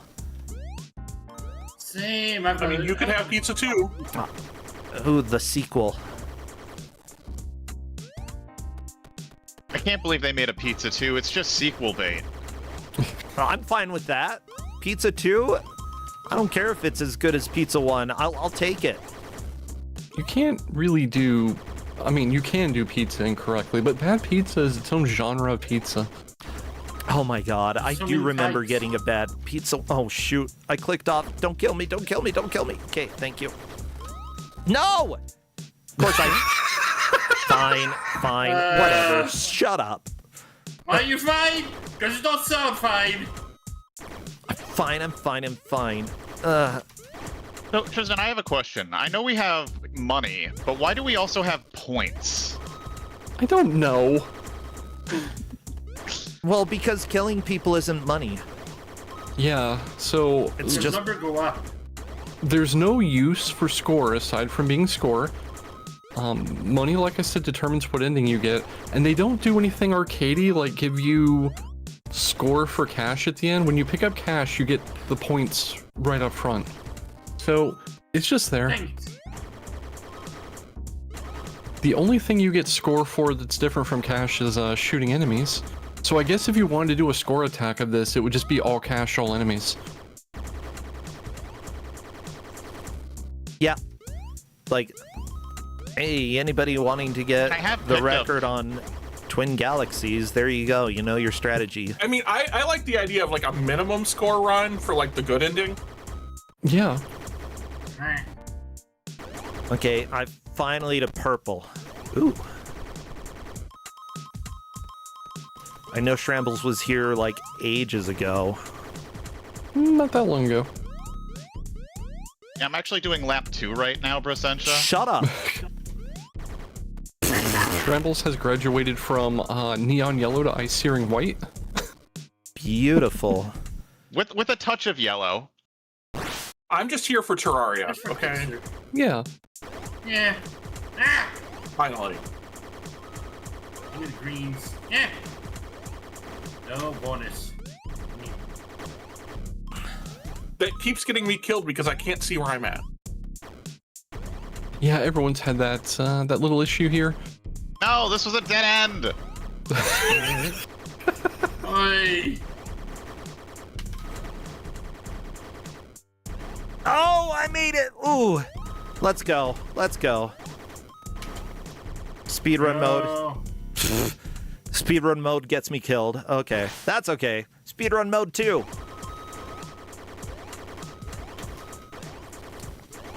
Kill that guy first, and then let's go.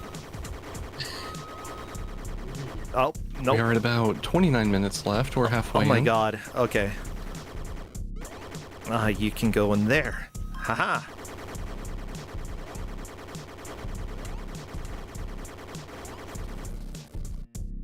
Having to do this Something with no killed weapon me. is just Okay, rude. that's cool. Yeah, I just want to You know- shoot these guys. But why don't you?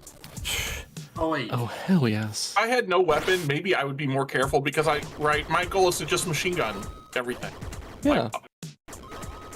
Says the person who said they're doing a pacifist run. Oh. Well, sure, because what you do come is you on. just, rocket jump over all the enemies. You only hit them once or twice as you fly by. That's still pacifism, right? Uh-huh. Right.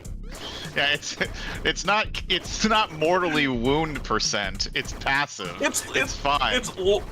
It's less lethal. Well, it's like the Terminator philosophy. He broke the guy's leg. You live. He'll live. Yeah. Oh, I don't like these guys. Okay. Look, I keep dying and they keep coming back, so clearly it's not lethal. This is It's just not like Nerf gun fine. darts. You can't see the projectiles at this point. Like, what is this? Watching Brasinch's opinion of the game wilt in real time. This Okay, sure. this is design that I will not get behind, okay? Stupid freaking frick-frack. Like, why would you put fog? Why? Everybody, miasma. like, I support this game. I support that it was for sale. But, oh my god. Heck are these red guys? I don't know. Like, this doesn't work for me. No. I will give you the vague hope that you do eventually get your gun back, Shrambles. Like right there. Yay! Right there.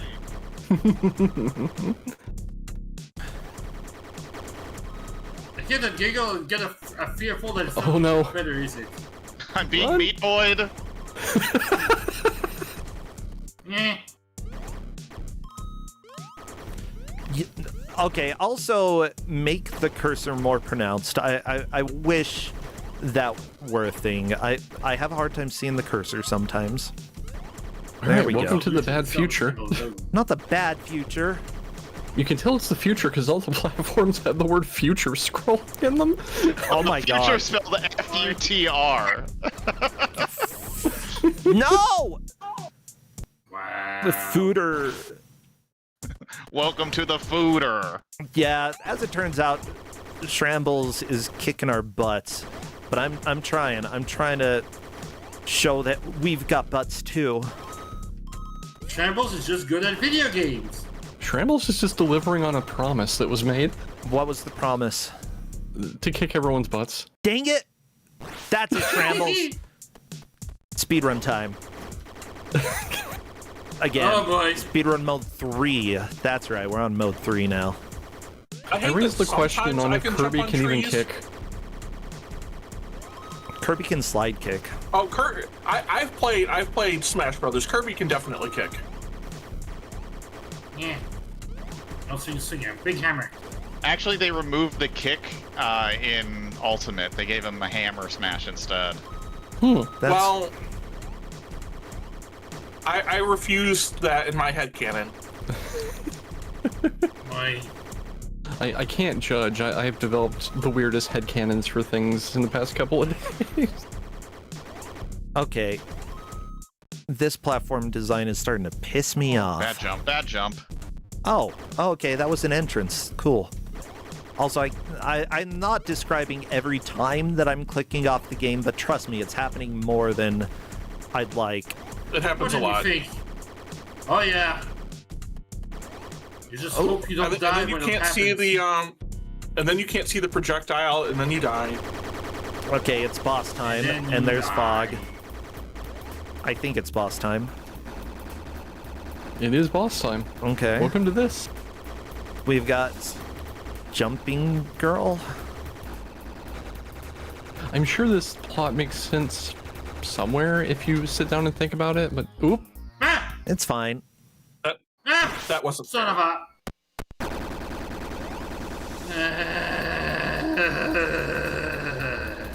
Big question is, am I actually hurting boss?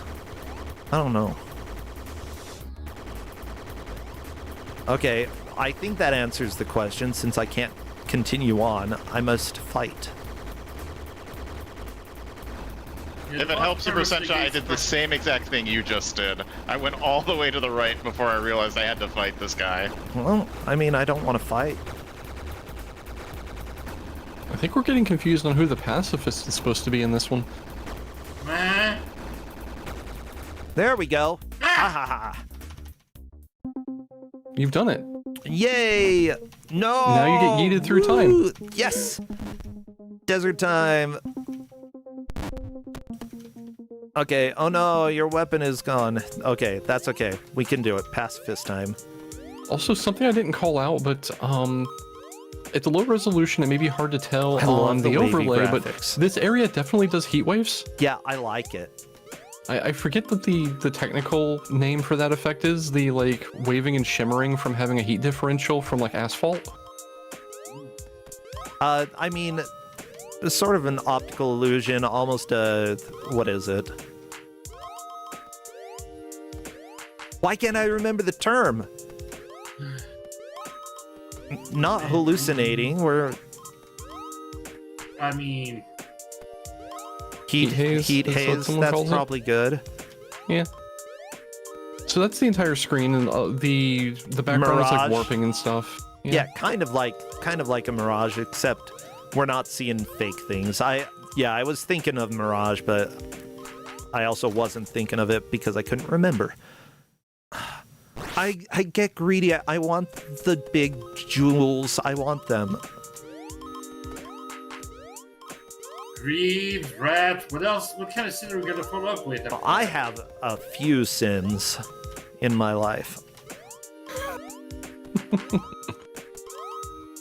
The sin of Kuso, of course. Yeah, the Kuso sin. Oh. I am no longer 100% sure if Corndan overtook Polk or not. Well, we might find out soon. Not yet. Okay. Corndan, you gotta earn your pizza back. Oh my god. This is kind of a visual nightmare, but I kind of like it too.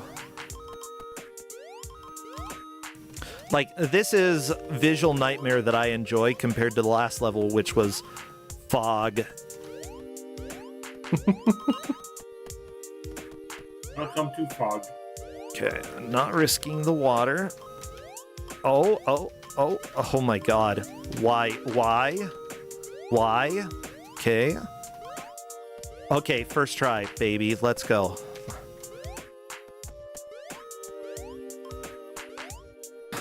Seriously? Okay. This is giving me Bart versus the World final stage vibes, and I don't like it.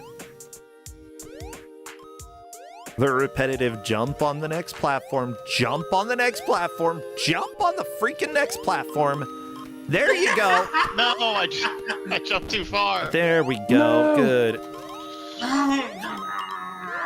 Okay, you can jump in water. Sweet. How you doing, Polk? Okay, that's stupid.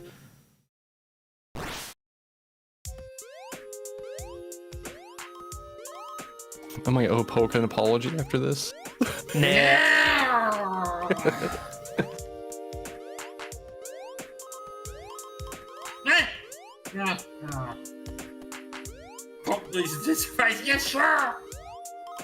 Okay. Now I'm glad that the whole right side is a clear. Like, it's not a specific spot on the right side. You can just hit any spot on the right side of a level to clear it.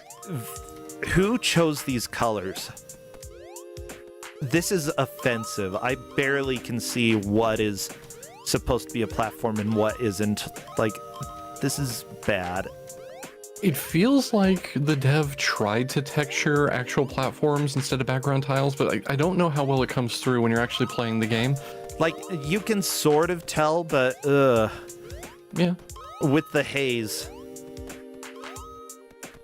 And then the tree having extra detail. No, bad. Okay, we've got 3 guys. Must deal with the 3. There we go. The triplets down. I want 5 guys. Oh my god. I'm hungry. Yeah, me too. Same! Oh, I almost got to the end of that. Alright. I do definitely appreciate y'all letting me, like, showcase this, though, because it was not going to be in a match, and it's too long for me to really want to speedrun, so I still get to put it in front of people, even if it's making Polk make weird noises. Oh, crap. Okay. And then there's some platforms that don't have texture sometimes. That's nice. Yeah. Okay. Yeah. So I've got some criticisms of this game. I went the wrong way. Are you freaking for real? So you remember when Trambles like yelled, "No, that was a dead end"? Yeah. Yeah, what's this? Okay. It's not as bad as I was thinking. Still bad. Could be worse. Oh, sure, the log has fallen down as a texture, not the one that's standing up. Great, wonderful. Like, I don't mind this level too much. Like, not having bullets is actually a really big relief. I can deal with stupid platforming and, like, enemies having walk cycles like this. It's fine. I'm not going super fast. Okay, and this one is off rhythm in order to throw people off. Nice. Are you kidding me? Yeah. Yeah, I'd say World 3 definitely starts to, like, this is a breather. Shrambles, how do you feel about the future?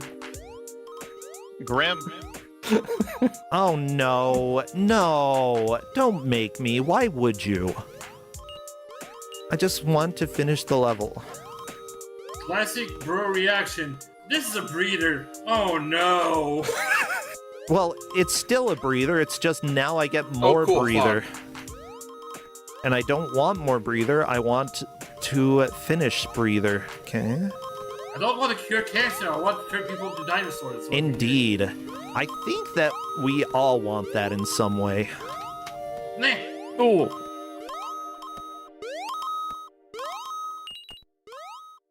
Okay, what's gonna be easier? Top route or bottom route? Let's go bottom. Top route's always easier. Yeah. I don't think it is in this case, honestly. I bet it is. Well, too bad I It's went gonna bottom China. route.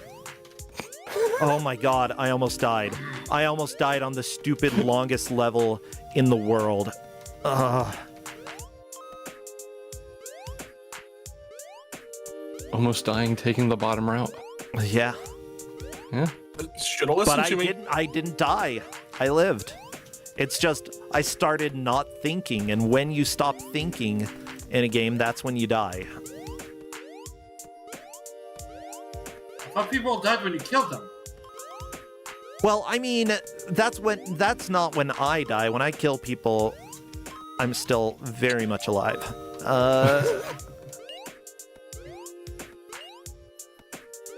Welcome to the hallway of infinite red dudes. Oh, I like the red dudes. They're cute, but also, like, seriously, there's some weird hypnotic state that I'm entering here. Alright. Where just, it's hard to focus on any of this game right now. You sure? Sure is. Oh, I got a gun. Yes. Aha. Oh no, it's a trap. Cool, Well, I just okay. died and didn't know. Nah. Yay.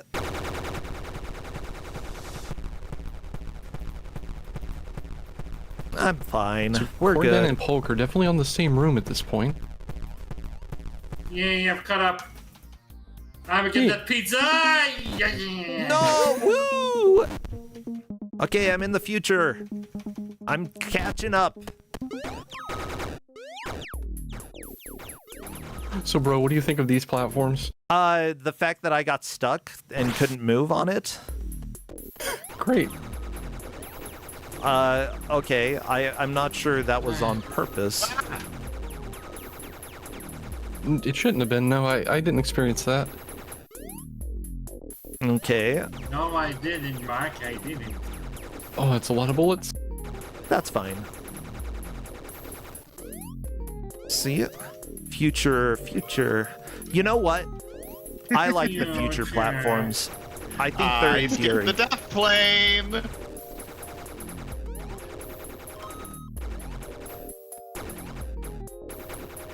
Oh no. Shrambles, are you off the top of the screen? I'm at the bottom of the screen. Bottom? Yeah, you are falling forever. You're pretty soft locked. Yay! Yeah, Good thing you Game can just hit Maker tab. by default Yeah. doesn't have a limit for how far down you can go, so that makes sense. If they Yeah, there's no death plane here for whatever reason. So if you Okay, fall off the that's fine. bottom of that, you just fall forever until you hit tab. Beautiful. Okay. Phew. Oh, those are... Oh, okay. Color blindness is a little bit of an issue here. Yeah, I can see that.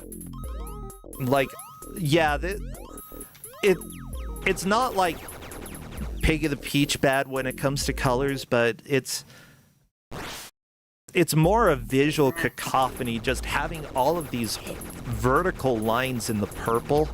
Like, it makes it hard for me to pay attention to anything here. Oh, that is a terrible Moira effect once it gets through the stream encoding and everything.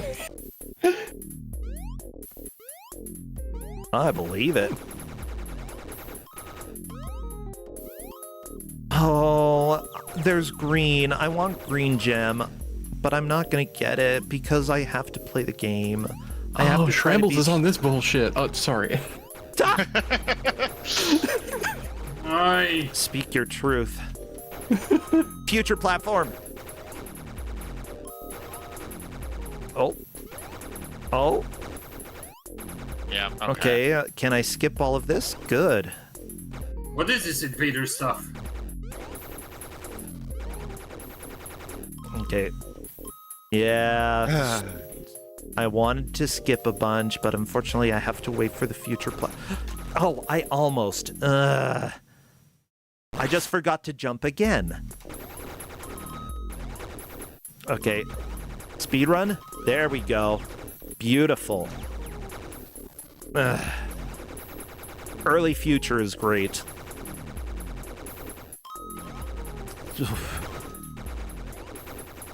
Okay, like, when you start getting some strats in this game and, like, discovering how far you can push certain things, it's a lot of fun.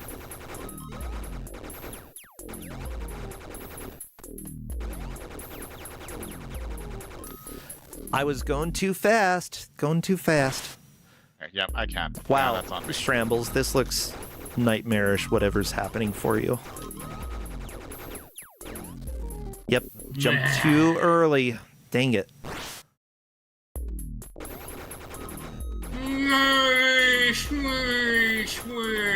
Should be I can't tell if easy. anything I'm doing actually matters here.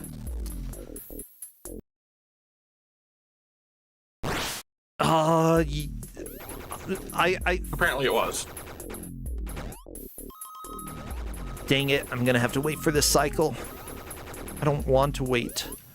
Great, I got stuck on the platform again. Okay. The thing that Tristan never experienced. Yeah, never happened to me. Shrambles has figured out the gimmick on this. Right.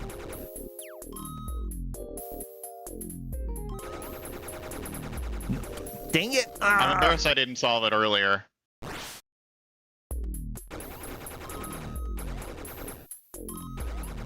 Early future, we got early future again.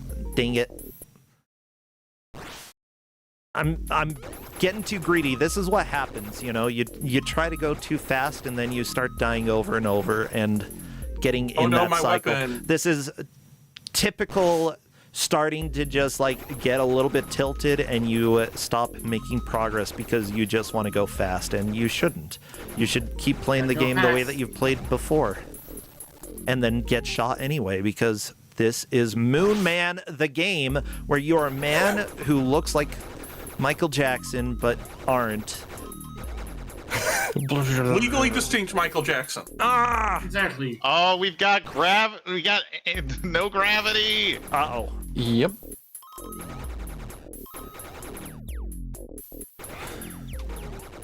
You can't copyright Michael Jackson. I They think. just replace your weapon with a laser gun, Why? and for the most part, it's the same weapon. Somewhere in here, you're gonna get the second gun, though, which is actually my favorite weapon. Why am I dumb? Laser we've got fixed about- questions that can be answered. What's that? Oh, Well, we've got about research has 8 to minutes come. left at this point. How much? 8. Huh. I'm not sure if that's a lot or a little compared to my expectations. I don't think I can catch up to Shrambles, despite my best efforts. But we'll try. How dare you?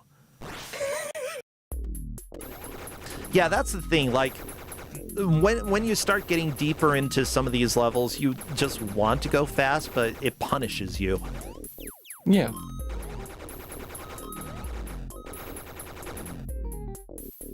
And like for a speed run, absolutely would be fun to be able to deal with all this crap.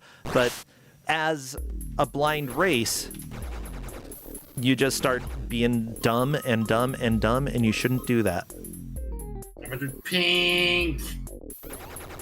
You know what they Why? say, the best strategy is just to win. Yeah, I'm trying. Yeah. It's true.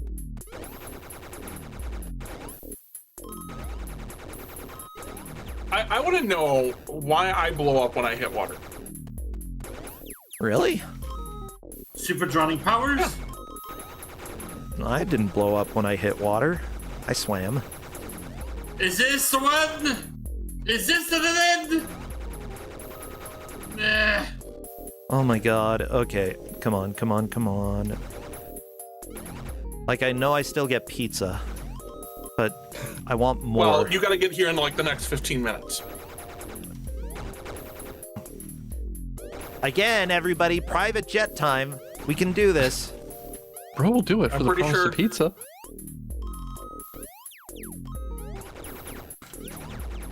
Yeah, every once in a while I just get stuck walking horizontally on one of these platforms, and it's weird. Don't know why. Ah, son of a snake. Okay, we're in crappy bank. Crappy because you can just skip a lot of it, I think. No way to get on top. I wish I could get on top of bank. Okay, that's fine. Feels like there's a difficulty curve issue here. Like, why does this feel like so much easier compared to the other two stages? Eh. Oh. There we go.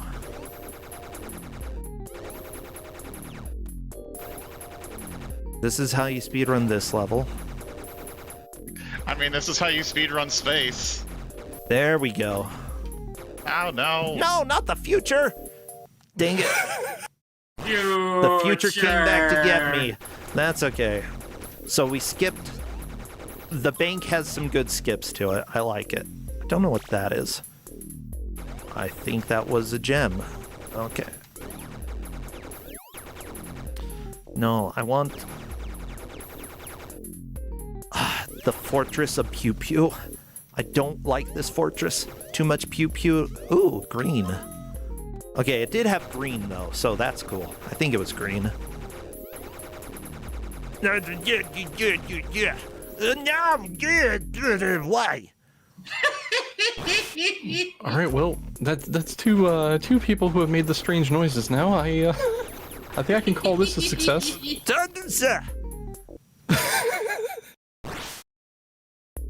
I don't know. I mean, this game's not that bad. No, I like this game. Like, again, this is free on Steam.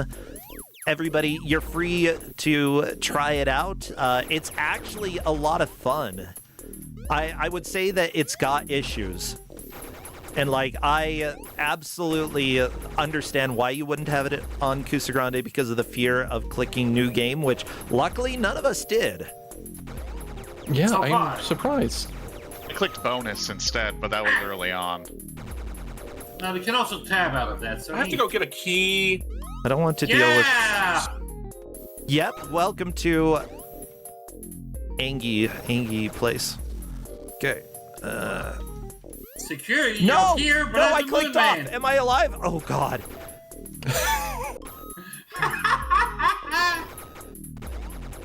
I want to go up. Okay. What the thing is, like, if you're above enemies, you've actually got a really good advantage because sometimes they just shoot the walls. So, like, you want to be like Anakin Skywalker. Or no, Obi-Wan. Be Obi-Wan like, Kenobi. yeah. He had the high, whatever. No! Yeah, he had the high ground. Yep. That looks like bonus. I'm not getting tricked into bonus. That is indeed bonus. Oh, I want bonus. Bounce I want round. bonus. Look, I'm claiming the moral victory here for getting bounds. Hey. Okay, FT. That seems good. Welcome to the future. Yeah, thanks, I know. Welcome to the world of tomorrow. I know that it's the future. I've been in the future forever. You've been in the future so long, it's the past now. Oh my god, okay.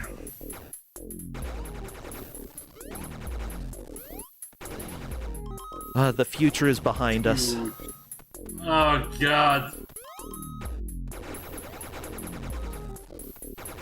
Well, The future would claim everybody's illiterate, or it's just. No!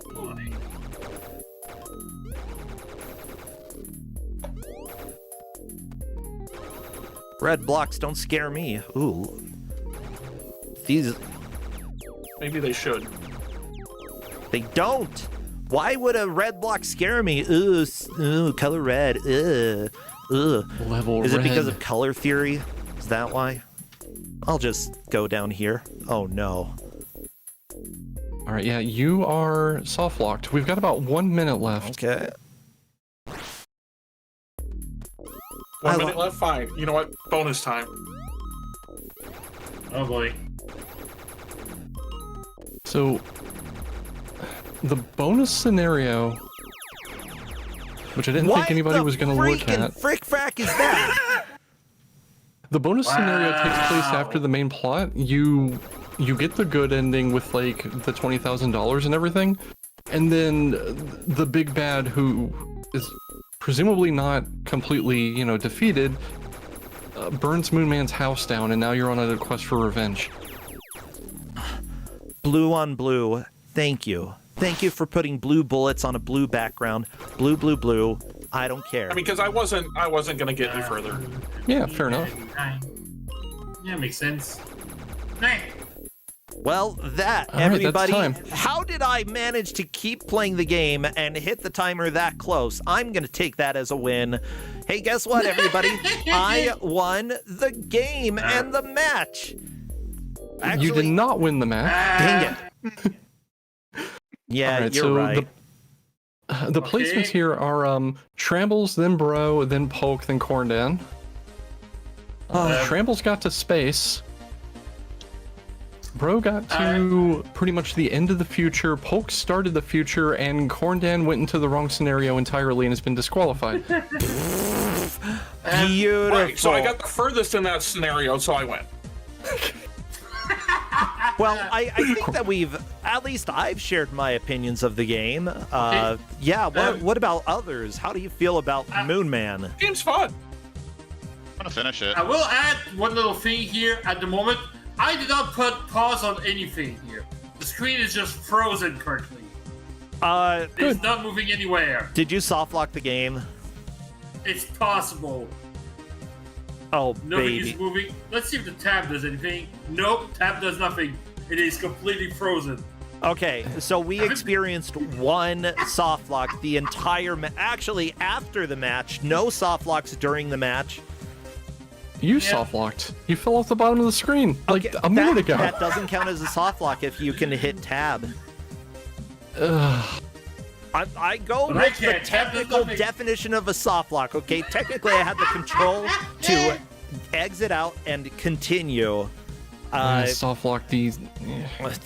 Whatever. If you can, if there's a kill button. Hey, what I know were we a website soft for locking that. these? Yeah. we can figure that out later. Probably not on stream. Let's go ahead. I'm heading to our title screen here.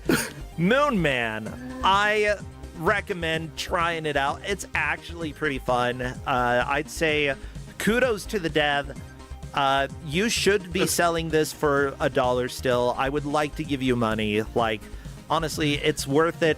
But considering it's free on Steam, grab it up, everybody. Play this. Leave a review and say how much you like Moon Man, because, like, good reviews stroke the ego so much, and somebody who felt really frustrated about how the game came out on Steam and how like a couple reviews were super negative, like you would make their day. You might make their year given a review. Seriously. Yeah, I'm really glad that everyone got to see this. Like I said, I wasn't going to really give it out as a match, but it seems like aside from some gamer noises, y'all had a good time with it. Oh yeah, and despite all my complaints, which I do have complaints about the game, it's not perfect. It's got issues, but the issues I can overlook because it's actually a fairly consistent game. Once you learn how it works, like no RNG that I really experienced so far. You can predict how enemies are going to behave. I feel like despite the problems that are there, the consistency of the gameplay makes it much more acceptable to me, Yeah. Anyway, those are my opinions. Shrambles, what about you? I honestly think this is a great game. I would be sad if this was in Kuso, because I don't think this is a bad game at all. Yeah, it has some flaws. I think it has flaws, but like, honestly, I could see someone submitting this to Mystery Tournament. I can't guarantee that it would get into Mystery Tournament, but this is all kind of like the requirements for Mystery Tournaments. That's like sort of what I was thinking. That it's a lot better than a lot of games that are in Mystery Tournament. I don't disagree with you. Yeah, I was thinking like this would work very well for Mystery Tournament because of how consistent it is. As long as clicking new game doesn't cause problems. If that manages to erase any save that you had, then that could be a problem. But otherwise, perfect Mystery Tournament game. I think that we actually gave a pretty good demonstration of how far a random person is going to get in the game over a set amount of time. So you could even give, like, finish this specific world, finish World 2. That would be a decent goal, I think. Yeah, the goal is to lose your machine gun. Lose your gun. Once you lose your gun, you're done. Yeah, I think that would be a decent goal for Mystery Tournament. Well, thank you all so much for joining the fun here and showcasing. And Kuso9rande, thank you for losing. You have died and given us pizza, so I really appreciate that. Get here in the next 10 minutes. Yeah, I'll try. Well, hold on. Wait, let's review these Dang rules it. again. You said the person who got last. Kuso9rande technically disqualified. Oh, Polk, you owe us your life.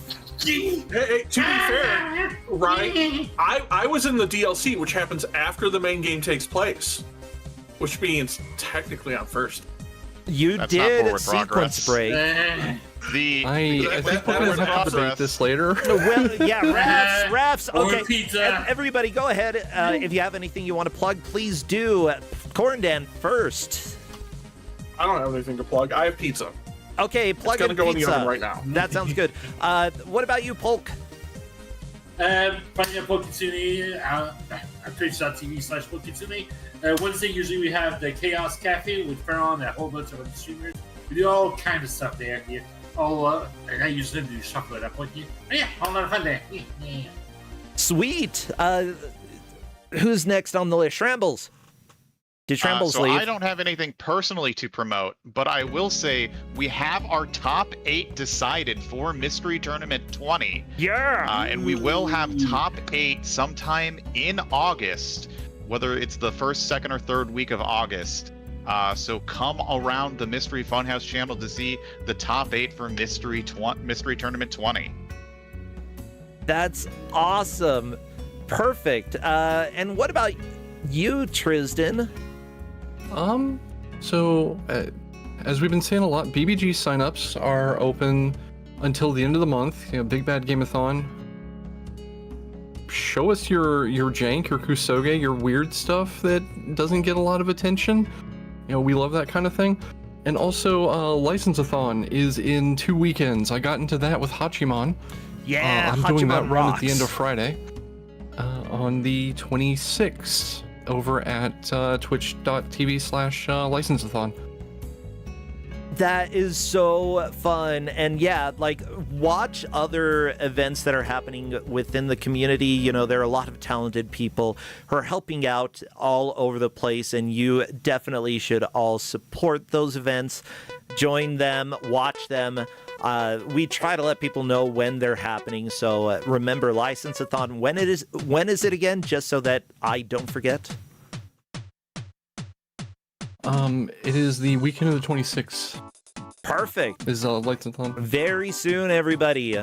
Just a couple weekends away. So if Kusogrande is happening during that, then we will probably do a raid because I love to do that.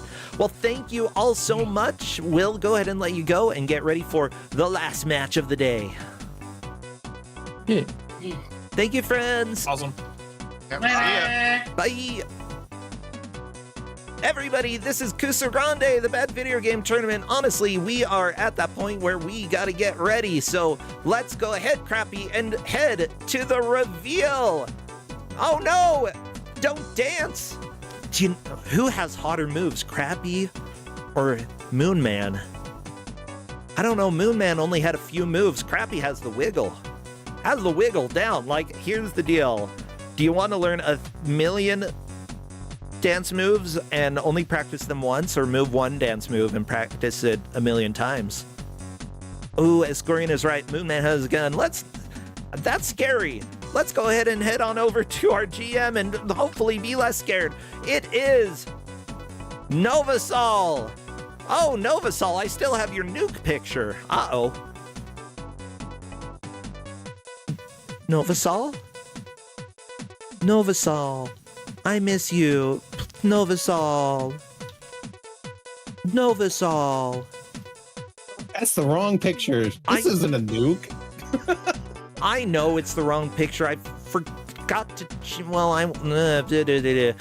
welcome to my life, Novasol. I was kind of playing in the last match. Yeah, you seem busy. Yeah, I actually overrode your last picture, so you'll have to send me your original one. That's okay. Do it later. Whatever. Okay, this isn't a nuke by Novasol. Novasol, what do you have for us today? Right to business, huh? We've got the game I wanted to give out last time. This one's Porky for the arcade. Yeah, I've heard this isn't great. Not really. Yeah, might as well be a nuke. Right? I wouldn't go that far. Oh, come on. Look, some people enjoy this game. I'm not one of them, but allegedly people have derived enjoyment. Yeah, supposedly. Well, luckily our players are going to have one full hour to discover the joy that can happen with Porky. Not Porky's, that's a different game.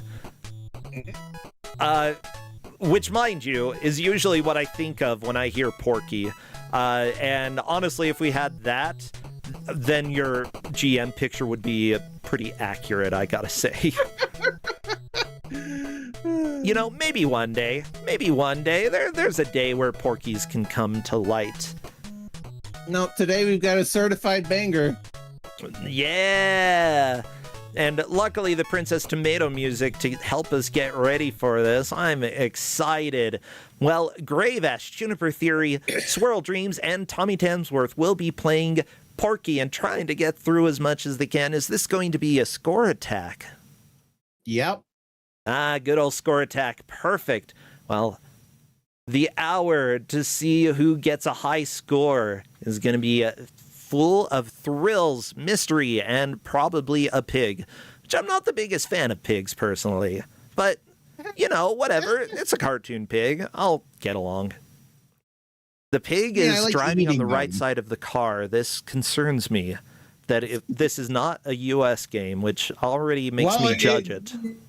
It was made in Rhode Island, so... What? Yeah? Rhode Island?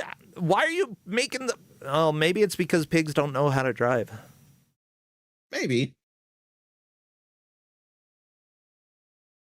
Oh my gosh, I could eat a pig right now. I had a BLT for lunch. So I've already eaten pig today. Good job. Okay, it looks like there is a question in the match chat. that you will need to answer before we begin. Which we do allow players to ask certain questions. They will not always be able to get an answer, but if they're technical questions about like equipment or setup or stuff like that, then usually we do. But, you know, you never know if it's a question that is going to be absolutely important. And yeah, thank you so much for helping to clarify for our player there. Yeah, there is one additional rule to help keep this, you know, competitive. This is only 6 minutes long, so when they finish the loop, they're going to reset. They're doing a one loop score attack specifically. So just going to spell that out for them.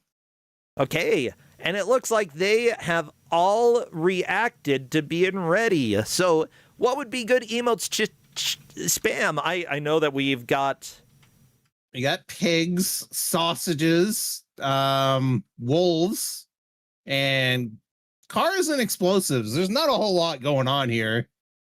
Yeah, obviously we've got Bar Pig. We're doing the countdown right now, so spam, spam, spam. You know, I like spam. It's okay fried. Otherwise, agreed. I don't think it's edible otherwise. Okay, yeah, non-fried spam is a disappointment. Yeah, this is going about as well as expected for the start. Okay. They're already dying. Grave Ash already resetting, which... Okay, so what's going on in Porky? What do we have here? It's functionally an auto-scroller, and you are avoiding obstacles by jumping over them. You can destroy pigs, or you can destroy wolves with your bangers, and you catch pigs to get extra points. Okay. The real trick is that your location on the screen determines how fast you're going, and therefore how high you jump. By the way, I am going to say flashing warning just because we have already had some strobing with reloading. So, yeah, be aware. It's fine in the game, but that's just how every arcade game is when you start it. It's the RAM check. Yeah, let me see if I can get the compression so that we can actually have everything sounding kind of appropriate. There we go. I think that's a little better.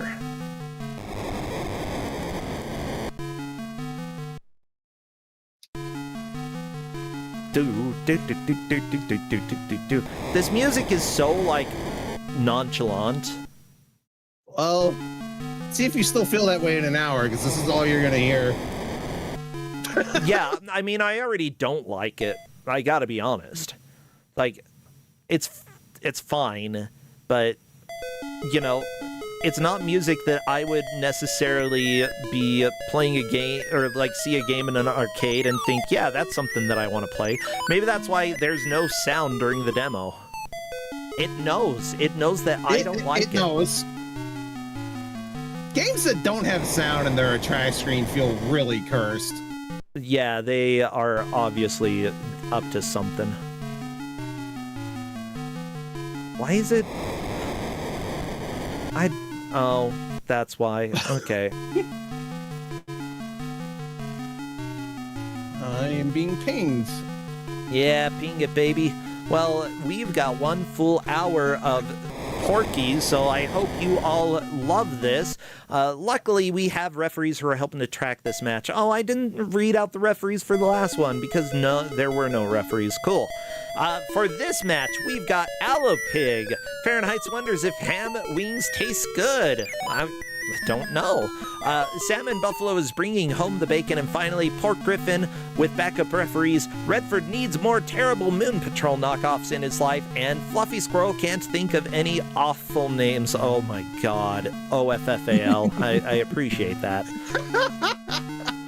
Well, full hour going on here. Let's go ahead and make sure that we've got the tracker, because we are definitely going with whoever has made gotten the highest score, there's a very high possibility that they will finish the game as well. So expect that. But there may be better ways to get a score once they replay.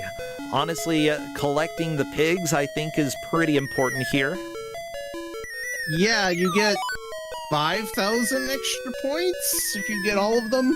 Oh, really? There is an extra bit of optimization you can do once you learn the layout of the levels. If you die, you're checkpointed pretty close to where you were, and if that's near your pigs, you can collect them again. Okay. Oh, geez.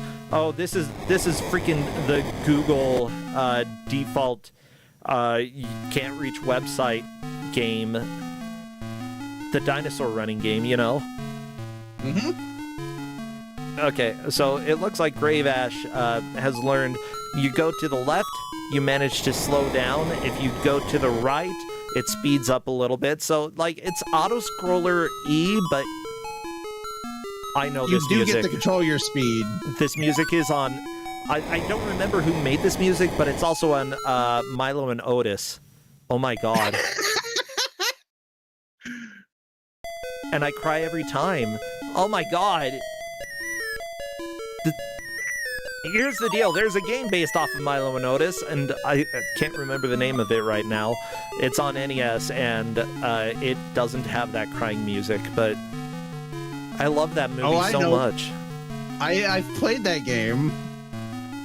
I was not happy about it. No, it's not a good game. It's pain. I think I raced Author Blues in that game. Oh, Chatran, yeah. Yeah. Anyone else who has seen Milo and Otis, you can verify this music, right? Right here in this section.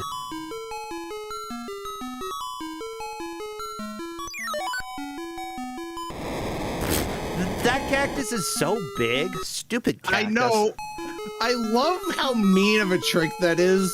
Given the nature of this game, you want to be as far left as you can so you can see as much of what's coming as possible, but then that means you can't jump over anything.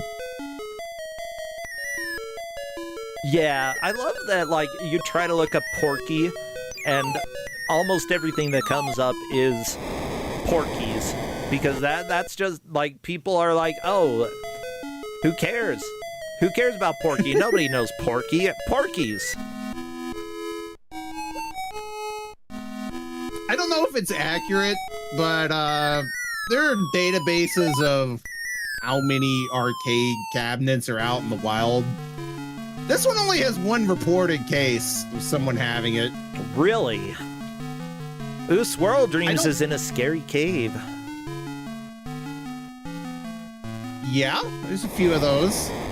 Almost halfway through the level. Oh, wow. That's significant. Okay, so there's more than one level. See, I was a little bit concerned. Yeah, I mean, it's all one 6-minute long level. It just has different places.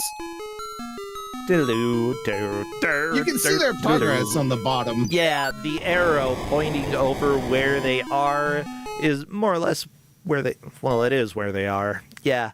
Unfortunately, Swirl Dreams seeing the wolf approaching from behind a little too late and thus not being able to adjust and drive backwards so that you can jump within the cave because this game is already bullcrap. I would say it's more hogwash. Oh my gosh, yeah. Honestly, I just don't like the theme. Like, or the aesthetics. I'm fine with the idea of the game. This is fine for an arcade game. It's just, I would never play this at the arcade. Unless, like, every other arcade cabinet had people playing and had a line. Then maybe I would go to Porky. It's just not appealing to me. But as far as I can see, this was made by Magic Electronics. Is that right? Yeah, it's a conversion kit for Pac-Man. Okay. Yeah, they did some other stuff. Zygon, Sailor Sam, Race Ace, Eek, Nunchakun. None of these sound interesting to me at all. They're not. But honestly, wait, the genre for Porky is famous character. Is it supposed to be Porky Pig? I don't know. I think they just wanted people to think it was a mascot game. Well, I mean, they tried. Maybe it was an aspirational branding thing. Yeah, I love that. Like, I'm looking at Arcade Museum, and it says, Magic Electronics released 10 machines in our database under this trade name starting in 1980. Okay. Honestly, though, if you're doing a conversion kit for Pac-Man, for the Pac-Man board, that's going to be a very rudimentary board. It does not have a lot of memory. It's not going to have much processing power. So, like, being able to take Pac-Man and the machine that runs it and change it to this, like, we've got parallax in this. Like, technically, I would say that that's probably pretty impressive for taking Pac-Man and changing it. And it runs smoothly. It runs smoothly. It's just all its problems are in the game design. Yeah.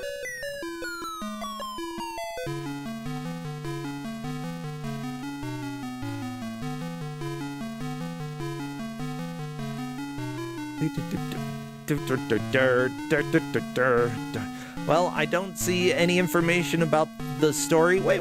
Maybe the cover here. Introducing Porky, a conversion kit that really brings home the bacon.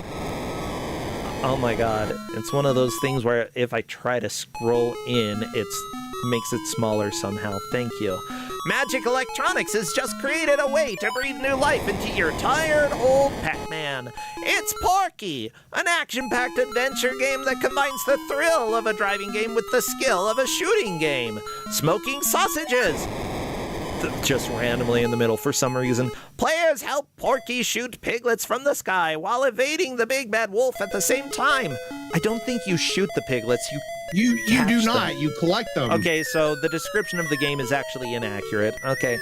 Yes. Like all conversion kits from Magic Electronics, Porky is inexpensive, easy to install, and comes complete with everything you need. So give your customers a chance to ham it up while you bring home the bacon. Order Porky today. You say bring home the bacon twice here. My god. Okay, thank you so much, Magic Electronics. I honestly think that I would keep Pac-Man. But can you temporarily convert a board to Porky and then... I mean, you could swap it back. You would swap out the ROM chips and the art on the cabinet, so you could put it back. Perfect.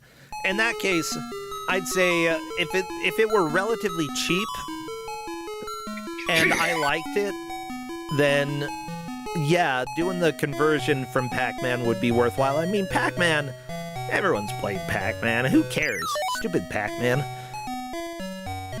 This would have been 1985. Pac-Man would have been... I don't want to say played out by that point, but yeah, it would have been everywhere. Yeah, and honestly, having something a little unique, a little different, could be appealing, but unfortunately, I don't like this. And even, like, I was born in 1985, I think that this would have made me cry if I heard it. It's got scary noises. Like, oh, there we go, Grave Ash getting all 5 pigs and a bonus. Yeah? Yeah, now, with a lot of arcade games, you do want to pay attention to extra lives because those are what will help you actually make progress.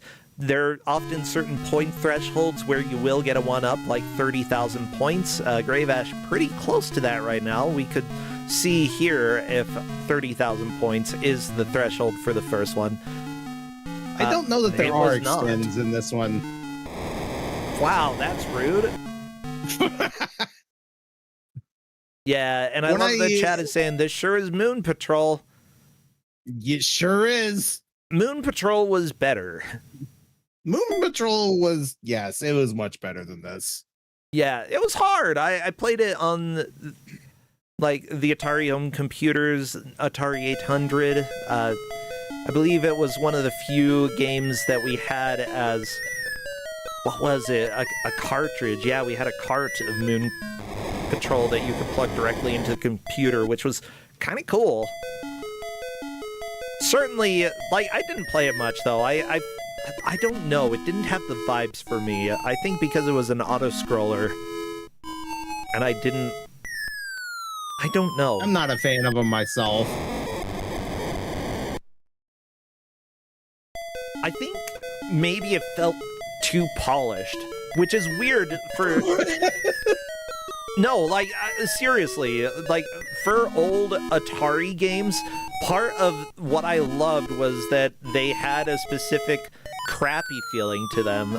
Like, you know, they sometimes felt unfinished or short or, like, overly brutal and had specific sounds that would hurt. Moon Patrol, like, felt like a real game, and I think that I didn't like that.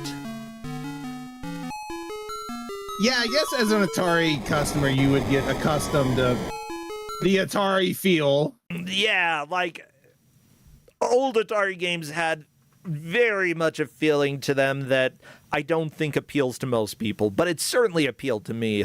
Hey, did you know I'm autistic?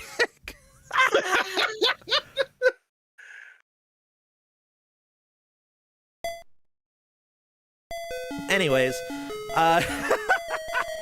here we are with Porky's. We're 15 minutes in. Swirl Dreams is doing the best by far with 101,000 points.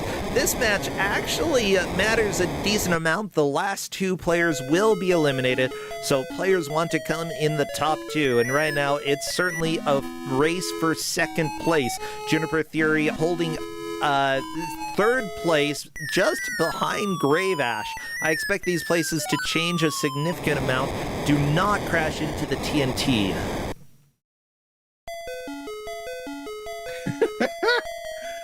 Yeah, the game's only 6 minutes long, so this is gonna be up in the air the entire time. So, I'm looking at the cover art for this game, and the Big Bad Wolf, I've got things to say about him. Like, I do not like him. Oh, I didn't even show you the marquee for the game. It's special. Yeah, let me put the wolf up first. Because he's important. Oh, come on. Did I save it as Untitled? I did. Untitled. Bam. Here we go. Look at this guy. That he does not want to be here today. Yeah, like he's both lusty and regretting it. Like, you'd think he'd be all about the free sausage, but no. No. Honestly, you can take a vacation, Mr. Wolf. It's fine. Oh, but vacations cost so much, and I've got a budget. Yeah, whatever. Go away. I don't like you. What were you gonna share with me? It's in the GM chat, the marquee for the game. What the crap?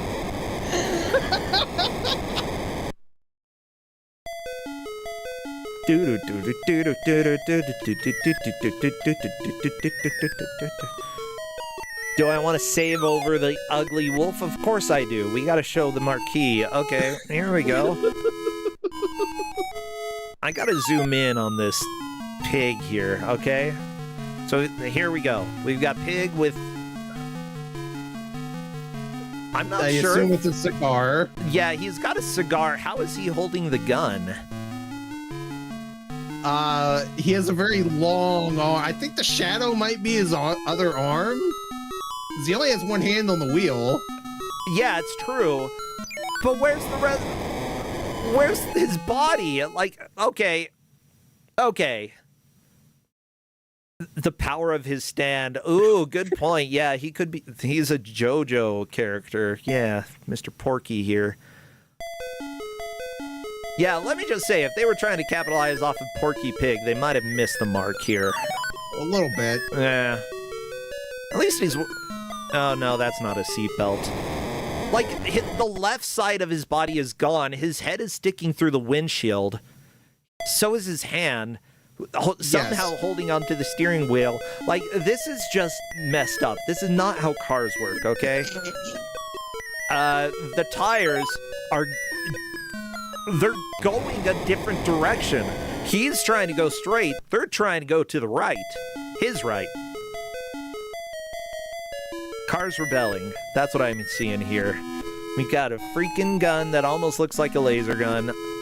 And they're driving through. Yeah, the more that I look at it, the weirder it gets. So we should probably stop.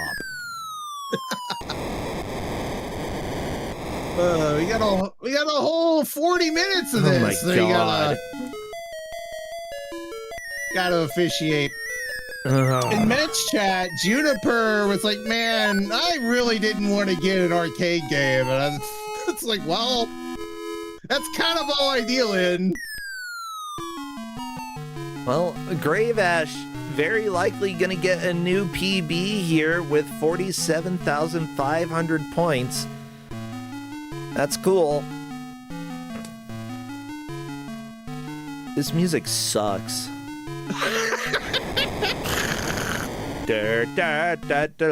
Like, that's the only good music, and it's only good because I know it. Well, marginally better games had it. I'm sure this is classical music as well. I just don't know what piece. Like, all of the music had to be free. Public domain. Absolutely. Yeah. I mean, occasionally I do hear some... How many of the songs are related to pigs? That's the question.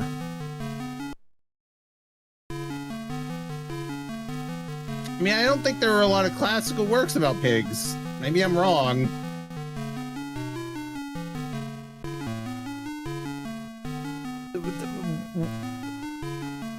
Like, this is a old kid song. That was Mary Had the Little Lamb, except really messed up. Beelzebub pointing. Yeah, there are a lot of nursery rhymes about pigs. You're right.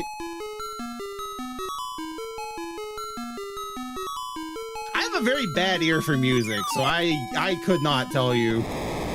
I am doing my best to figure them out.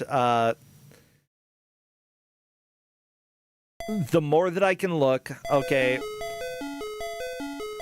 Shoots pig. Why does everything describe this about shooting piglets out of the sky? You collect the piglets out of the sky while shooting the big bad wolf with sausages, presumably feeding your brother and your kin to the big bad wolf so that you can save stupid little piglets. Okay, you killed people to save people. This is like the trolley problem. Do you grind up your brother and turn him into sausage in order to save 5 baby pigs? I mean, what's the conversion rate here? How many bangers can you get out of one pig? I mean, a lot. Honestly, that's a good question. Let me look it up. How many sausages can you get from one pig? I'm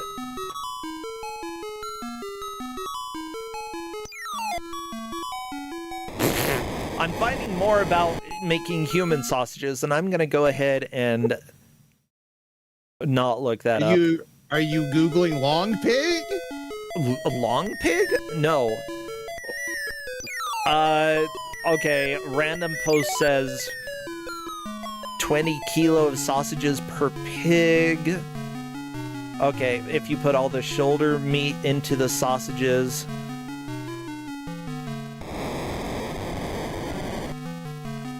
Oh, Pig Farmers South Africa. Okay, let's see if they can tell us. Okay, how many sausages a 6-month-old pig can produce? Pig slaughter, 74%. Okay. About 51 kilograms of meat that could be used to make a sausage. However, adding spice and water, you'll come out with about 58 kilograms of spiced sausage per meat. About 870 sausages from a 6-month-old pig. There we go. That's enough ammo for this game. So yes, you could take your brother and save all of the piglets here, but you have to kill your brother. Would you do it? If he's a pig, yes. I mean, that's just good math right there. That's conversion rate. That's value. Yeah, but remember, you're choosing to kill your brother. And I presume you have to do it because nobody else is saving these piglets. I mean, I don't know. Like, maybe I don't like my hypothetical brother. Yeah, he's a I don't jerk. know. There's a lot of variables at play. He committed fraud.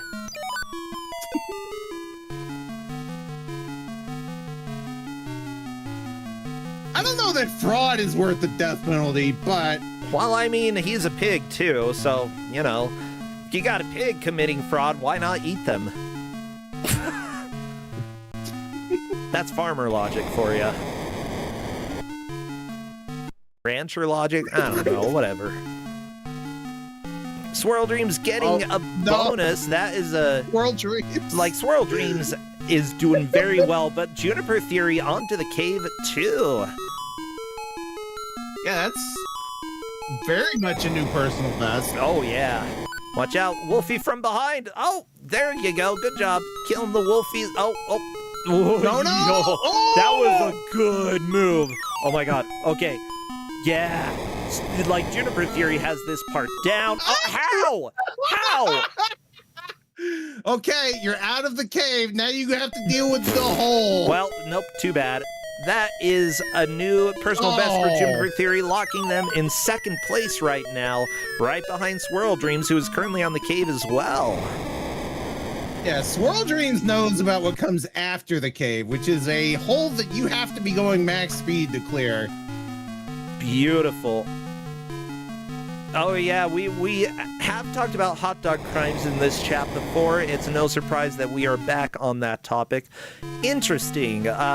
You can get a decent number of points within the cave. So technically, if you're going for high score, you could potentially like die within the cave specifically to get a few more points. Although I think like for a score attack, I would say only a late stage cave would be worth doing that. I think you would still get more value out of doing it for the pigs, because the wolves are 1,000 each. Getting all the pigs is 6,000. Yeah. Plus what you get from the pigs themselves.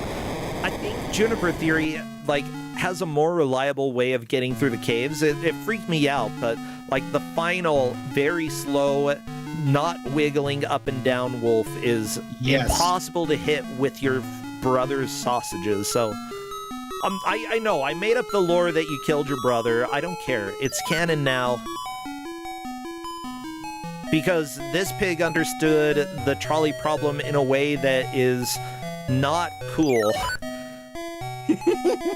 Or is it cool? I don't know. It's hard to say. Yeah, ethically though, is that any different from, like, flipping a switch to save 5 pigs' lives? Killing your brother is like flipping a switch. I mean, if he's a pig. I'm just thinking of the Brother May I Have Some Oats video now. Which, if you're not familiar with that, go watch it at some point. May I have some oats? Brother, may I have some oats? No, you may not have my oats. That one goes places. Do. Ba ba ba ba ba. Grave Ash is setting a new personal best, but not enough to move out of third place. Right now, Swirl Dreams has first and had a pretty solid lock for a while, but Juniper Theory is learning this game very well.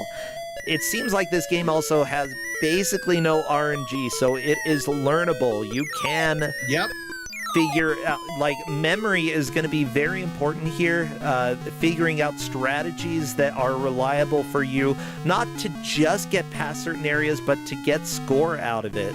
Because you're going to be going past the same area each time. You want to make sure that you are getting points out of it. Oh, Grave Ash, no, the cactus! Who put the cactuses in the road? Was it the big bad wolf? Oh, you naughty wolf.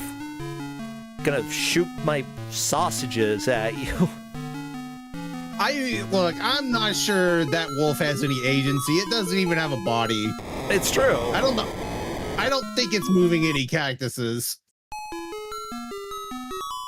Maybe it was your brother. Maybe that's why he's dead. Should have given him some oats. Yeah, you know what? If somebody puts a bunch of potholes in the road that get people killed, does that justify you turning them into sausages and then saving a bunch of baby pigs that float in the sky for some reason? I think so. I mean, if it does, it might change how I approach my commute, because the roads around here are pretty bad.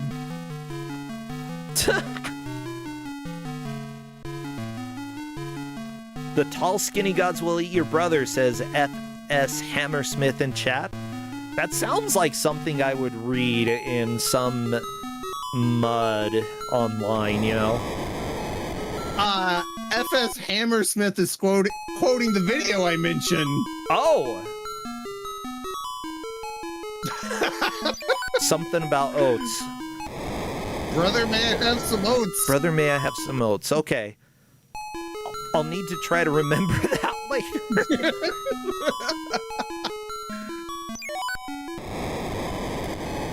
Okay, and YouTube just called the sausages hammunition, so there you go. Yeah, I know. It hurts.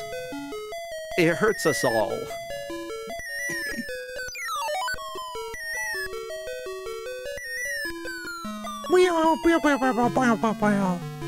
This game has a lot of sounds. It does. Most of them, I don't know, they're very soundy. I don't have a better word. They just exist. True. Also, the title screen that says Porky, like, I know it's supposed to be a pig that forms the O. That doesn't look like a pig, though. No. It looks like a dog. This is coming from someone who's not a good artist.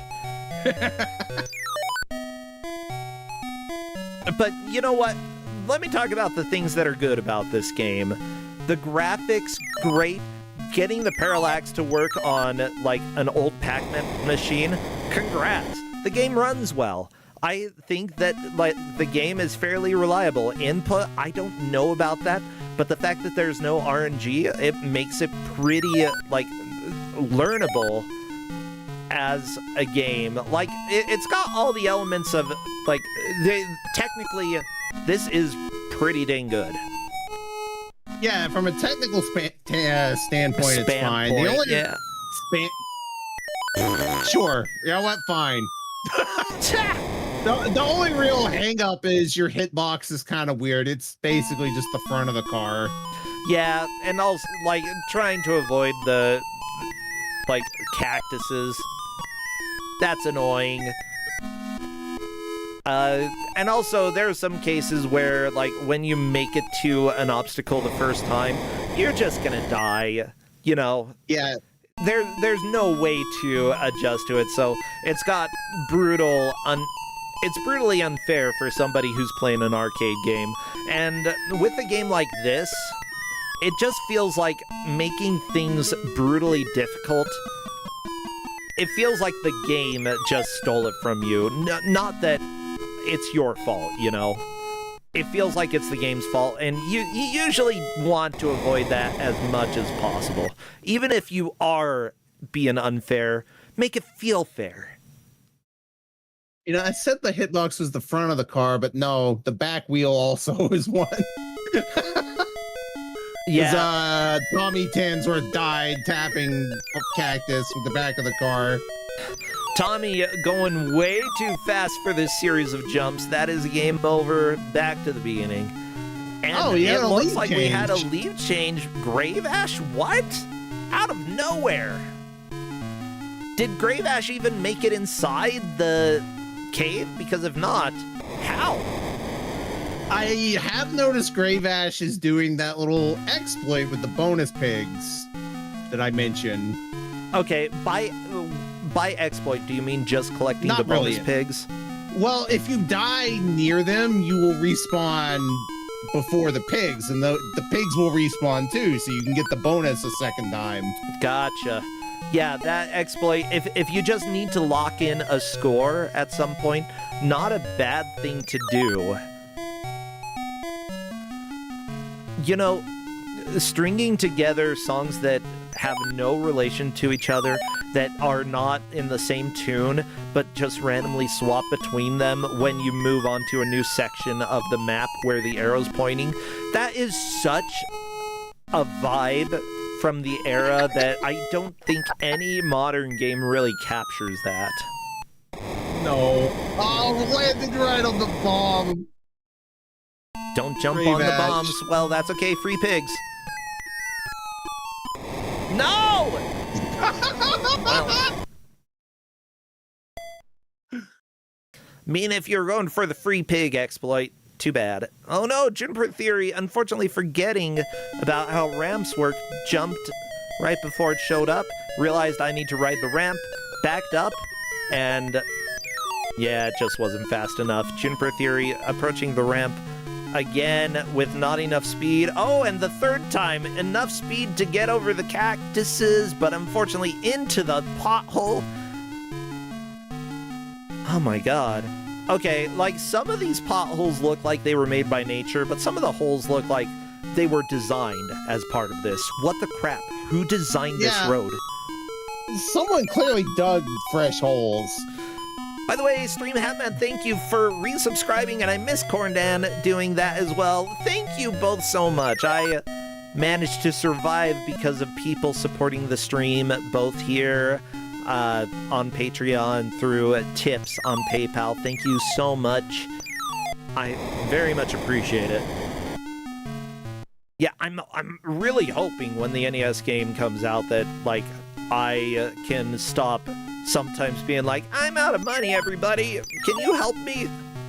You know, and do it through, hey, I'm selling a game now. Buy it. I've kind of only recently hit that point myself, where I'm not perpetually out of money. Oh my god. I want to get to that point, Novasol. I don't know what to do with the money now. It's weird. So it just kind of sits there. Yeah. Get a little interest out of it, you know? Yeah? I'm proud of you. Good. Yeah, I mean, I've got a few options that the game, I'm hoping that it can sell some copies, you know, both digital and physical copies, because physical media is really important, as we have learned lately. Sony, I'm looking at you. Yeah, we're making a physical NES game in the year 2027. I don't know why Sony likes stepping on that particular rake so much, but yeah, they keep doing it.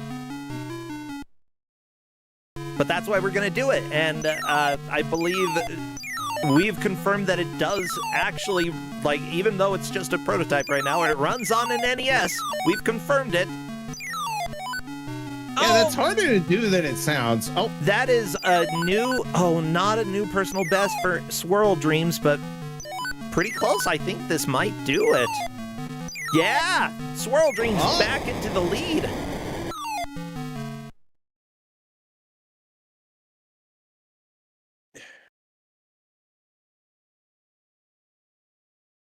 Game over.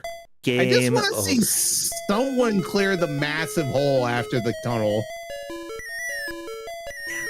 I mean, I'm just thinking, like, if the physical game even sold, like, I don't know how I would get 1,000 sales, but if it got 1,000 sales, that would be enough for me to live for a while. Like, I could do with that. Well, what are you going to price it at? Like, a physical version? Probably, like, I don't know, 20 or 30 bucks, somewhere around there. I don't know what the production run cost for that would be, but I'd imagine we'd be making it ourselves. We would do everything at home. I would flash the carts. I know exactly how to get some for cheap. I know how to do that. We would be making the boxes. We would be making the manuals and stapling them ourselves. Like, it would very much be, we put everything together here and ship it. Yeah, okay. I guess that changes the math quite a bit. Yeah. And if for some reason we had a ludicrous number of sales, then I would pay some friends to help out.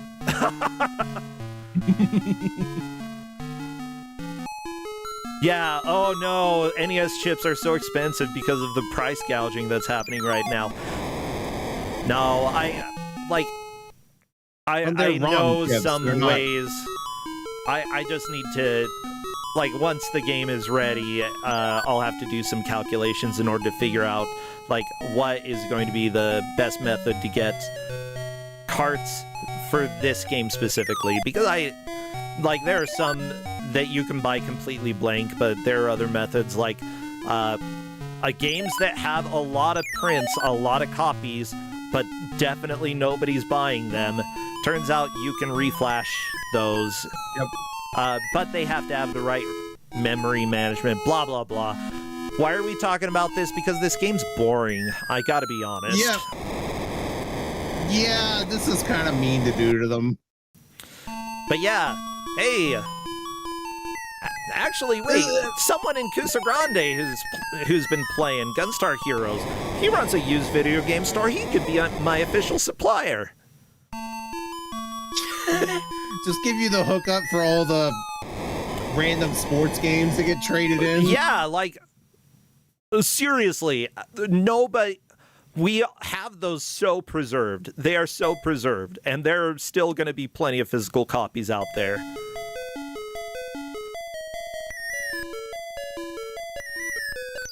Yeah, Mechalink, you say that EverDrives exist. You're correct, but in order to make something that is, like, that I can keep relatively cheap to $20 or $30, buying things with NES pins that are blank, rather than buying, like, old soccer on NES, you know, the game that everybody is playing, that's going to be cheaper than other options. I just worry about the risk of, like, flashing old carts because they could have hardware problems, but I'd also have a guarantee if you run into a hardware problem, we'll replace it. I would do that. Heck, if you have a hardware problem, like, after 10 years, I'd probably replace it. It's fine.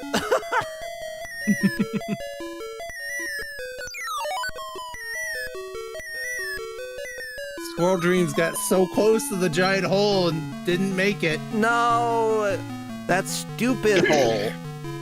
But Squirrel Dreams is in the lead. That's really what matters. Like, the players don't know how they're doing compared to each other, and that's always a little bit stressful, at least for me, because if I don't know how other people are doing, then, like, I'm always waiting to see a message from somebody, like, indicating, hey, this is how well I'm doing, and I see that they're kicking my butt, which sometimes happens based off of people chatting.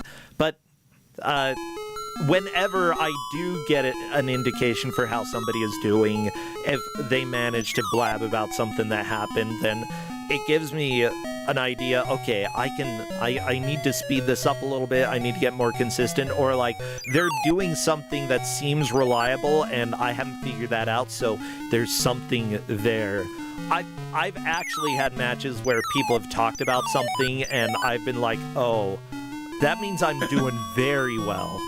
Oh, this is good. Yeah. So, like, you know, I think that it's fine to chat, but it also gives people a chance to, like, you know, readjust their thinking. And, you know, the less I'm stressing in a match about how other people are doing, the better. So if people spoil that they're behind me, oh, it's such a good feeling, Novasol. Whenever I would chat, I would always make it vague. so that the commentators would know what I was mad about, but the other players wouldn't. Yeah, I usually would do that as well. But I'm not opposed to my opponents giving that information up. Even if they end up being ahead of me, I appreciate knowing that information because it gives me just having some metric in order to know. Like, if you're doing a physical race, you can see how other people are doing. You know, like, so-and-so was running really, really fast, but they're going to get exhausted and probably start, like, doing worse as time goes on. With a race like this, you can't see that. You know, you don't have any visual knowledge of how others are doing. And for me, just having a small indicator from somebody else, if they manage to blab it in chat, is very, very helpful. And there has been literally no chatting during this match. That usually means that the players feel like this is going to be reliable enough that if they keep playing, they can make more progress, which is accurate. Tommy is currently entering the caves for the first time with 105,000 points. No extra lives, but, you know... They cashed in those lives to get extra pigs. That's why they have so many points. Yeah, sometimes it's worth doing the pig grind. Well, if they can survive the cave here, that will actually possibly put them in the lead. They're very close. Yeah. Oh. We've got the low head, though, right here. You got to figure out how to deal with low head. Oh, no. But that is a lead. Tommy moving from last to first, 45 minutes into the match. Fantastic. This is what Kusogrande is about. The moments where somebody plays a very boring game and moves into first place. Look, early arcade stuff is just like this. That's not my fault. Yeah, I mean, here's the deal. It's got the aesthetics of baby game, and I don't like baby game. It makes me feel like I'm a baby, and I don't like to feel like I'm a baby. Other people might enjoy that. But no, I see this in arcade. I think baby game, I don't play that. Well, you say baby game. They haven't even hit the halfway point yet. It gets worse. Yeah, I mean... I understand. I don't mean baby game. I just mean, baby aesthetic. Like, yeah. I don't want to be a pig driving a car.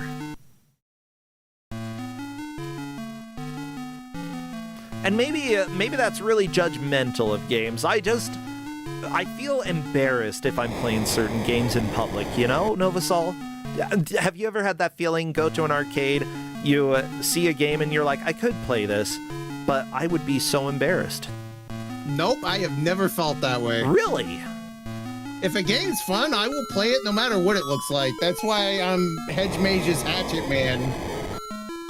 I am very aware of even when I was young, watching a movie at home, occasionally I'd feel embarrassed about what I was watching because it's like, what is this crap that's on my screen?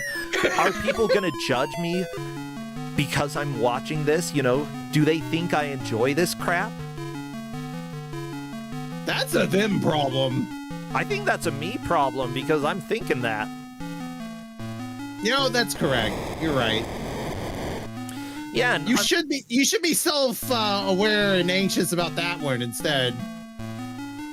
Great. Now I've got another thing to worry about. I'm worrying about me worrying about stuff that doesn't matter.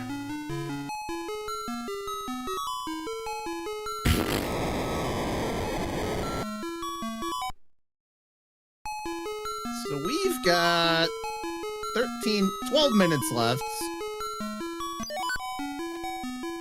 Getting to that cave takes about 3 minutes, so we've got a few more good attempts in here.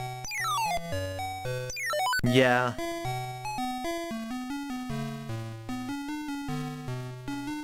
Okay. That's odd that it's a specific me thing. Yeah. No, does anybody else ever feel that way? Chat, I need to know. Oh, I get it. I know people who feel that way. I just personally don't. Okay.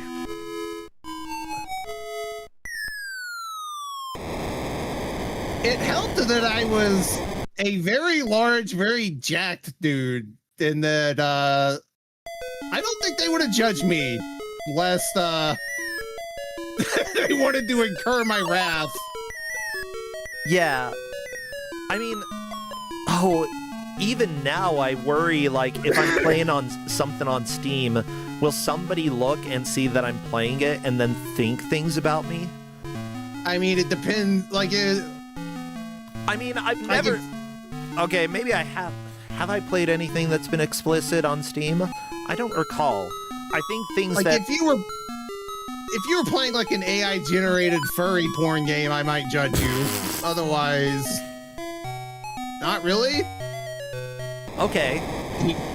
Demon Rush? How would you feel about people seeing you play Demon Rush? Honestly, I think people might expect that. Like, that one I wouldn't be ashamed of. But, like, if I played, like... If I pulled up a Call of Duty game and people saw I was playing Call of Duty, would they judge me? If people saw on Discord that I'm currently playing Fortnite, am I being judged for that? Do people judge me if they see that pop up? Because that largely determines if I will ever try Fortnite, because I've never touched it. And I feel like if people saw me try it now, I would be judged. Is that true? I'm willing to it. Well, yes, but also no. I personally, I like to at least try stuff before forming an opinion about it. I don't like getting my opinion secondhand about stuff. Yeah, like, that's part of it as well because of journalism stuff. But then people will be like, I saw you playing Fortnite. It's like, okay, what about it? It's millions of people play Fortnite. Who cares? and then I'm ashamed. I'm embarrassed at that point. Novasol, I don't want anybody talking about me playing Fortnite. No, I'm playing something popular. That makes me a normie. No one cares. Thank you, Novasol. I appreciate your enthusiasm regarding that. What are you terrified of? Enjoying it? Swirl Dreams moves into first place by 200 points. Oh, that's so close. No, that is a lead. 200-point lead for Swirl Dreams. What the crap? I think, yeah, that is almost as close as it can be. You know, you could get within 100 points of somebody, but 200 points away, amazing. Yeah, the minimum score increment is 100, so that's 2 extra obstacles cleared. Okay, everybody, I will let you all know that eventually I am going to play Fortnite one time. I will not pay for anything in it, but I will play it once because I need to. I feel like not doing so, I would be missing a cultural moment. You know, I've tried it. I did not care for it, I don't think I'll like it. I mean, I tried it. I didn't care for it, but you know, at least I gave it the chance. Meanwhile, I thought I would hate Marvel Rivals because I hated Overwatch, and I like Marvel Rivals a lot. So I played it once, know. and it was fun. It was very fun. They also completely changed up the game's meta last week. Oh, really? Yep. It's like, oh, we're just gonna drop a patch that we've been working on for a year. Have fun. Swirl Dreams collecting the bonus pig.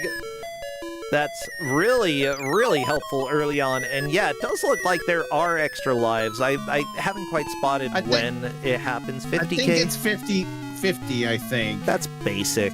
Why go 50? 30 is where it's at.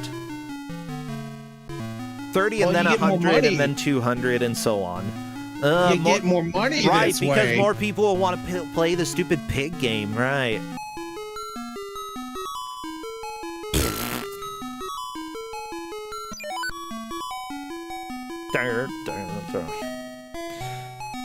Okay, and when you all see me play Fortnite, if you see it on my status on Discord, I ask that you not judge, because I am playing it to understand culture, just like I played Dress to Impress on Roblox, okay?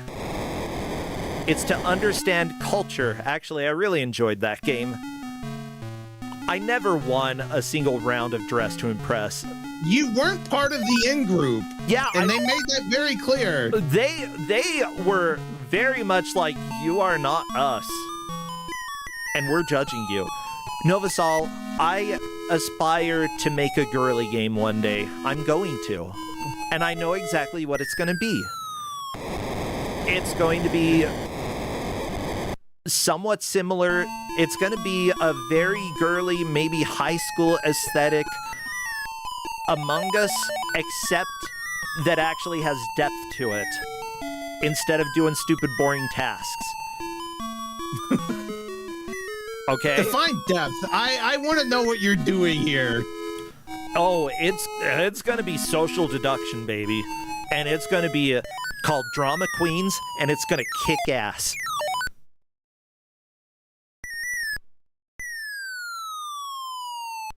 Okay. Yeah. What is the imposter? It's the drama queen. It's the drama queen. She is causing drama, and you have to kick her out of the group. Yeah. Like, what's the specific gameplay mechanism behind this? I need to know. You know what?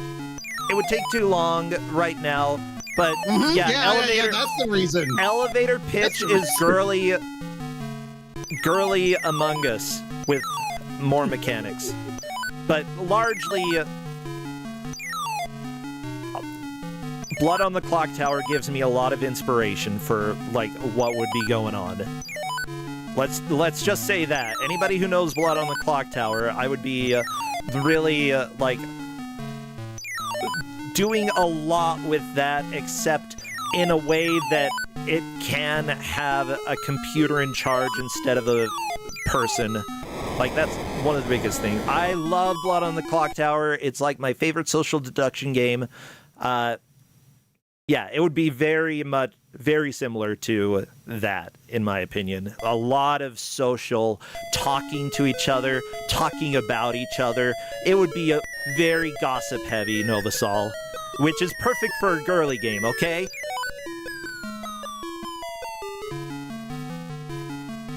That's just going back to Fortnite. When you do play it, stream it, because that will be funny. Oh my god. Yeah, right. Have like 20 viewers. Hey, everybody. You know, yeah, who here wants to watch me play Fortnite, huh? Who wants to watch me suck and be garbage? Look, it's fine. You'll understand why Justin flosses at you. Oh my god. He does aggressively floss at me.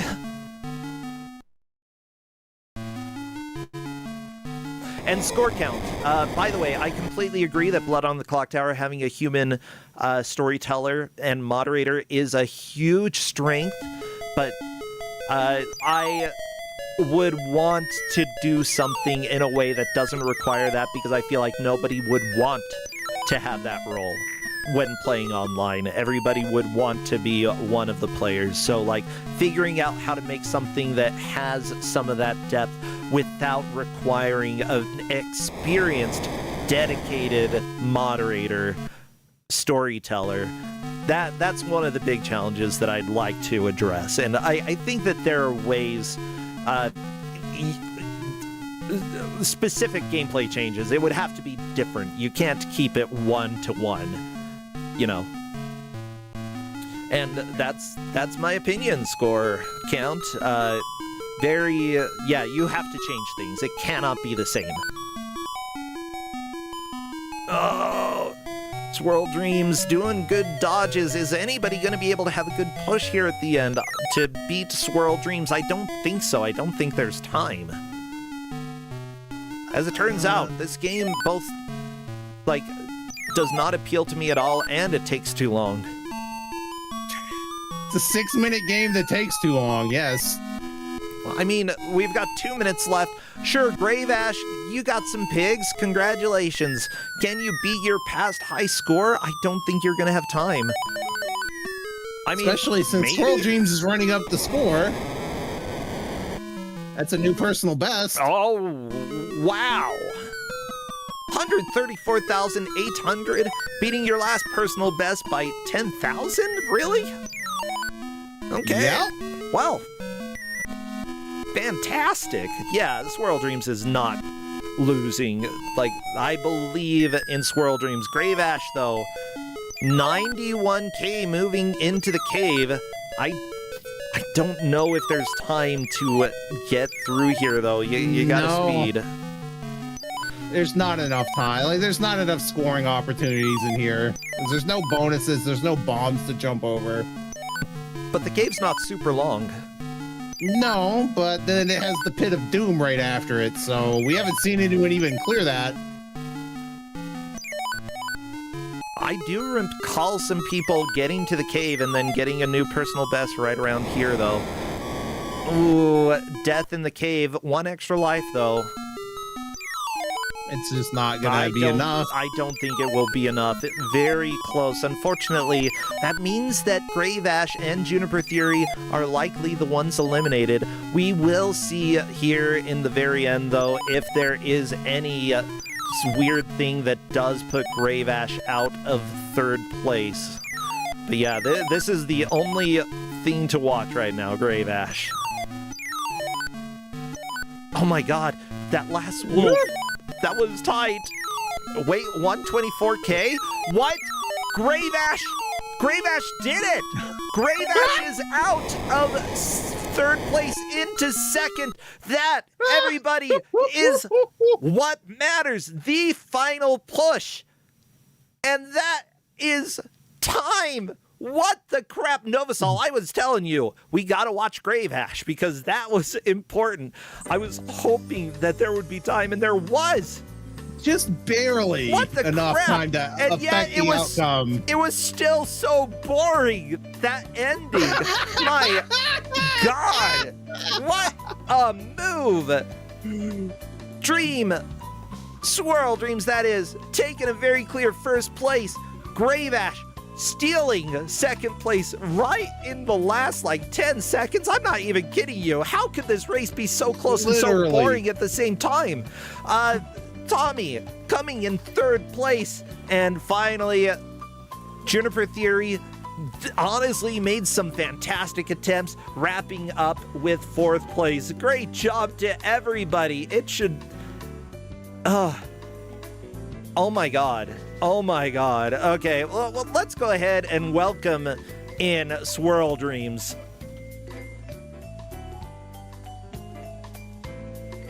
Yeah, it looks like Juniper had to go and run that. Oh, that could honestly be part of it. That's completely that was the last fine. 3 minutes. Yeah, if you have an emergency, go run, do something. It is completely fine. And let me just say, what an amazing match there at the end. I'm dying. This was so good. Hello, Swirl Dreams. Welcome and congrats. You took the victory. What an amazing push you had there at the end. 134,800 points. Are you there? Can you talk? Okay, we'll go ahead and let you get that sorted out. I'll go ahead and keep talking a little bit.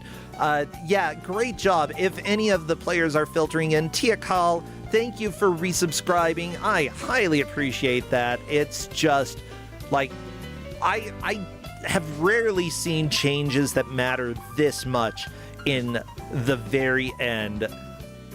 Woo! Grave Ash, just clutching it out there. Yeah, Novasol, how do you feel about this? I think you expected the pit after the caves to be one of the hard stopping points for people, and yeah, it very much was. Hey, I thought we might have seen a clear, but that pit was mean. Yeah. I mean, hey, can you all hear me now? Sorry, I didn't interrupt. We can hear you, Swirl Dreams. Yeah, great job there. So what's great is that you did have a fantastic lead change towards the end. It wasn't your final attempt. It was your second to last, I believe, the 124,800, but you were above Tommy Tamsworth by just 200 points.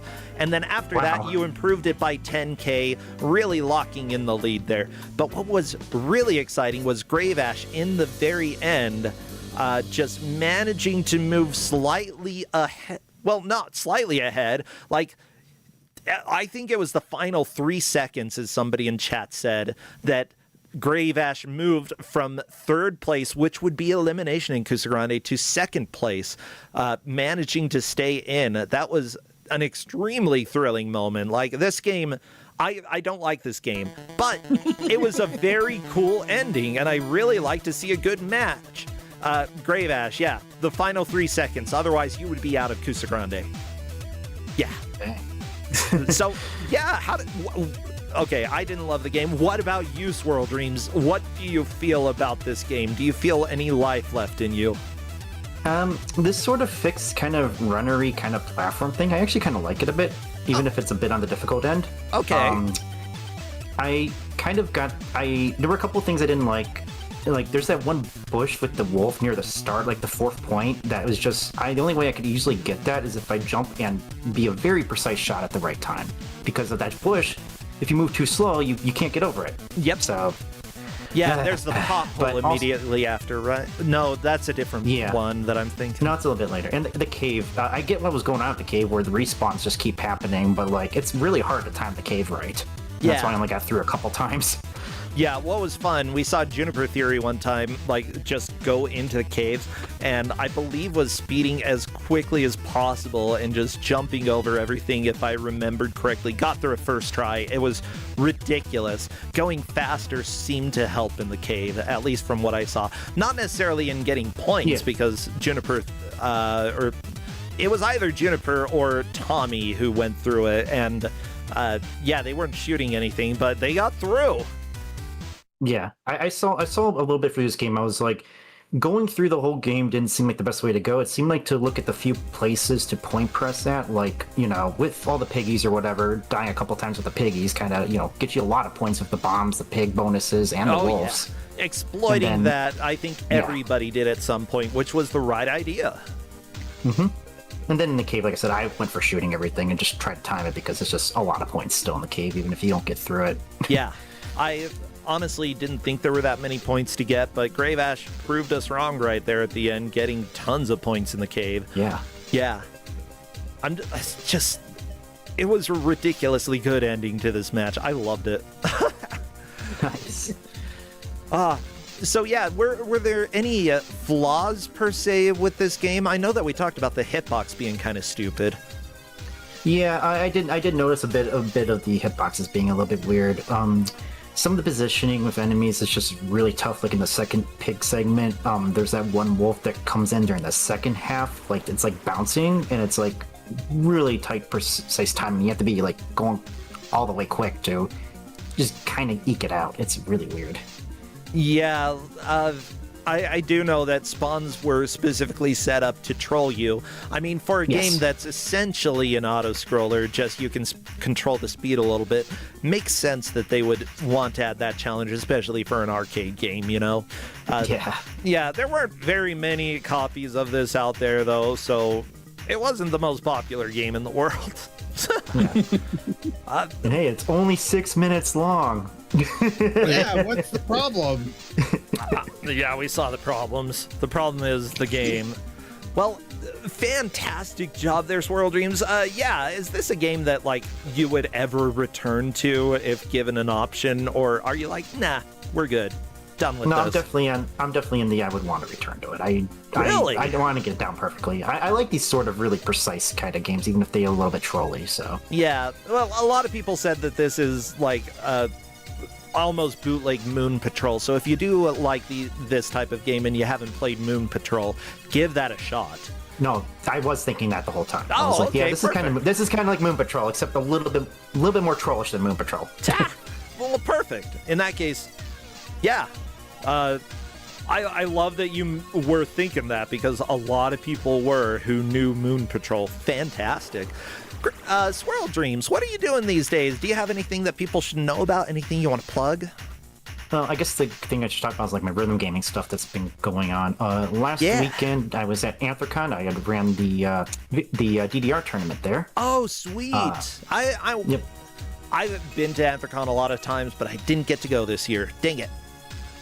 Yeah, and they also had a panel. I'm trying to do something with speed running with game development. Just try to do 1-hour panels with that. We did a first version of that at the con, and it was definitely a good time, and it was definitely well liked and received. Just we need to work on it. Oh yeah, that's fair. Yeah, and so besides that, I got a rhythm game tourney, a local one called Midsummer Melody, coming up in 2 weeks that I'm working towards. I helped shoot a commercial for it yesterday for one of the local arcades. Ooh. So I got that to look forward to the next few weeks coming up, getting ready for that. Well, sweet. Best of luck with getting that ready. That'll be a lot of fun. Hopefully, you're not playing in it, right? Do you usually just host? This one I am. Oh, sweet. Well, good luck. Hopefully it goes well. Yes. Yeah. What about you, Novasol? Anything you want to plug? Not really. Perfect. Well, I'll plug for you. BBG submissions are open. Yeah, Novasol, I don't think you're... Have you played in BBG before? I have not. I'm not really a speedrunner. That's right. Well, I mean, people can watch it.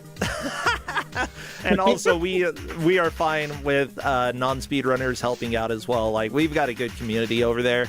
But BBG submissions are open if anybody wants to submit. Just learn a speed run by the end of the month. It doesn't have to be a great run. As long as it's fun to watch and the commentary is enjoyable, then there is a decent shot of you getting in there. Heck, we've had showcases as well. So, if you've got something that you want to show off, consider submitting to BBG by the end of the month.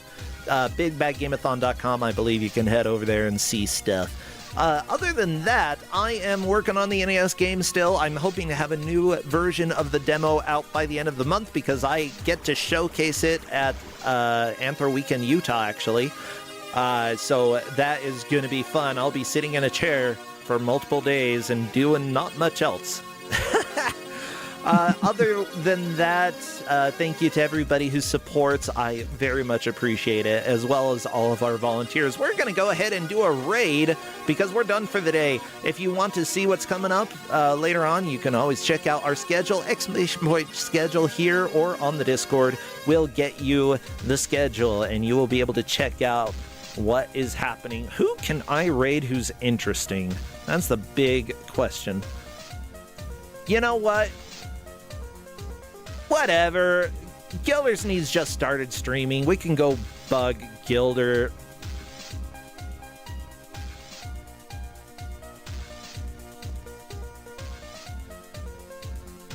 Okay, rating Gildersneeze, and let's go ahead. Do we have a good raid message, everybody?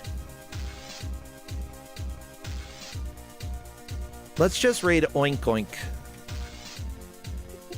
Okay.